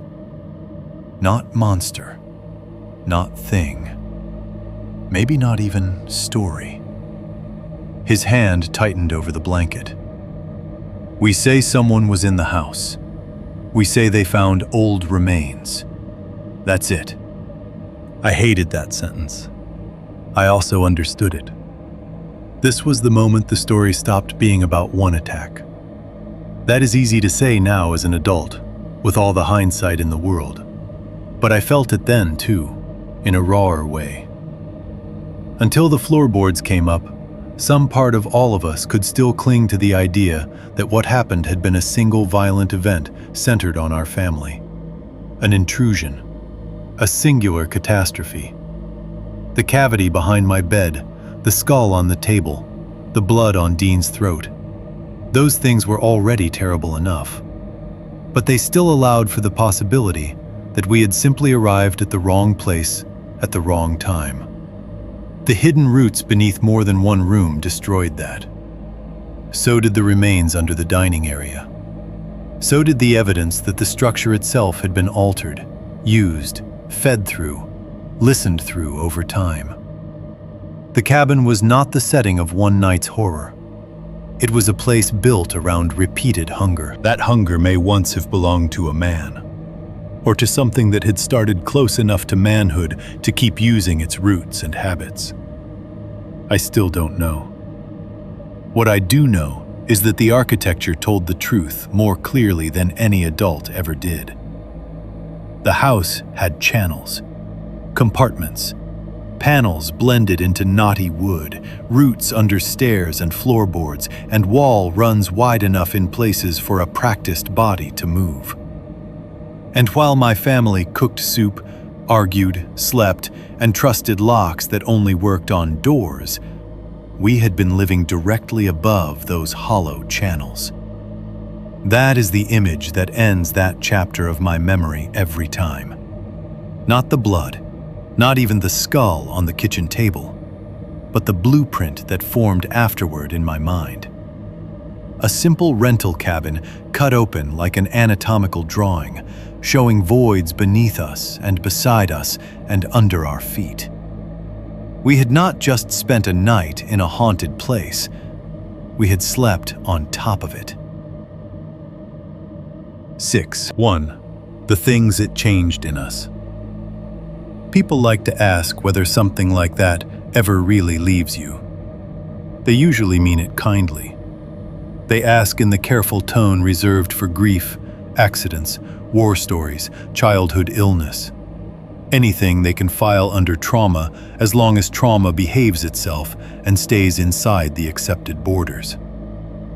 What they are really asking is whether time did what time is supposed to do. Whether the years dulled the edges. Whether adulthood absorbed the terror into perspective. Whether the event became a story rather than a condition. I learned a long time ago that the easiest answer is yes. Yes, time helps. Yes, you move on. Yes, you become other things besides the person something happened to. All of that is technically true. But truth, the older I get, is less often about contradiction than layering. Time can help and still fail to remove what matters. You can move on while dragging invisible architecture behind you. You can become a husband, a father, a homeowner, a person who pays taxes and forgets birthdays and buys mulch in spring, and still find that one thin scratch inside a wall has more power over your body than any ordinary sound has a right to. I'm 40 now. The winter at the cabin happened when I was 11, which should be enough distance to make memory feel softened and historical. In some ways it does. The details of the SUV rental, the color of the coffee cups at gas stations, the exact route through the mountains. Those things blur and bleed at the edges the way old film does when it's been stored badly. But the changes that came after did not blur. They settled in. They became habits, then reflexes, then parts of personality that other people mistook for quirks. Dean survived the attack. That is the official version, and like most official versions, it is true in the narrowest sense. He did not die in the cabin. He did not die in the ambulance. He did not die during the surgeries that repaired the damage to his neck, face, and ear. The infection they worried about early on was beaten back once, then a second time. He came home with scars, nerve damage, reduced hearing in one ear, a line of puckered tissue along the side of his throat that pulled when he turned his head too far, and a jaw that clicked faintly forever after when he chewed. But he never recovered in the ordinary meaning of that word. The puncture wounds in his chest caused more trouble than anyone expected. One healed badly. Another developed complications. A deeper infection settled in the tissue around where the thing had driven into him and never entirely let go. He spent years on and off antibiotics. There were specialist visits, drainage procedures, a surgery to remove damaged tissue near the upper clavicle that left another scar. The attack aged him quickly. Pain settled into his shoulders and neck. Sleep never returned to him cleanly. He began waking at every sound. He stopped sitting with his back to open rooms. He developed a way of listening before opening any door in the house, head slightly tilted, breath held, as if waiting for the world to confess what was behind it. He hated those changes because they made him visible to himself. The story he told publicly, and eventually told himself, was that a drifter had been living in the walls of the cabin and attacked him when confronted. He stuck to that version with almost religious discipline. A violent trespasser in a mountain rental, a deranged squatter, a man gone feral. He preferred words that kept the horror inside human failure. Not because those words fit perfectly, but because he could survive them. He could be the victim of a hidden man. He could not be the victim of what actually looked back at me from the stairs. He died 9 years later. Not of the attack, not directly. That is how people in my family phrase it when they need the sentence to stay socially acceptable. The death certificate had its own language. Complications, systemic strain, an infection history that never fully resolved cleanly. Cardiac stress under a body that had already been losing ground. But if you were there to watch him decline, if you watched the way his health narrowed after Colorado, and how often doctors returned to the same damaged regions of his neck and upper chest, and the same chronic inflammatory problems, you understand that the cabin never finished with him. It just changed methods. My mother became a different kind of religious after that winter. Not church religious. She had never been much for that. Structural religious, ritualistic. She developed little rules and repeated checks that gathered into a private liturgy over the years. Locks first, then vents, then baseboards, then windows, then under beds, though she would never have admitted to the last one. She became the kind of woman who checked deadbolts 3 times before going upstairs, who touched the latch on the back door each night, not to test it, but to feel that it had been tested, who bent to inspect the dark seam where the bathroom vanity met the tile, as if something important might one day be visible there. Vents were worst with her. Heating vents, return vents, old floor grates in older houses, the slatted rectangles in motel walls, the grated intake in rental condos, the low registers in school hallways. She saw them all, and saw through them instantly to the idea of concealed space. Every room had a listening point after that. Every wall had an inside. When she visited our house years later after I was married, I caught her once standing in my son's room with her fingers pressed lightly to the vent cover under the window. Not moving, just feeling for something that had not announced itself yet. She never stopped doing that. Baseboards, too. She vacuumed along them with a level of focus that belonged less to cleanliness than boundary enforcement. She checked for fresh gaps after contractors had worked. She didn't like heavy furniture against walls. She never sat comfortably in older homes unless she had first walked the perimeter of the room and looked at every seam low to the floor. None of this made her dramatic. That's important. Trauma in real life rarely grants people the theater others expect from it. My mother still made casseroles, still paid insurance premiums, still clipped coupons and worried about electric bills, and hosted Thanksgiving with enough side dishes to annoy everyone into gratitude. But behind all of that, some part of her remained stationed at the edges of structures, listening. Ellie changed in quieter ways. She was 7 at the cabin and old enough to remember everything that mattered, but young enough that the adults around her spent years hoping memory would blur naturally if they simply didn't feed it. That never happened. She became more polite, which people often praise in children when what they are really witnessing is withdrawal refined into good manners. She spoke less in groups, slept with a lamp on through middle school, high school, and then college. Not always bright light. Sometimes only the bathroom light cracked under the dorm room door, or the amber glow from a desk lamp turned toward the wall. But never full darkness, if she could help it. She also kept drawing openings for years, not constantly, not enough for family members to make a dramatic issue of it, just in the corners of notebooks, the margins of church bulletins, the backs of receipts, the blank side of junk mail. Small square doors, panel seams, little black rectangles cut into walls that did not otherwise belong in the scenes around them. Once, when she was home from college, I saw her idly sketching a house plan on a takeout menu, and without seeming to notice, she had added a narrow void inside one wall and shaded it darker than the rest. She looked at it afterward for a long time, then folded the menu in half and threw it away.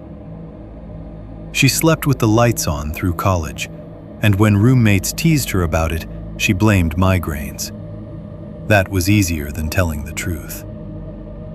As for me, the changes became habits so ordinary that I sometimes forget they are symptoms until someone points them out. I cannot sleep with a bed against a wall. I've tried. It doesn't matter how tired I am, or how trusted the house is, or how irrational I know it sounds. If one side of my bed presses flush to a wall, something in my body remains awake, no matter what my mind wants. I need space on both sides, or at least enough distance between bed frame and wall to see that nothing is touching from behind. My wife learned this before she learned almost anything else real about me, though for years I only framed it as a weird childhood thing. I check HVAC vents. Not every hour. I'm not a caricature of obsession. But in every unfamiliar room, I register them automatically. Hotels, office buildings, classrooms, doctors' waiting rooms, my son's bedroom after we first moved into our current house. I note where the intake is, where the returns are, whether the grate is loose, whether any smell comes through that doesn't belong to heat and dust. I do it so quickly now that it looks like ordinary looking around. Most people think I'm just taking in a room. Really, I am searching it for mouths. I cannot ignore house noises. My wife can sleep through a radiator tick, a branch brushing siding, the refrigerator making its midnight throat-clearing noises, the little settling pops old beams make after heat drops. I wake for all of them. Not always fully, but enough.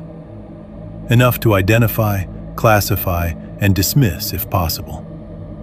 If not possible, then enough to lie there listening until dawn, with my body arranged for movement I probably won't take.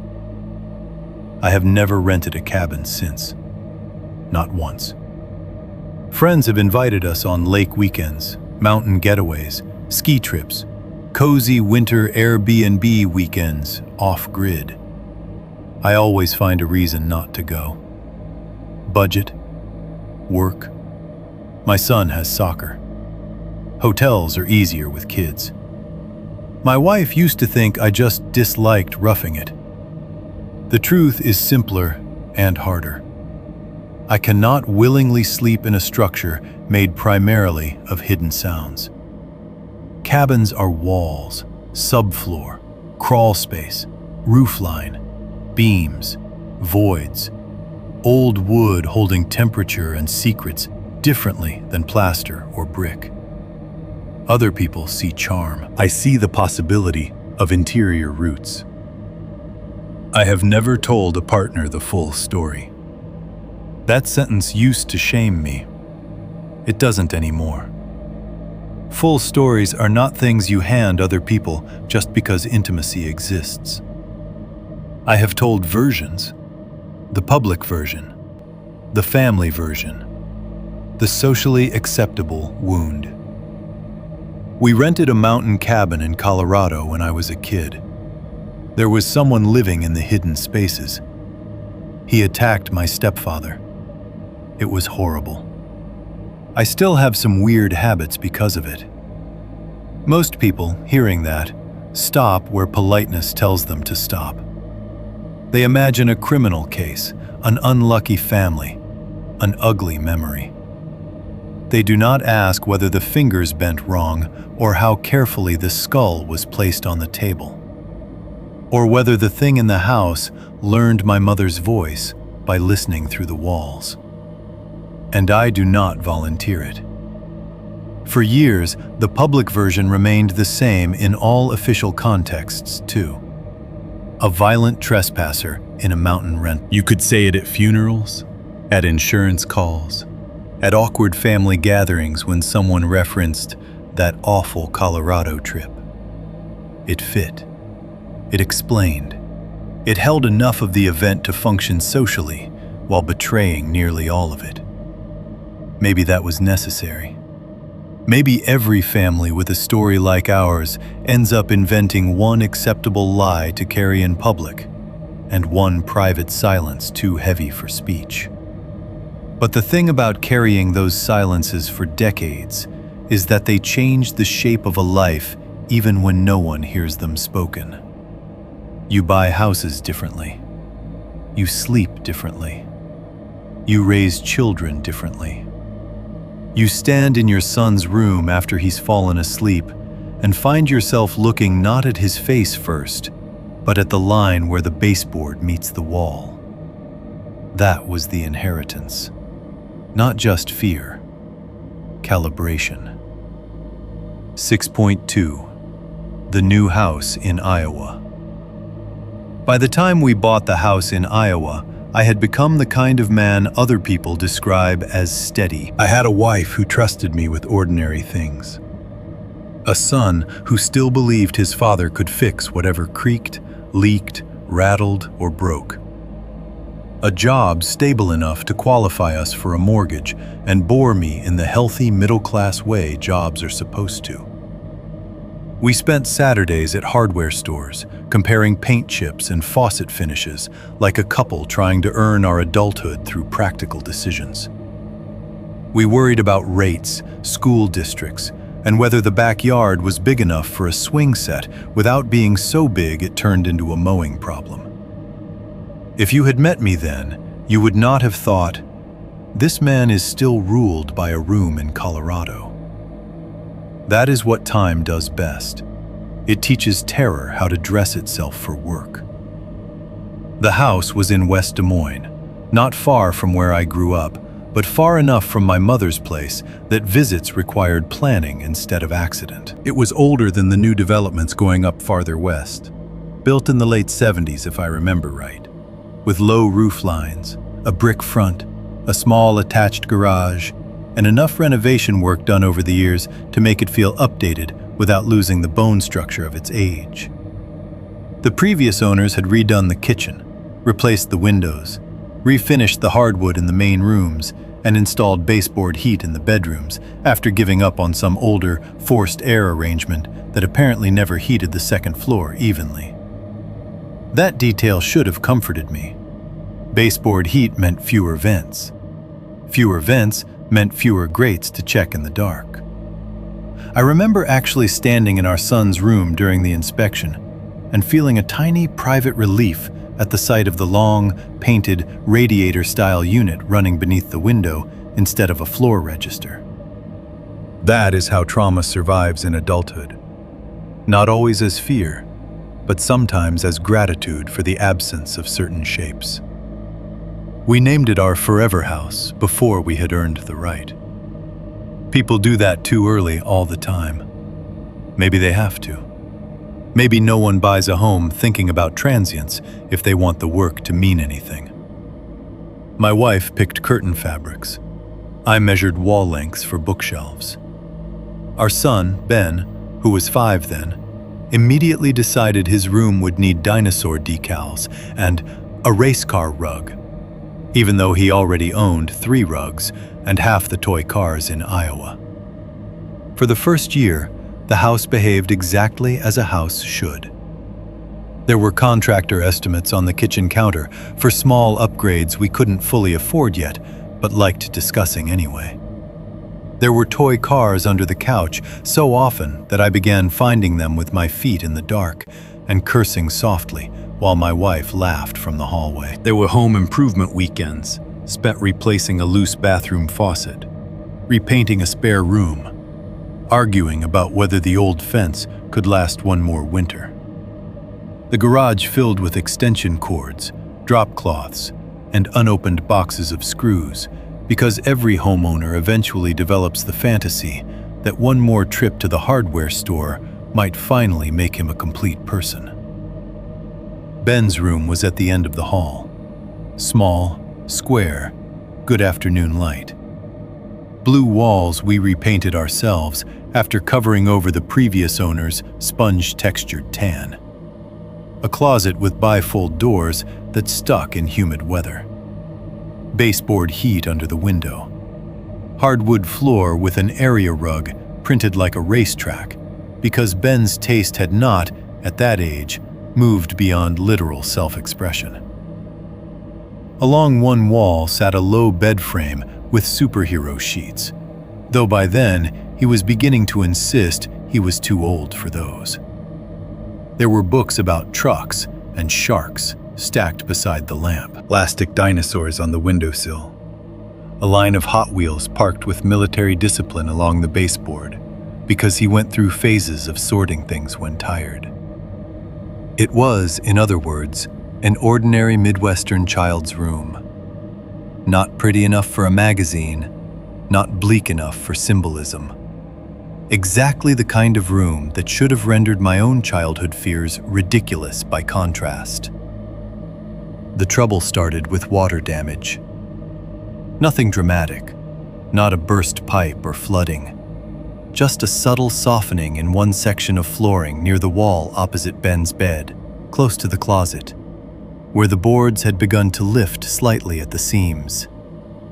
I noticed it first while kneeling to retrieve a red toy pickup from under the dresser. My thumb pressed the floor and felt give where there should have been none. We called a contractor because adulthood is mostly paying people to tell you which form of hidden trouble is worth panicking over. His name was Nate, mid-40s maybe. Broad shoulders, soft stomach, wedding ring, baseball cap with a roofing company logo from some previous chapter of his life. The kind of man who spoke in practical units, joists, moisture readings, underlayment, labor hours, and made every problem sound fixable if given enough time and invoices. He came on a Saturday morning with a clipboard, a moisture meter, and a younger guy named Aaron who did most of the carrying and very little of the talking. My wife took Ben to a birthday party while they worked because the floor needed sections lifted and nobody wanted a 5-year-old helping. I stayed home because I always stayed home when contractors were in the house. Not out of mistrust exactly, but because I needed to hear what got opened and why. The first hour was ordinary enough to be almost comforting. Drop cloths over the hall, circular saw set up in the driveway, the smell of cut wood and old dust. Nate crouched in the room tapping boards with the end of a screwdriver, while explaining moisture migration and how old repairs sometimes hide small past leaks that reassert themselves when seasons shift. He spoke with the calm confidence of someone whose career depended on making homes feel manageable. Probably an old issue that was patched quick, he said. Maybe closet side, maybe a small line before they switched the heating setup. We'll know more once we get a little farther in. I nodded like a person hearing only construction. In the living room, beneath the couch, a green plastic race car sat upside down against the rug edge. The dishwasher hummed in the kitchen. Someone outside 2 houses down was using a leaf blower, even though it was the wrong season for leaves. A completely ordinary suburban Saturday. That was important, because the rupture had to happen inside normalcy to mean what it meant. They pulled the damaged boards first, then sections of trim. Underneath was old patchwork. Different underlayment, some staining. No active leak, but enough history to justify going farther. Aaron removed a strip of drywall near the baseboard where the moisture meter spiked higher than expected. Nate frowned and said, "That's interesting." Interesting is a dangerous word when spoken by someone in your child's room. He knelt lower and ran his hand along the exposed section inside the wall. "There's a boxed-out cavity here," he said. "Probably legacy access from before the remodel. Weird way to leave it, though." I was standing in the doorway with a coffee mug in my hand. The room tilted almost imperceptibly. Not enough for anyone else to notice, enough for my body to. Nate kept talking. Something about old houses. Something about previous owners not always removing access points when changing utilities. The words passed through the air like radio static. I heard the rhythm of speech without receiving meaning. Because Aaron had pulled another section free. And there, set low in the wall behind paint and drywall patching, was a small, square access door. It was not identical to the one in Colorado. Different house, different decade, different build materials. This one was less rustic, more functional. Plywood faced on the hidden side, painted over at some point, sealed in by later cosmetic work. But it was the same size in the ways that matter to terror. Knee-high to an adult. Easy to miss if you didn't know to look. A contained opening inside a child's room where no contained opening should have been. My body reacted before my mind did. Coffee sloshed over my knuckles because my hand clenched too hard around the mug. The back of my neck went cold. Not memory cold, immediate cold. My breath shortened so fast, it felt like the room had lost oxygen. Every sound in the house, the saw outside, the dishwasher, a truck changing gears on the street, seemed to move far away at once while the little square panel came violently into focus. Nate noticed the spill first. "You all right?" I couldn't answer. Aaron had already set his pry bar at the edge of the panel. "Looks sealed," he said. "Might have just been access for the old venting." Venting. The word hit me somewhere useless. I heard myself say too quickly, "Don't." Both of them looked at me. Nate straightened a little, polite but puzzled. "We need to see what's behind it." "I know." "You okay if we—" He didn't finish, because Aaron had already worked the edge free. The panel came loose with a soft wooden pop and a puff of trapped dust. For one impossible second, I expected movement, not wanted it, not truly believed it.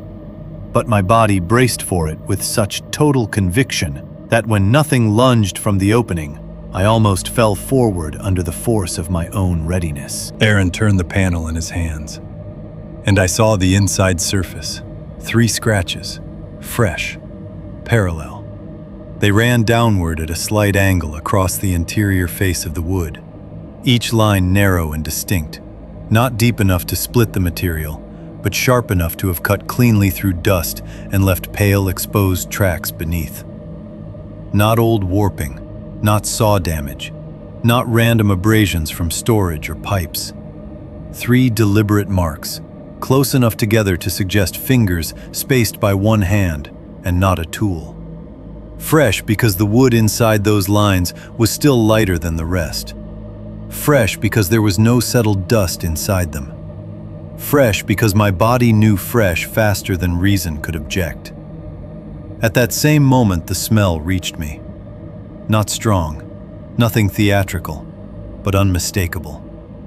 Wet pennies, old meat, damp wood warmed by stale trapped air. A smell I had not encountered in years and had still somehow been storing with perfect fidelity somewhere under language. My knees locked. I heard Nate saying something, probably rational, probably immediate, probably correct in every normal contractor way a contractor could be correct in a normal house. He was good at his job. He would have been offering explanations already. Rodents, old framing nails dragged during a previous repair, condensation rot, somebody storing tools in the cavity once and scratching the panel by accident. The mind of a practical tradesman reaches for causality the way lungs reach for oxygen. But I could not hear him properly. His voice thinned and stretched in my ears as if I were underwater. Aaron laughed once, nervously, I think, not unkindly, and said something like, "Weird little access spot," while peering into the cavity. I stepped closer despite everything in me screaming not to. The opening itself was shallow, or seemed shallow at first. I could see old framing, dust, dead air, a section of outdated duct sleeve cut and capped off, some insulation paper. Nothing alive, nothing dramatic, nothing that would have justified what my body was doing. But the smell persisted, and the scratches were on the inside of the panel. Nate was still talking. Old houses do this all the time.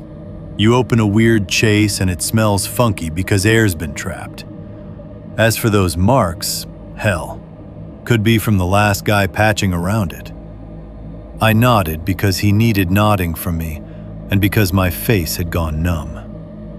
I looked at the wall, at Ben's bed on the opposite side of the room, at the little race car rug, at the stuffed triceratops half under the chair, at the ordinary clean blue walls we had painted ourselves.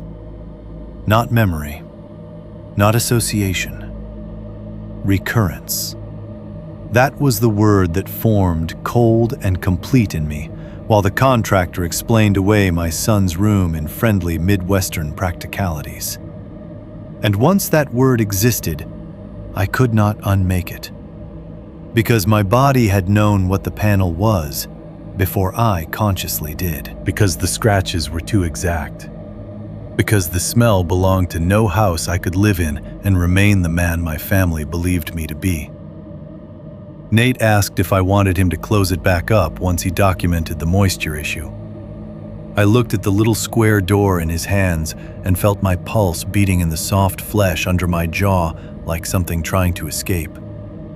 And for a terrible moment, standing in my son's room on an ordinary Saturday in Iowa, I had the absolute certainty that whatever I had survived in Colorado had not stayed there.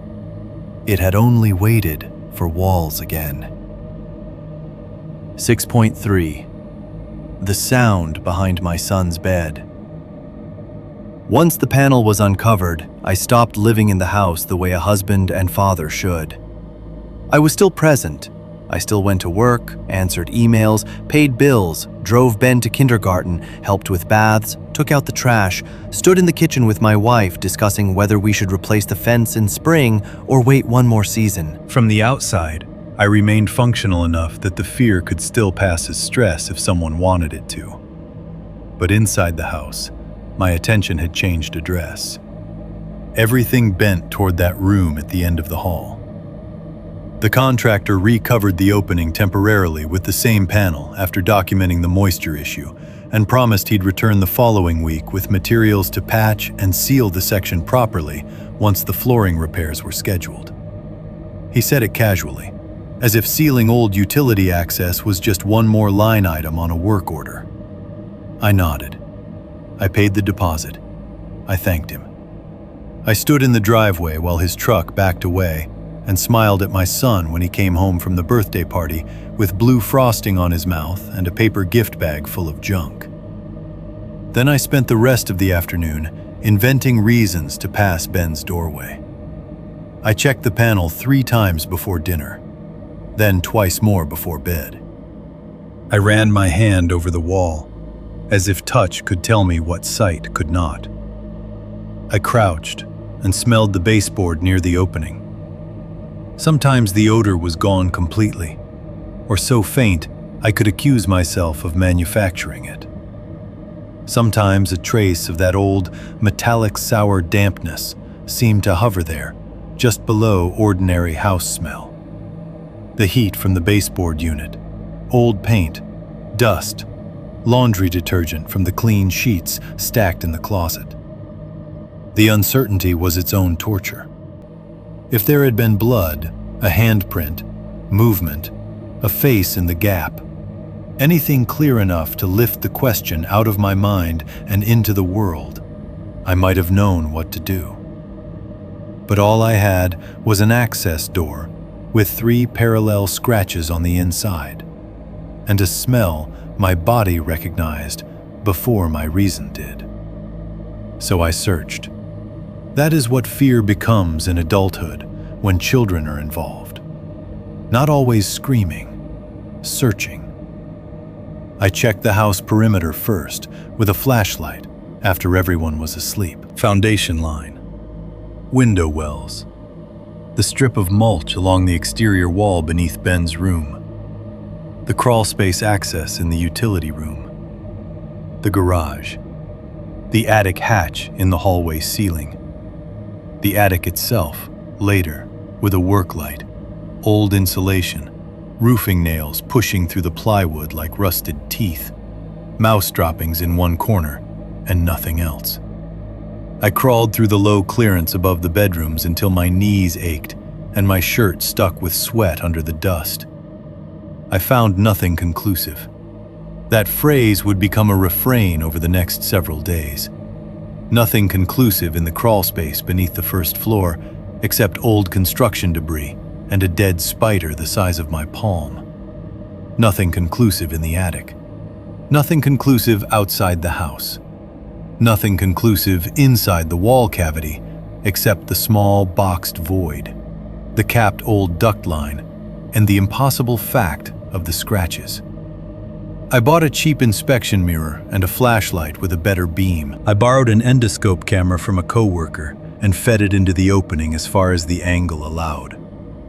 Dust, old framing, insulation, one dead wasp, no movement.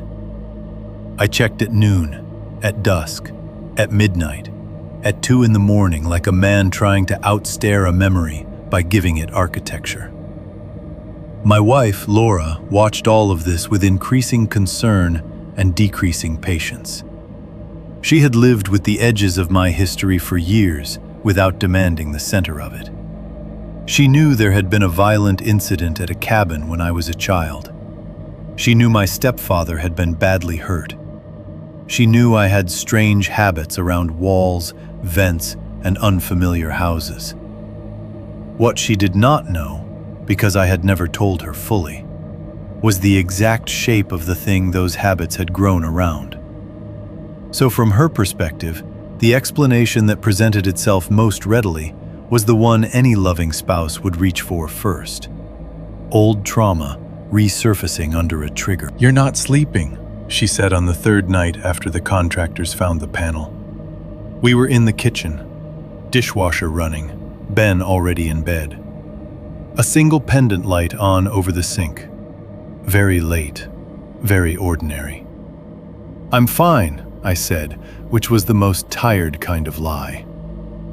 "No, you're not." She didn't say it harshly. She said it with the blunt tenderness of someone who has watched another person slide from vigilance into obsession in increments too small to challenge one by one. "It's a weird old access door," she said. "That's all." "That's not all." She leaned against the counter and folded her arms. "Then tell me what all is." I looked at her and almost did. Not the public version, not the careful, compressed family edition. The real thing. The fingers, the voice, the skull on the table, the hidden runs in the cabin walls, The fact that my body had recognized the smell in Ben's room before I consciously knew why. The fact that I was no longer sure whether this was psychology repeating itself or something worse. But almost is a useless distance. I only said, "You don't understand what those scratches mean." Her face softened then, which hurt more than anger would have.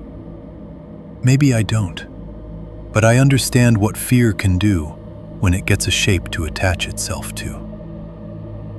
That should have calmed me. Instead, it made me feel stranded between insult and relief, because she was probably right in the most rational sense available. Trauma does latch. It seeks repetition. It makes symbols out of neutral things. If another man had sat across from me and described the same symptoms without the same history, I might have said exactly what she was saying. Your nervous system is drawing lines your mind wants confirmed. The problem was that I had once been right. And once you have been right about something impossible, you never fully earn back the luxury of dismissal. The first unmistakable shift came from Ben. It happened 6 nights after the panel was discovered.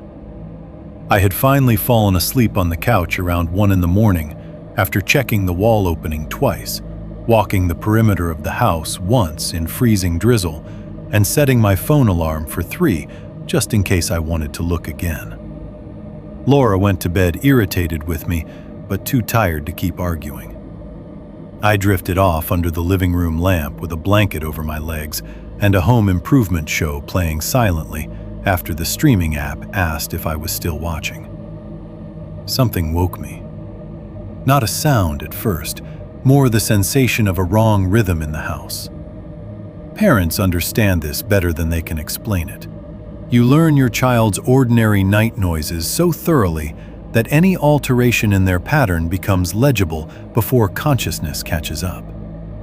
I sat up and listened. The house was dark, except for the microwave clock and the weak blue line of the modem in the office. Rain tapped softly at the back windows. The baseboard heaters clicked intermittently through their cycle. And from the hall, very faintly, I heard Ben's voice. Not crying, talking. Softly. The blanket slid off my legs before I was fully awake. I crossed the living room and stepped into the hall with a coldness already rising through my arms. Ben's door was cracked 3 inches.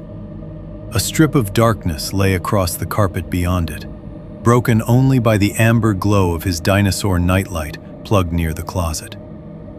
I paused outside and listened. My son was speaking in the slow, sleepy cadence children use when they are neither fully dreaming nor fully alert. The words came low and spaced apart. No. A pause. I'm not cold. My blood turned. Not in a poetic sense, literally, or as close as language can come to literal for such a thing. Every vessel in me seemed to constrict at once. My hands went numb. The hall narrowed. I pushed the door open. Ben was sitting up in bed, blanket gathered around his waist, hair stuck crooked from sleep on one side of his head. He blinked at me without surprise, as if he had expected someone to come in eventually. The room smelled like laundry soap, old paint, warm dust from the baseboard unit, and underneath that, so faint I could have denied it if I had not been waiting for it, the stale metallic sweetness from the wall. "Who were you talking to?" I asked. My voice came out too fast, too sharp. Ben frowned a little, not scared yet, only confused by my intensity. "Nobody? You were talking." He looked past me toward the hallway, then back at the wall opposite his bed. "A man," he said. I don't know what happened to my face in that second, but something in it frightened him because he pulled the blanket higher. "What man?" I asked, trying and failing to make my tone gentler. He pointed, not to the door, not to the closet, to the wall where the contractor had found the access panel. "The man in the wall," he said. "He asked if I was cold." The room seemed to recede from me physically. I heard the rain, the heater tick, my own heartbeat. Somewhere behind all of it, Laura stirring in our room because my voice had carried. "What did he sound like?" I asked. Ben shrugged, already becoming more awake and therefore less certain. "Like a man." "Did you see him?" "No." A pause. "I heard him." Laura appeared in the hallway behind me wearing one of my old college sweatshirts and the expression of a person stepping into the middle of a scene without context and already fearing the tone of it. "What's going on?" I turned to her and heard the desperation in my own voice. "He said somebody was talking to him." Ben looked between us, now fully uneasy. "I thought it was a dream." Laura went immediately to his bedside and sat on the mattress. "Honey," she said carefully, "did you have a bad dream?" He began to nod, then stopped and looked again at the wall. "I don't know." That was enough for me. I moved before either of them could argue.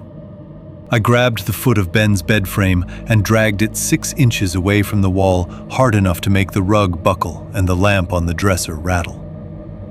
Laura stood up so fast she nearly knocked into me. "What are you doing?" "Move him." "From what?" I didn't answer because I couldn't. Not in a way that would survive hearing itself aloud. I stripped the bedding from the mattress with hands that felt disconnected and hauled the whole frame farther out until there was a visible gap between bed and wall. Ben started crying. Not hard, not from pain, just the frightened, bewildered crying of a child watching adults react to something he cannot name. Laura told me to stop. I did not stop. I made up the guest bed in our room and put Ben there between us while he hiccuped himself toward sleep again. Laura stared at me in a silence that contained more fear than anger now. She asked once, low enough that Ben would not hear, "What are you not telling me?" I said, "Tomorrow." I knew even while saying it that tomorrow was a coward's country. I went back to Ben's room alone. The hall light stayed on behind me. Rain had turned lighter outside. The room looked ordinary in every way that makes fear obscene. Toy cars lined up under the dresser. One sock kicked under the chair. Glow-in-the-dark stars on the ceiling. The bed frame crooked now, pulled away from the wall by nearly 2 feet. The panel still sat loose behind the patched drywall section where the contractors had been working. I stood there listening. For a long time, nothing. Then it came. 3 taps. Gentle. From inside the newly exposed cavity. Tap, tap, tap. Every hair on my body rose so sharply it hurt. I did not open the panel. That is one of the few decisions from this whole story I can point to without second guessing. Curiosity, panic, memory, fatherhood, none of it won. Some older, truer survival instinct did. I left the panel closed, went to the garage, got a drill, wood screws, a flashlight, and a hammer, and came back up the hall with all of them held against my chest like tools in a home invasion. I screwed the panel shut. Not delicately. Not with any pretense of a repair. I drove 4 long screws through the face of the wood into the framing around it until the head of the drill skipped and the bit squealed. Then, because screws suddenly did not seem final enough, I wedged the hammer against my thigh and added 2 more. The taps did not come again while I was doing it. That silence made it worse. Afterward, I sat on the floor with my back against the opposite wall, flashlight in one hand, hammer in the other, and watched the newly fixed panel until dawn began whitening the curtains. I must have sat there 6 hours, maybe more. The house made all its usual sounds around me. Pipes, settling wood, rain easing to drip, the refrigerator compressor kicking on far away in the kitchen. Laura opening our bedroom door once at around 4 and looking down the hall at me without speaking. I did not move except to check the screws 3 separate times with my fingers. They held, or seemed to. When morning came, the room took on the same false mercy daylight always offers. Ben's drawings on the desk looked harmless. The racetrack rug looked stupidly cheerful. The wall itself looked patched, damaged, in need of proper contractor work and nothing more. I put the hammer down finally and leaned forward to touch the panel again. That was when I saw it. One of the center screws had changed, not fully backed out, not loose from stripped material. Bent. The shaft angled outward from the wood by a degree so slight it took my exhausted eyes a moment to trust it. But once seen, it was impossible to deny. The screw had not simply failed to catch, it had been forced from the inside with pressure enough to bow the metal very slightly where it entered the panel. I knelt there for a long time with 2 fingers on the screw head, testing it, feeling the angle, willing some ordinary explanation to rise up and meet me. A child had not done it. A draft had not done it. Settling pressure in a wall did not do that to one screw and not the others. And there, kneeling beside my son's bedroom wall in the gray Iowa morning, touching metal that had been bent outward from the inside, I understood that whatever remained uncertain was no longer confined to memory. Something had answered. 7. 1. I did what the owner told me never to do. I told my wife the contractors needed one uninterrupted night to let adhesive cure and flooring sections settle without foot traffic. That was not entirely a lie. Home repair generates enough partial truths that you can build almost anything out of them if your voice stays level. Laura stood in the kitchen with her purse on one shoulder and Ben's backpack hanging from 2 fingers, and looked at me in the long, evaluating way she had developed over the last week. She knew I was hiding something. She had known it for days. But she also knew our son had heard a voice in the dark, had watched me drag his bed away from the wall, and had seen me sit up all night in the hallway with a hammer, like a man keeping watch against a weather nobody else could feel. She was tired, frightened, and balancing between demanding the full truth and protecting Ben from whatever answer that truth might become. "My sister said we can stay as long as we need," she said. It was a test, not of logistics, of whether I would frame this as a night or an admission. "Just tonight," I said. "Let me get the room sealed up and cleaned out before he sees more of it." She adjusted the backpack strap on her shoulder and kept looking at me. "You're going to tell me what this is?" I nodded. Another partial truth. Another borrowed promise.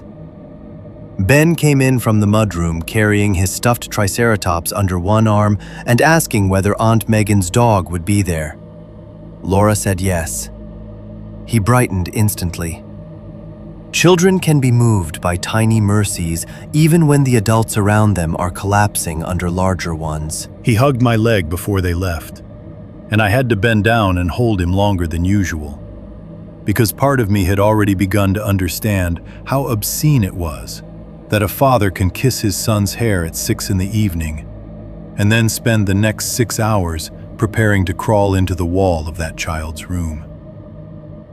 When I closed the front door behind them, the house changed. Not physically, not at first. But every occupied home has a living noise field around the people inside it. Dishwasher hum, footsteps, a television 2 rooms away, little toy collisions, cabinet doors, voices, somebody laughing at a video in the kitchen. Once those sounds leave, a family house becomes an architecture again. Framing, ducts, wiring, settlement. It starts admitting what else it has always been. I locked the front door, then the back. Then I walked the entire perimeter of the house in the blue-gray hour before full dark, checking the foundation line, the mulch bed outside Ben's room, the utility access panel in the basement, the attic hatch, the garage service door, the crawl space opening I had already examined half a dozen times. I found nothing new. No tracks, no smell outdoors strong enough to anchor dread to fact. The rain from the night before had left the ground dark and slick, but the day had dried most surfaces enough that anything old now belonged to weather. Inside again, I gathered what I thought I might need. Flashlight first, the best one, not the cheap utility light from the junk drawer. Then the pry bar from the garage. Then my phone, with the camera cleared of storage and set to record. Contractor plastic sheeting from the basement shelving. Work gloves. A cordless drill. A hammer, because I no longer trusted myself not to need the blunt comfort of one. I laid the plastic down in Ben's room, the way Nate had laid his drop cloths. Only neater, quieter. Without the cheerful, practical profanity of a contractor who assumes a wall cavity is only carpentry. The panel stared back at me from the reopened section of the wall, like something already aware of the ritual forming around it. I had removed the bent screw that morning, and then resecured the opening more heavily after Laura took Ben to school. All day, I had gone through my meetings and errands under the knowledge that by nightfall, I was going to do the one thing Walter Mercer had warned us never to do. If you hear knocking in the walls at night, don't open that little door. For decades, I had obeyed the spirit of that warning. I had let hidden spaces remain hidden. I had built a life around avoidance and control, and the hope that containment, once achieved, could be inherited. But fear has a shelf life in men my age. Past a certain point, it either hardens into doctrine or curdles into action. Mine had done both. I spent the evening making the house look ordinary for no reason except that ordinary things steadied my hands. I washed dishes that were already clean. I took the trash out. I turned on a baseball game and muted it. I reheated leftover chili and ate half of it standing at the counter without tasting any of it. At 10, I walked the hall again and put my palm on Ben's bedroom wall. Cool drywall. Nothing more. At 11:30, the house had settled into the depth of nighttime only inhabited homes reach. A depth made of appliances cycling, distant traffic too softened to count, and all the tiny thermal shifts structural materials make when exterior temperature drops. I turned off every light in the hall except the one in Ben's room and sat on the floor opposite the wall with the flashlight beside me and my phone camera pointed at the opening. The contractor plastic crackled softly under my legs each time I shifted. I waited. That is still what horror most often is, in my experience. Not pursuit, not revelation. Waiting with your body arranged around a possibility you no longer fully doubt. At first, the house gave me everything except what I wanted. The refrigerator kicked on. A pipe clicked somewhere near the upstairs bath. The baseboard unit in the guest room made its ordinary expanding tick.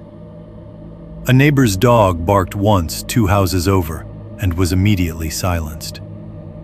My own breathing sounded too loud. 12 passed, then 12:30. I began to hate myself for this with the slow gathering disgust of an adult who can see exactly how far his behavior has departed from reason and still cannot stop.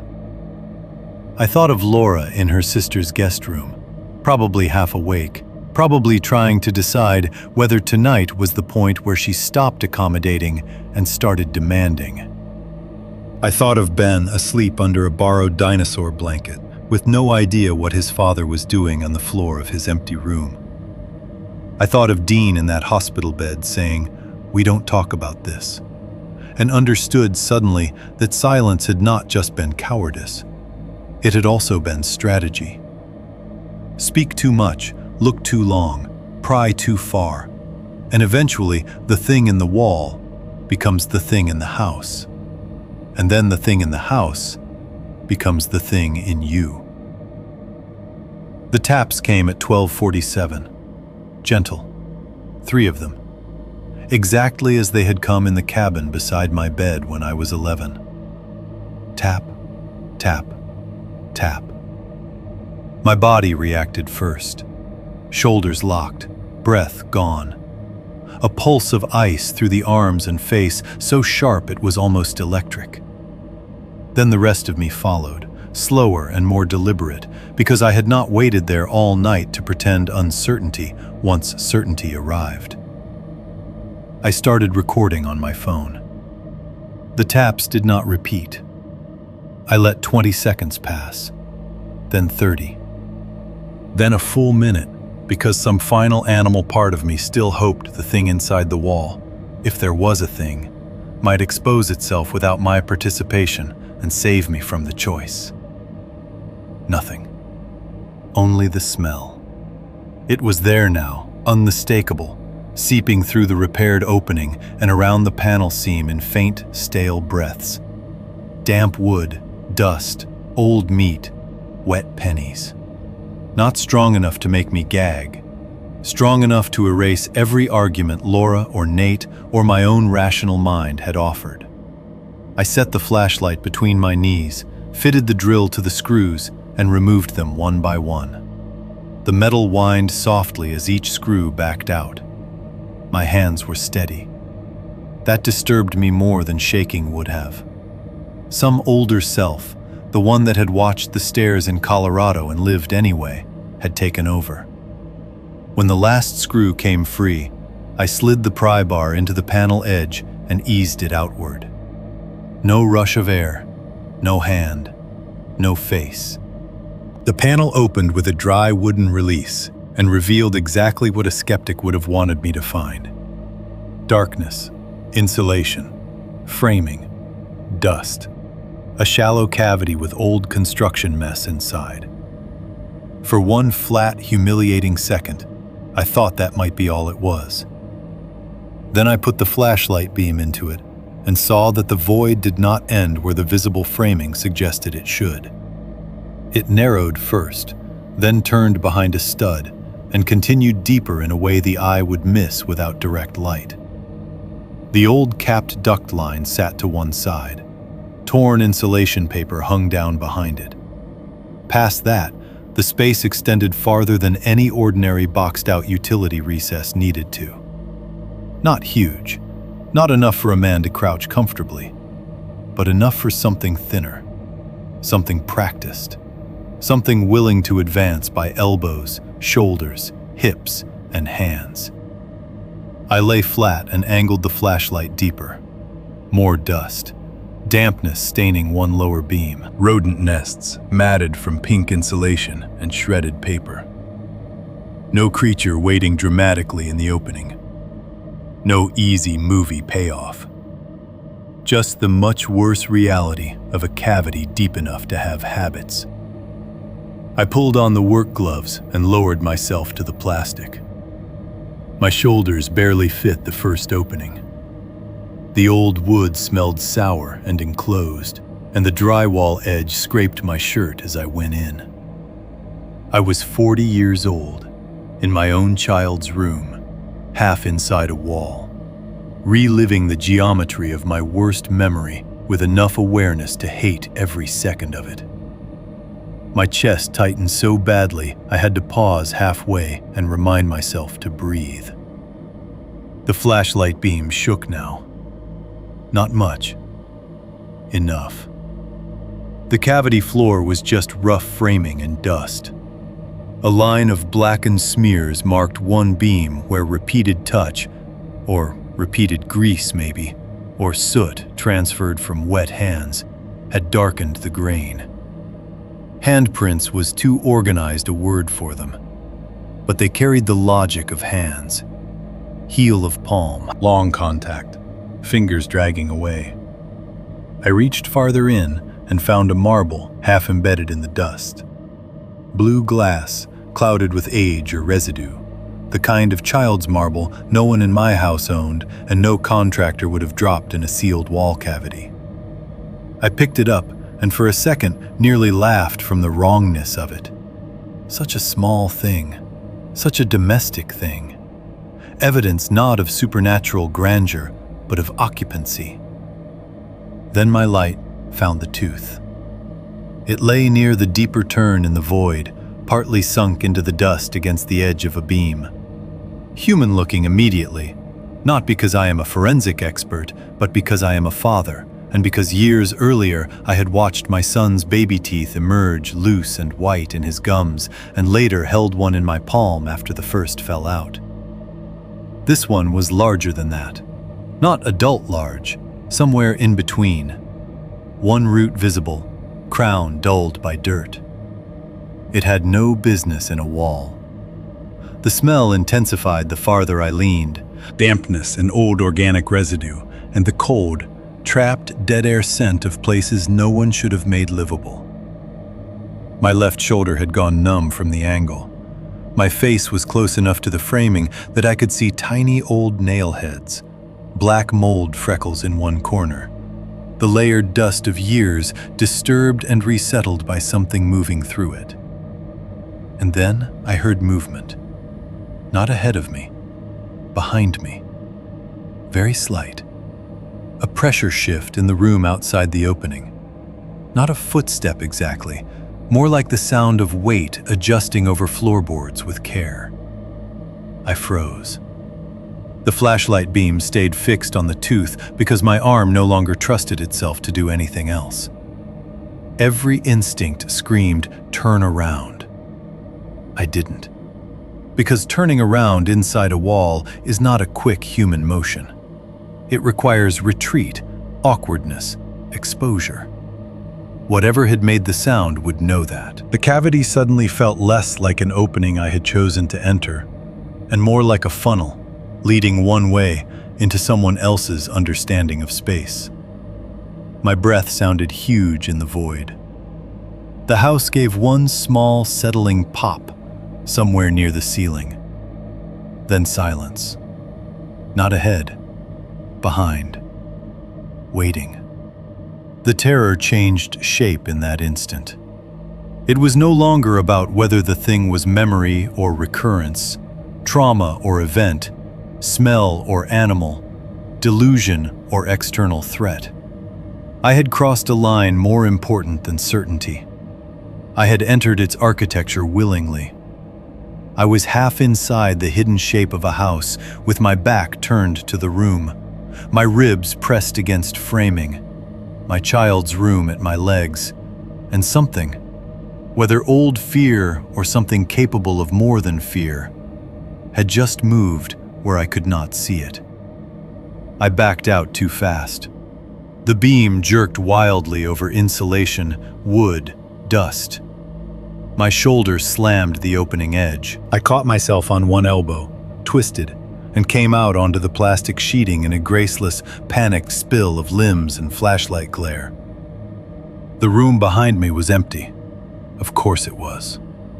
Toy dresser, bed frame shoved from the wall, nightlight glow, closed closet doors, hall light striping the carpet. Nothing standing there.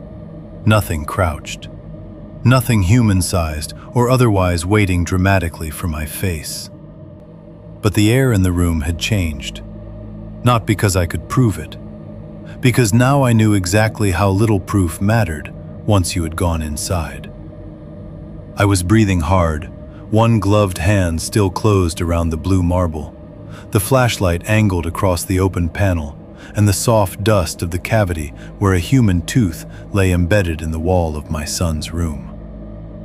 And in that moment, kneeling on contractor plastic under the smell of old meat and damp wood.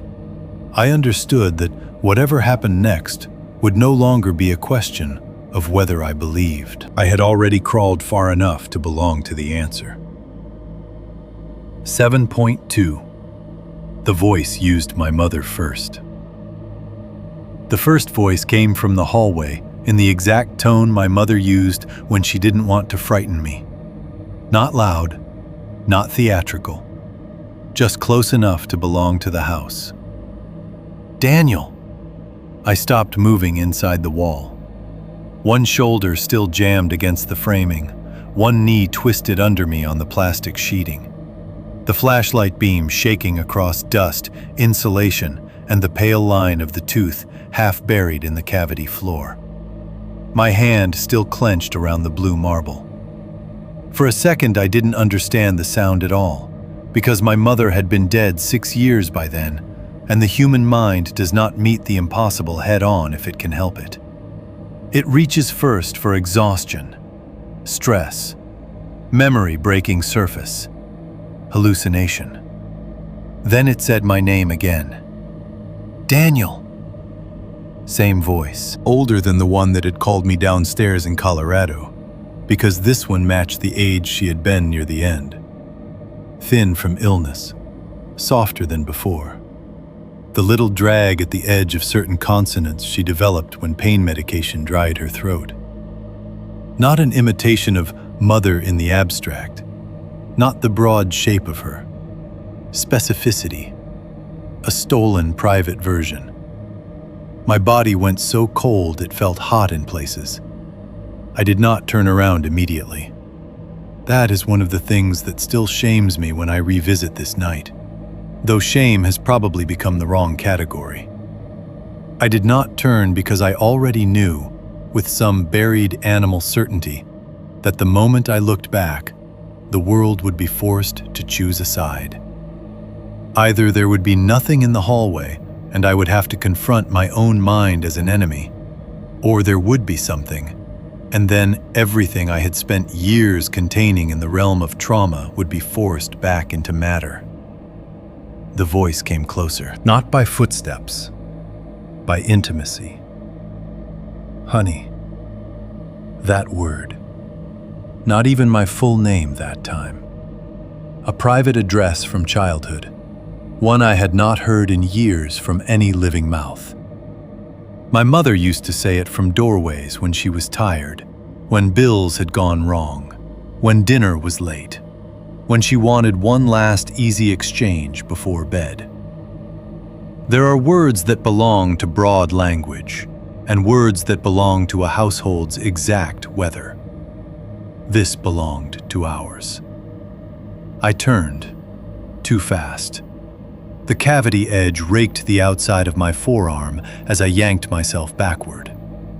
A nail or screw point caught skin and tore a line from elbow toward wrist, sharp enough that I felt heat before pain. Then came the blood, bright on my glove, darker when it hit the contractor plastic in 3 quick drops. The hallway was empty. Not empty in the comforting sense, empty in the stage set sense, where every object is present and correctly arranged, and yet the room feels recently vacated by intention. The overhead hall light was still on. Family photos lined the wall. The door to the bathroom stood half open. Laura's overnight bag sat where she had left it near our bedroom earlier that evening, when she decided at the last minute to take it to her sister's. The baseboards gleamed softly where we'd repainted the hall the year before. No one stood there. No mother. No shape. No evidence that language had just entered the room from a throat. I backed fully out of the opening and rose too quickly, my shoulder clipping the edge of Ben's dresser. The flashlight swung wild and lit the ceiling, then the bed frame, then the far wall. My sliced forearm began to throb now that adrenaline had made room for pain. Blood trailed down into my palm and dampened the blue marble. Then Ellie spoke. Not from memory. Not the younger Ellie from Colorado. The adult Ellie. My sister at 23, then 28, then 32. Some impossible blend of all the ages at which she had called me in private over the years, when she wanted to talk about our mother's health, about Dean's funeral, about whether she was being ridiculous for refusing to sleep in a room with a bed against a wall. The voice in the hallway was hers in the age of our shared damage. Dry, careful, trying not to sound frightened, and failing just enough to be true. Danny. She had not called me that in front of anyone else since we were kids. Don't look at it. Every muscle in my body tightened so hard, I thought for one absurd instant I might black out standing up. I swung the flashlight toward the hall again. Still nothing visible. And that was what made it so much worse. A visible intruder belongs to eyes. An invisible voice belongs to interior space, to ducts, to walls, to memory, to something that does not need to stand fully in a doorway to enter a house. My phone was still recording on the floor where I'd set it, facing the opening. I snatched it up with my bloody hand, nearly dropping it from slickness, and turned the camera toward the hall. The screen showed exactly what the eyes showed. Darkness at the far end, light in the foreground. No person. Then Ben spoke. Dad? Not from my son's sleeping voice at 6, from his current voice. Small, warm, close, with the slight softening at the end of words he still had when tired. Dad, I'm cold. I made a sound I have never heard from myself before or since. Not a shout, not a word. Something torn from the middle where terror and recognition overlap. I stepped backward until my calves hit Ben's pulled-away bed frame and nearly sat down on it. Stop, I said. The hallway answered in silence. Then from farther down, closer to the front of the house this time, or seeming closer, Ben's voice again, a little thinner now, as if filtered through distance or drywall. Can I come in? I understood then, finally and completely, what Colorado had been. Not just mimicry, selection. It did not choose voices at random. It chose by pressure point. Whatever pattern of intelligence belonged to it, animal, human, ruined, or something that made categories useless, it understood the architecture of family as clearly as it understood the architecture of houses. My mother first, because she was dead and therefore unanswerable. Ellie second, because she shared the original wound and would carry authority with me. My son last, because there is no father alive who can hear a child sound cold and not feel his body answer.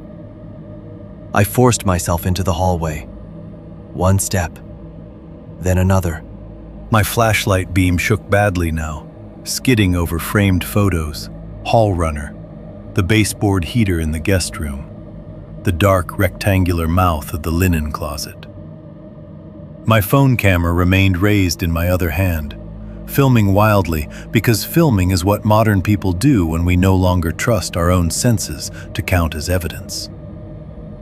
The blood from my arm had begun to drip steadily enough that each drop hitting the hardwood sounded louder than it should. At the far end of the hallway, where it opened toward the darker front rooms, I finally saw something. Not fully. That was its mercy or its cruelty. A silhouette, too narrow, too tall, half withdrawn into the dark where the hallway met the shadow of the living room, as if it had been standing there long enough to become part of the shape of the house. The proportions were wrong, in the same way wrongness had always announced itself to me. Shoulders too slight for the height, head angled fractionally as though listening, one arm hanging longer than it should have, Not a dramatic reveal. No eyes flashing in the beam, no open mouth. Just enough of a body to let scale exist. It did not rush me. That is important. A charging thing can still be understood through survival. You run, barricade, strike, scream. The nervous system knows its role. But this shape only stood there, half in shadow, and watched. Even from the distance of the hall, even with the light shaking over it too inconsistently to give me a perfect outline, I knew it was watching and not merely occupying space. That was the moment the most horrifying possibility arrived whole. Maybe it does not travel the way ordinary bodies travel. Maybe the thing in Colorado had never simply followed me through miles, years, addresses, and life events the way a man stalks another man. Maybe once it learns a family, our voices, our reflexes, our room layouts, the exact pitch of fear that moves us, it can re-enter through whatever structures resemble access. A wall cavity, a vent, a boxed-out utility void, a habit, a remembered sound. A house with enough hidden channels, or a mind with enough of its old channels still open. Maybe it moves partly through architecture and partly through imprint. Maybe followed is the wrong word. Maybe re-entered is closer. I don't know if that thought formed in language exactly then, or if I am only giving shape now to what my body understood in the hallway. But I know the terror changed. It was no longer about a single hidden occupant or a resumed haunting of place. It was about portability. Learn a family well enough, and perhaps distance stops mattering in the ways we need it to. I raised the phone higher and tried to steady it.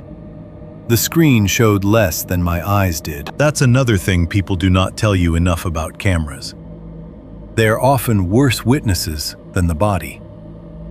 The dark at the end of the hall flattened into grain and shadow. The silhouette became only a density the image sensor could not agree on.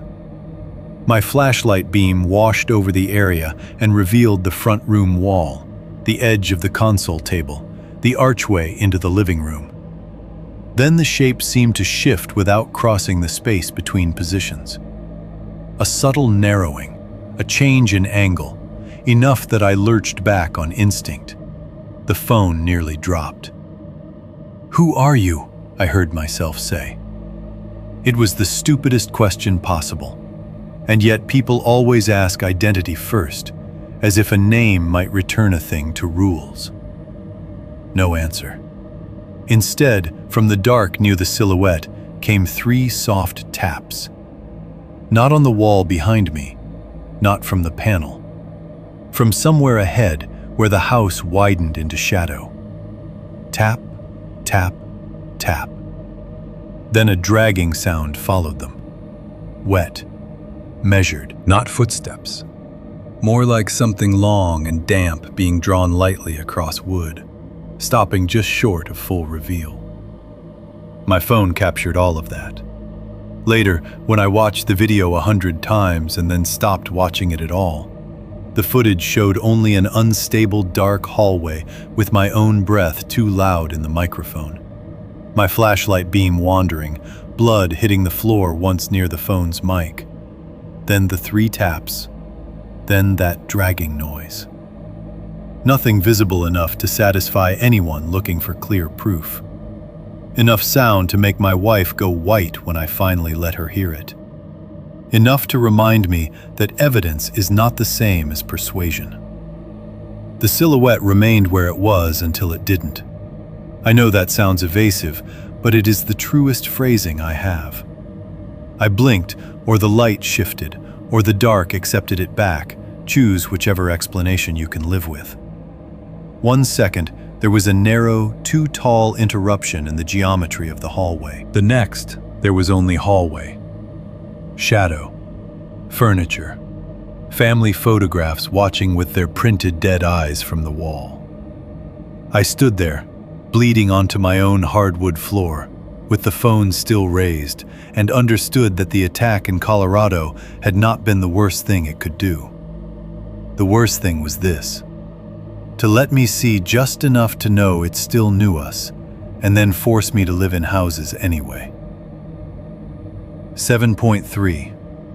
Morning made it worse. Dawn did not fix anything.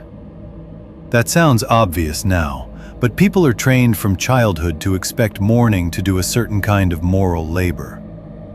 Night holds distortion, fear, breath in the hallway, things said in low voices and regretted by noon. Morning is supposed to divide dream from matter, show footprints or fail to, reveal the branch that tapped the siding, prove the shape in the corner was a chair with a coat on it. Daylight does not need to comfort us fully. It only needs to restore the world to rules. That morning did neither. I must have slept eventually, though if you had asked me, then I would have said I stayed awake the whole night. I remember sitting on the hall floor with my back against the wall opposite Ben's room, the hammer in one hand, my phone dead beside me after hours of replaying the same dark footage, and the flashlight rolling away at some point under the console table. The last thing I clearly recall before a blank stretch is the eastern windows turning from black to a muddy charcoal gray, while the house made its thin, ordinary pre-dawn noises. The refrigerator compressor, settling wood, the faint clicking of baseboard heat re-engaging downstairs. When I opened my eyes for real, there was daylight in the hall. Not bright. It was one of those flat Iowa mornings where cloud cover turns everything the color of old paper. But it was enough to show edges. Enough to show the hall was empty. The far end, where I had seen the silhouette the night before, contained only what it should have contained. The living room threshold, the entry runner, the coat hooks by the front door, the framed print Laura kept meaning to replace with something better. No trace of movement, no standing shape, no sign that any voice had crossed the hallway wearing my mother, my sister, and my son like borrowed clothing. For one impossible second, I felt almost stupid. That was the first sensation, not relief. Humiliation. The house in gray daylight looked painfully ordinary. My dried blood flecked the hall floor in tiny dark beads near Ben's doorway. My forearm had stiffened into a line of scab and tacky residue where the nail had cut me. The contractor plastic in Ben's room crackled under the early light from the window. Nothing about the visible world suggested anything had shared the house with me except my own panic. Then I saw the panel. It was open. Not wide, not theatrically hanging on one hinge, as though a brute force had ripped it away in the night. Just open enough to make certainty impossible to survive. I had shut it. I knew I had shut it. I had removed screws, opened it, crawled partly inside, backed out bleeding, then sat there until morning, with the opening in my direct line of sight. At some point during or after that, the panel had been eased open again. No smashed framing, no splintered wood, no hardware failure I could invoke as daylight's mercy. Just the small, square door in my son's wall, standing ajar. I got to my feet too fast and had to put one hand against the hall wall while the room steadied around me. Then I crossed the doorway and stood there, looking at the opening as if staring hard enough might force causality to appear. The smell reached me first. Fainter than the night before, but still there. Damp wood, old dust, and the metallic sour sweetness of something organic lingering in stale trapped air. I crouched. There is a point after terror where fear changes into something colder and more procedural. My body was still frightened, but another part of me had moved into the role of witness. The same part, maybe, that had made me search the cavity with a flashlight instead of burning the house down and taking the insurance loss. The same part that had watched adults fail to name the cabin honestly and decided, perhaps without words, that naming by evidence would be the only naming that mattered. I lifted the panel the rest of the way.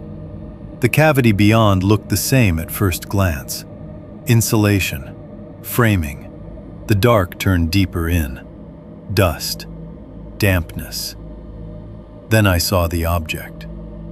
It sat just inside the opening where there had been nothing the night before, or at least nothing I had touched or brushed or shifted. Small, rectangular, curled slightly at one corner, dark with age or moisture. I knew what it was before I picked it up. A Polaroid. Not pristine white-bordered nostalgia, but one that had suffered weather and time. The surface was dulled and warped. One corner was bent. The image had a yellow-gray cast where the emulsion had aged badly or been exposed to damp. There was dirt along the lower edge and one thin black smear across the border where fingers, or something like fingers, had pressed it. My hands started shaking only then. I lifted it into the window light. The photograph showed the Colorado cabin kitchen. Not vaguely, not a room that resembled it, not a generic rustic interior my mind was trying to force into significance. That kitchen.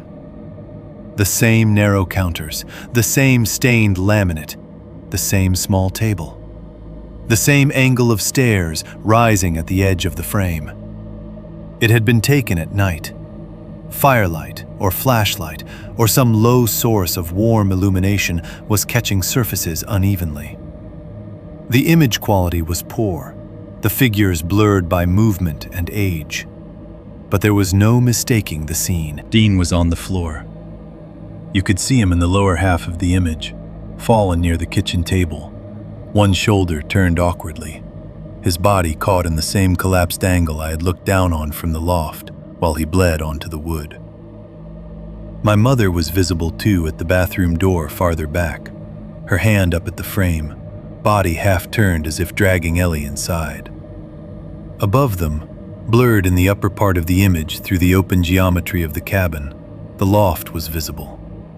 My bed, the railing, the dark line of the wall beside it. The photograph had been taken from low near the stairs. No, lower than that. The angle was wrong for any standing person in the room. Too close to the structure, too hidden, too intimate to the under-stair line. It looked as if the camera had been held from inside, or just at the mouth of that concealed wall system where I had watched the thing retrieve the skull. Meaning the photograph had been taken from within the house, from the hidden roots, from the thing's own vantage. I sat down hard on the floor, not dramatically. My knees simply stopped cooperating, and the hall came up to meet me.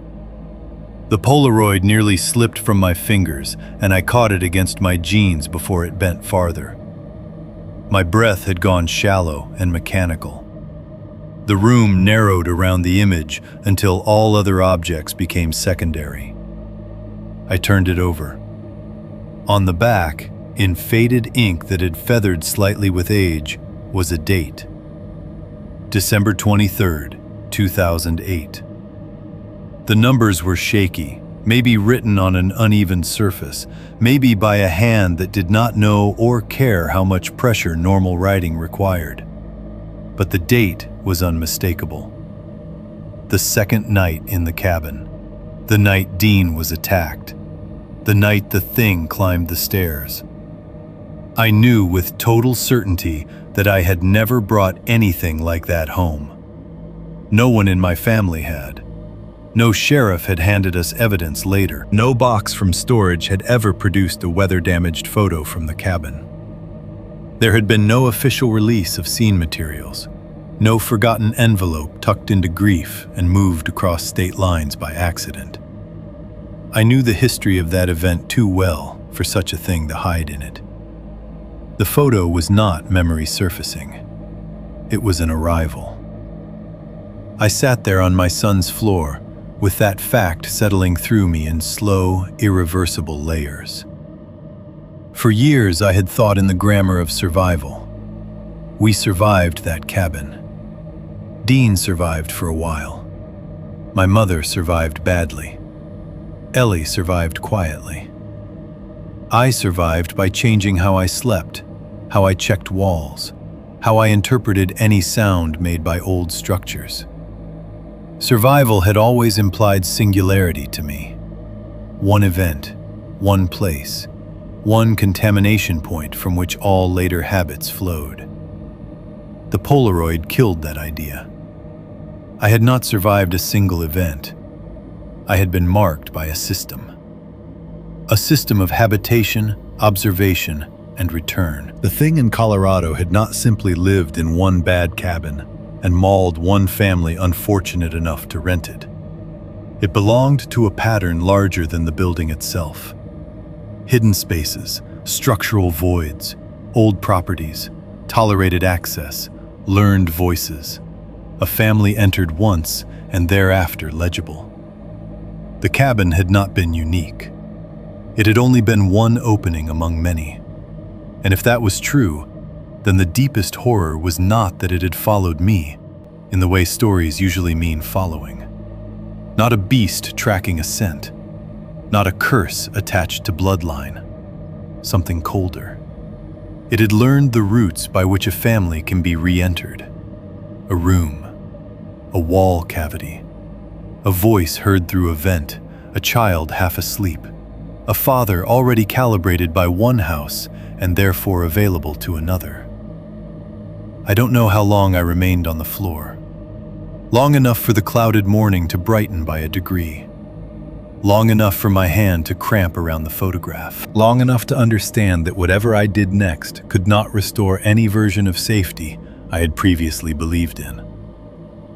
Eventually I stood and set the Polaroid on Ben's dresser, face down, as if a child's room could still be kept from certain images by the simple discipline of orientation. Then I looked at the wall opening one last time. Nothing moved inside. No hand reached out. No voice spoke. Just dust, wood, dark depth, and the smell of stale animal sweetness thinning as the morning air warmed the rest of the house.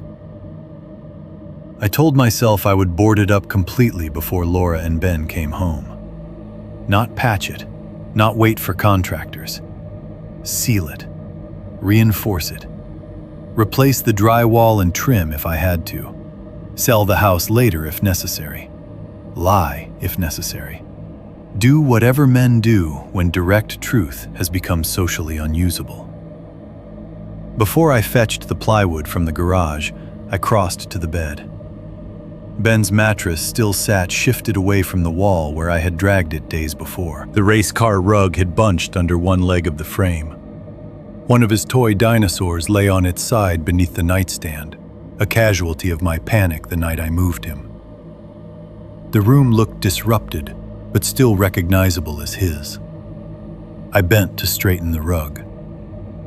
That was when I saw the marks on the floor.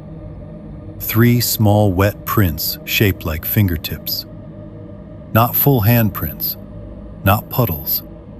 Just the clear, rounded contact marks of 3 narrow tips, each one darkening the hardwood in tiny, moist ovals with the faintest drag at one edge. They were spaced too far apart for a child's hand, and too deliberately aligned to belong to drips or chance. There were only 3 of them visible at first because of the angle. Then, as I lowered myself further, I saw the continuation. A short line of them. 3, then a gap, then 3 more, then another gap. They began in the space between the bed and the baseboard, and they led not out of the wall, but toward the bedroom door. I stayed crouched there for a long time, one hand on the edge of the rug, looking at those wet little marks drying slowly in the daylight of my son's room. There is no honest comfort left after that image. No final claim that I burned the photo, sold the house, confessed everything to my wife, or discovered an explanation neat enough to let the world close around it again. Some of those things happened in partial forms. None of them matter the way people hope endings will matter. What matters is this. The last clear thing I saw that morning was not a monster in a wall. It was evidence that something had already crossed the room. And if it had crossed the room, then the walls were never the boundary I needed them to be. Maybe it isn't trapped behind them anymore. Or maybe the worst truth is that it never was.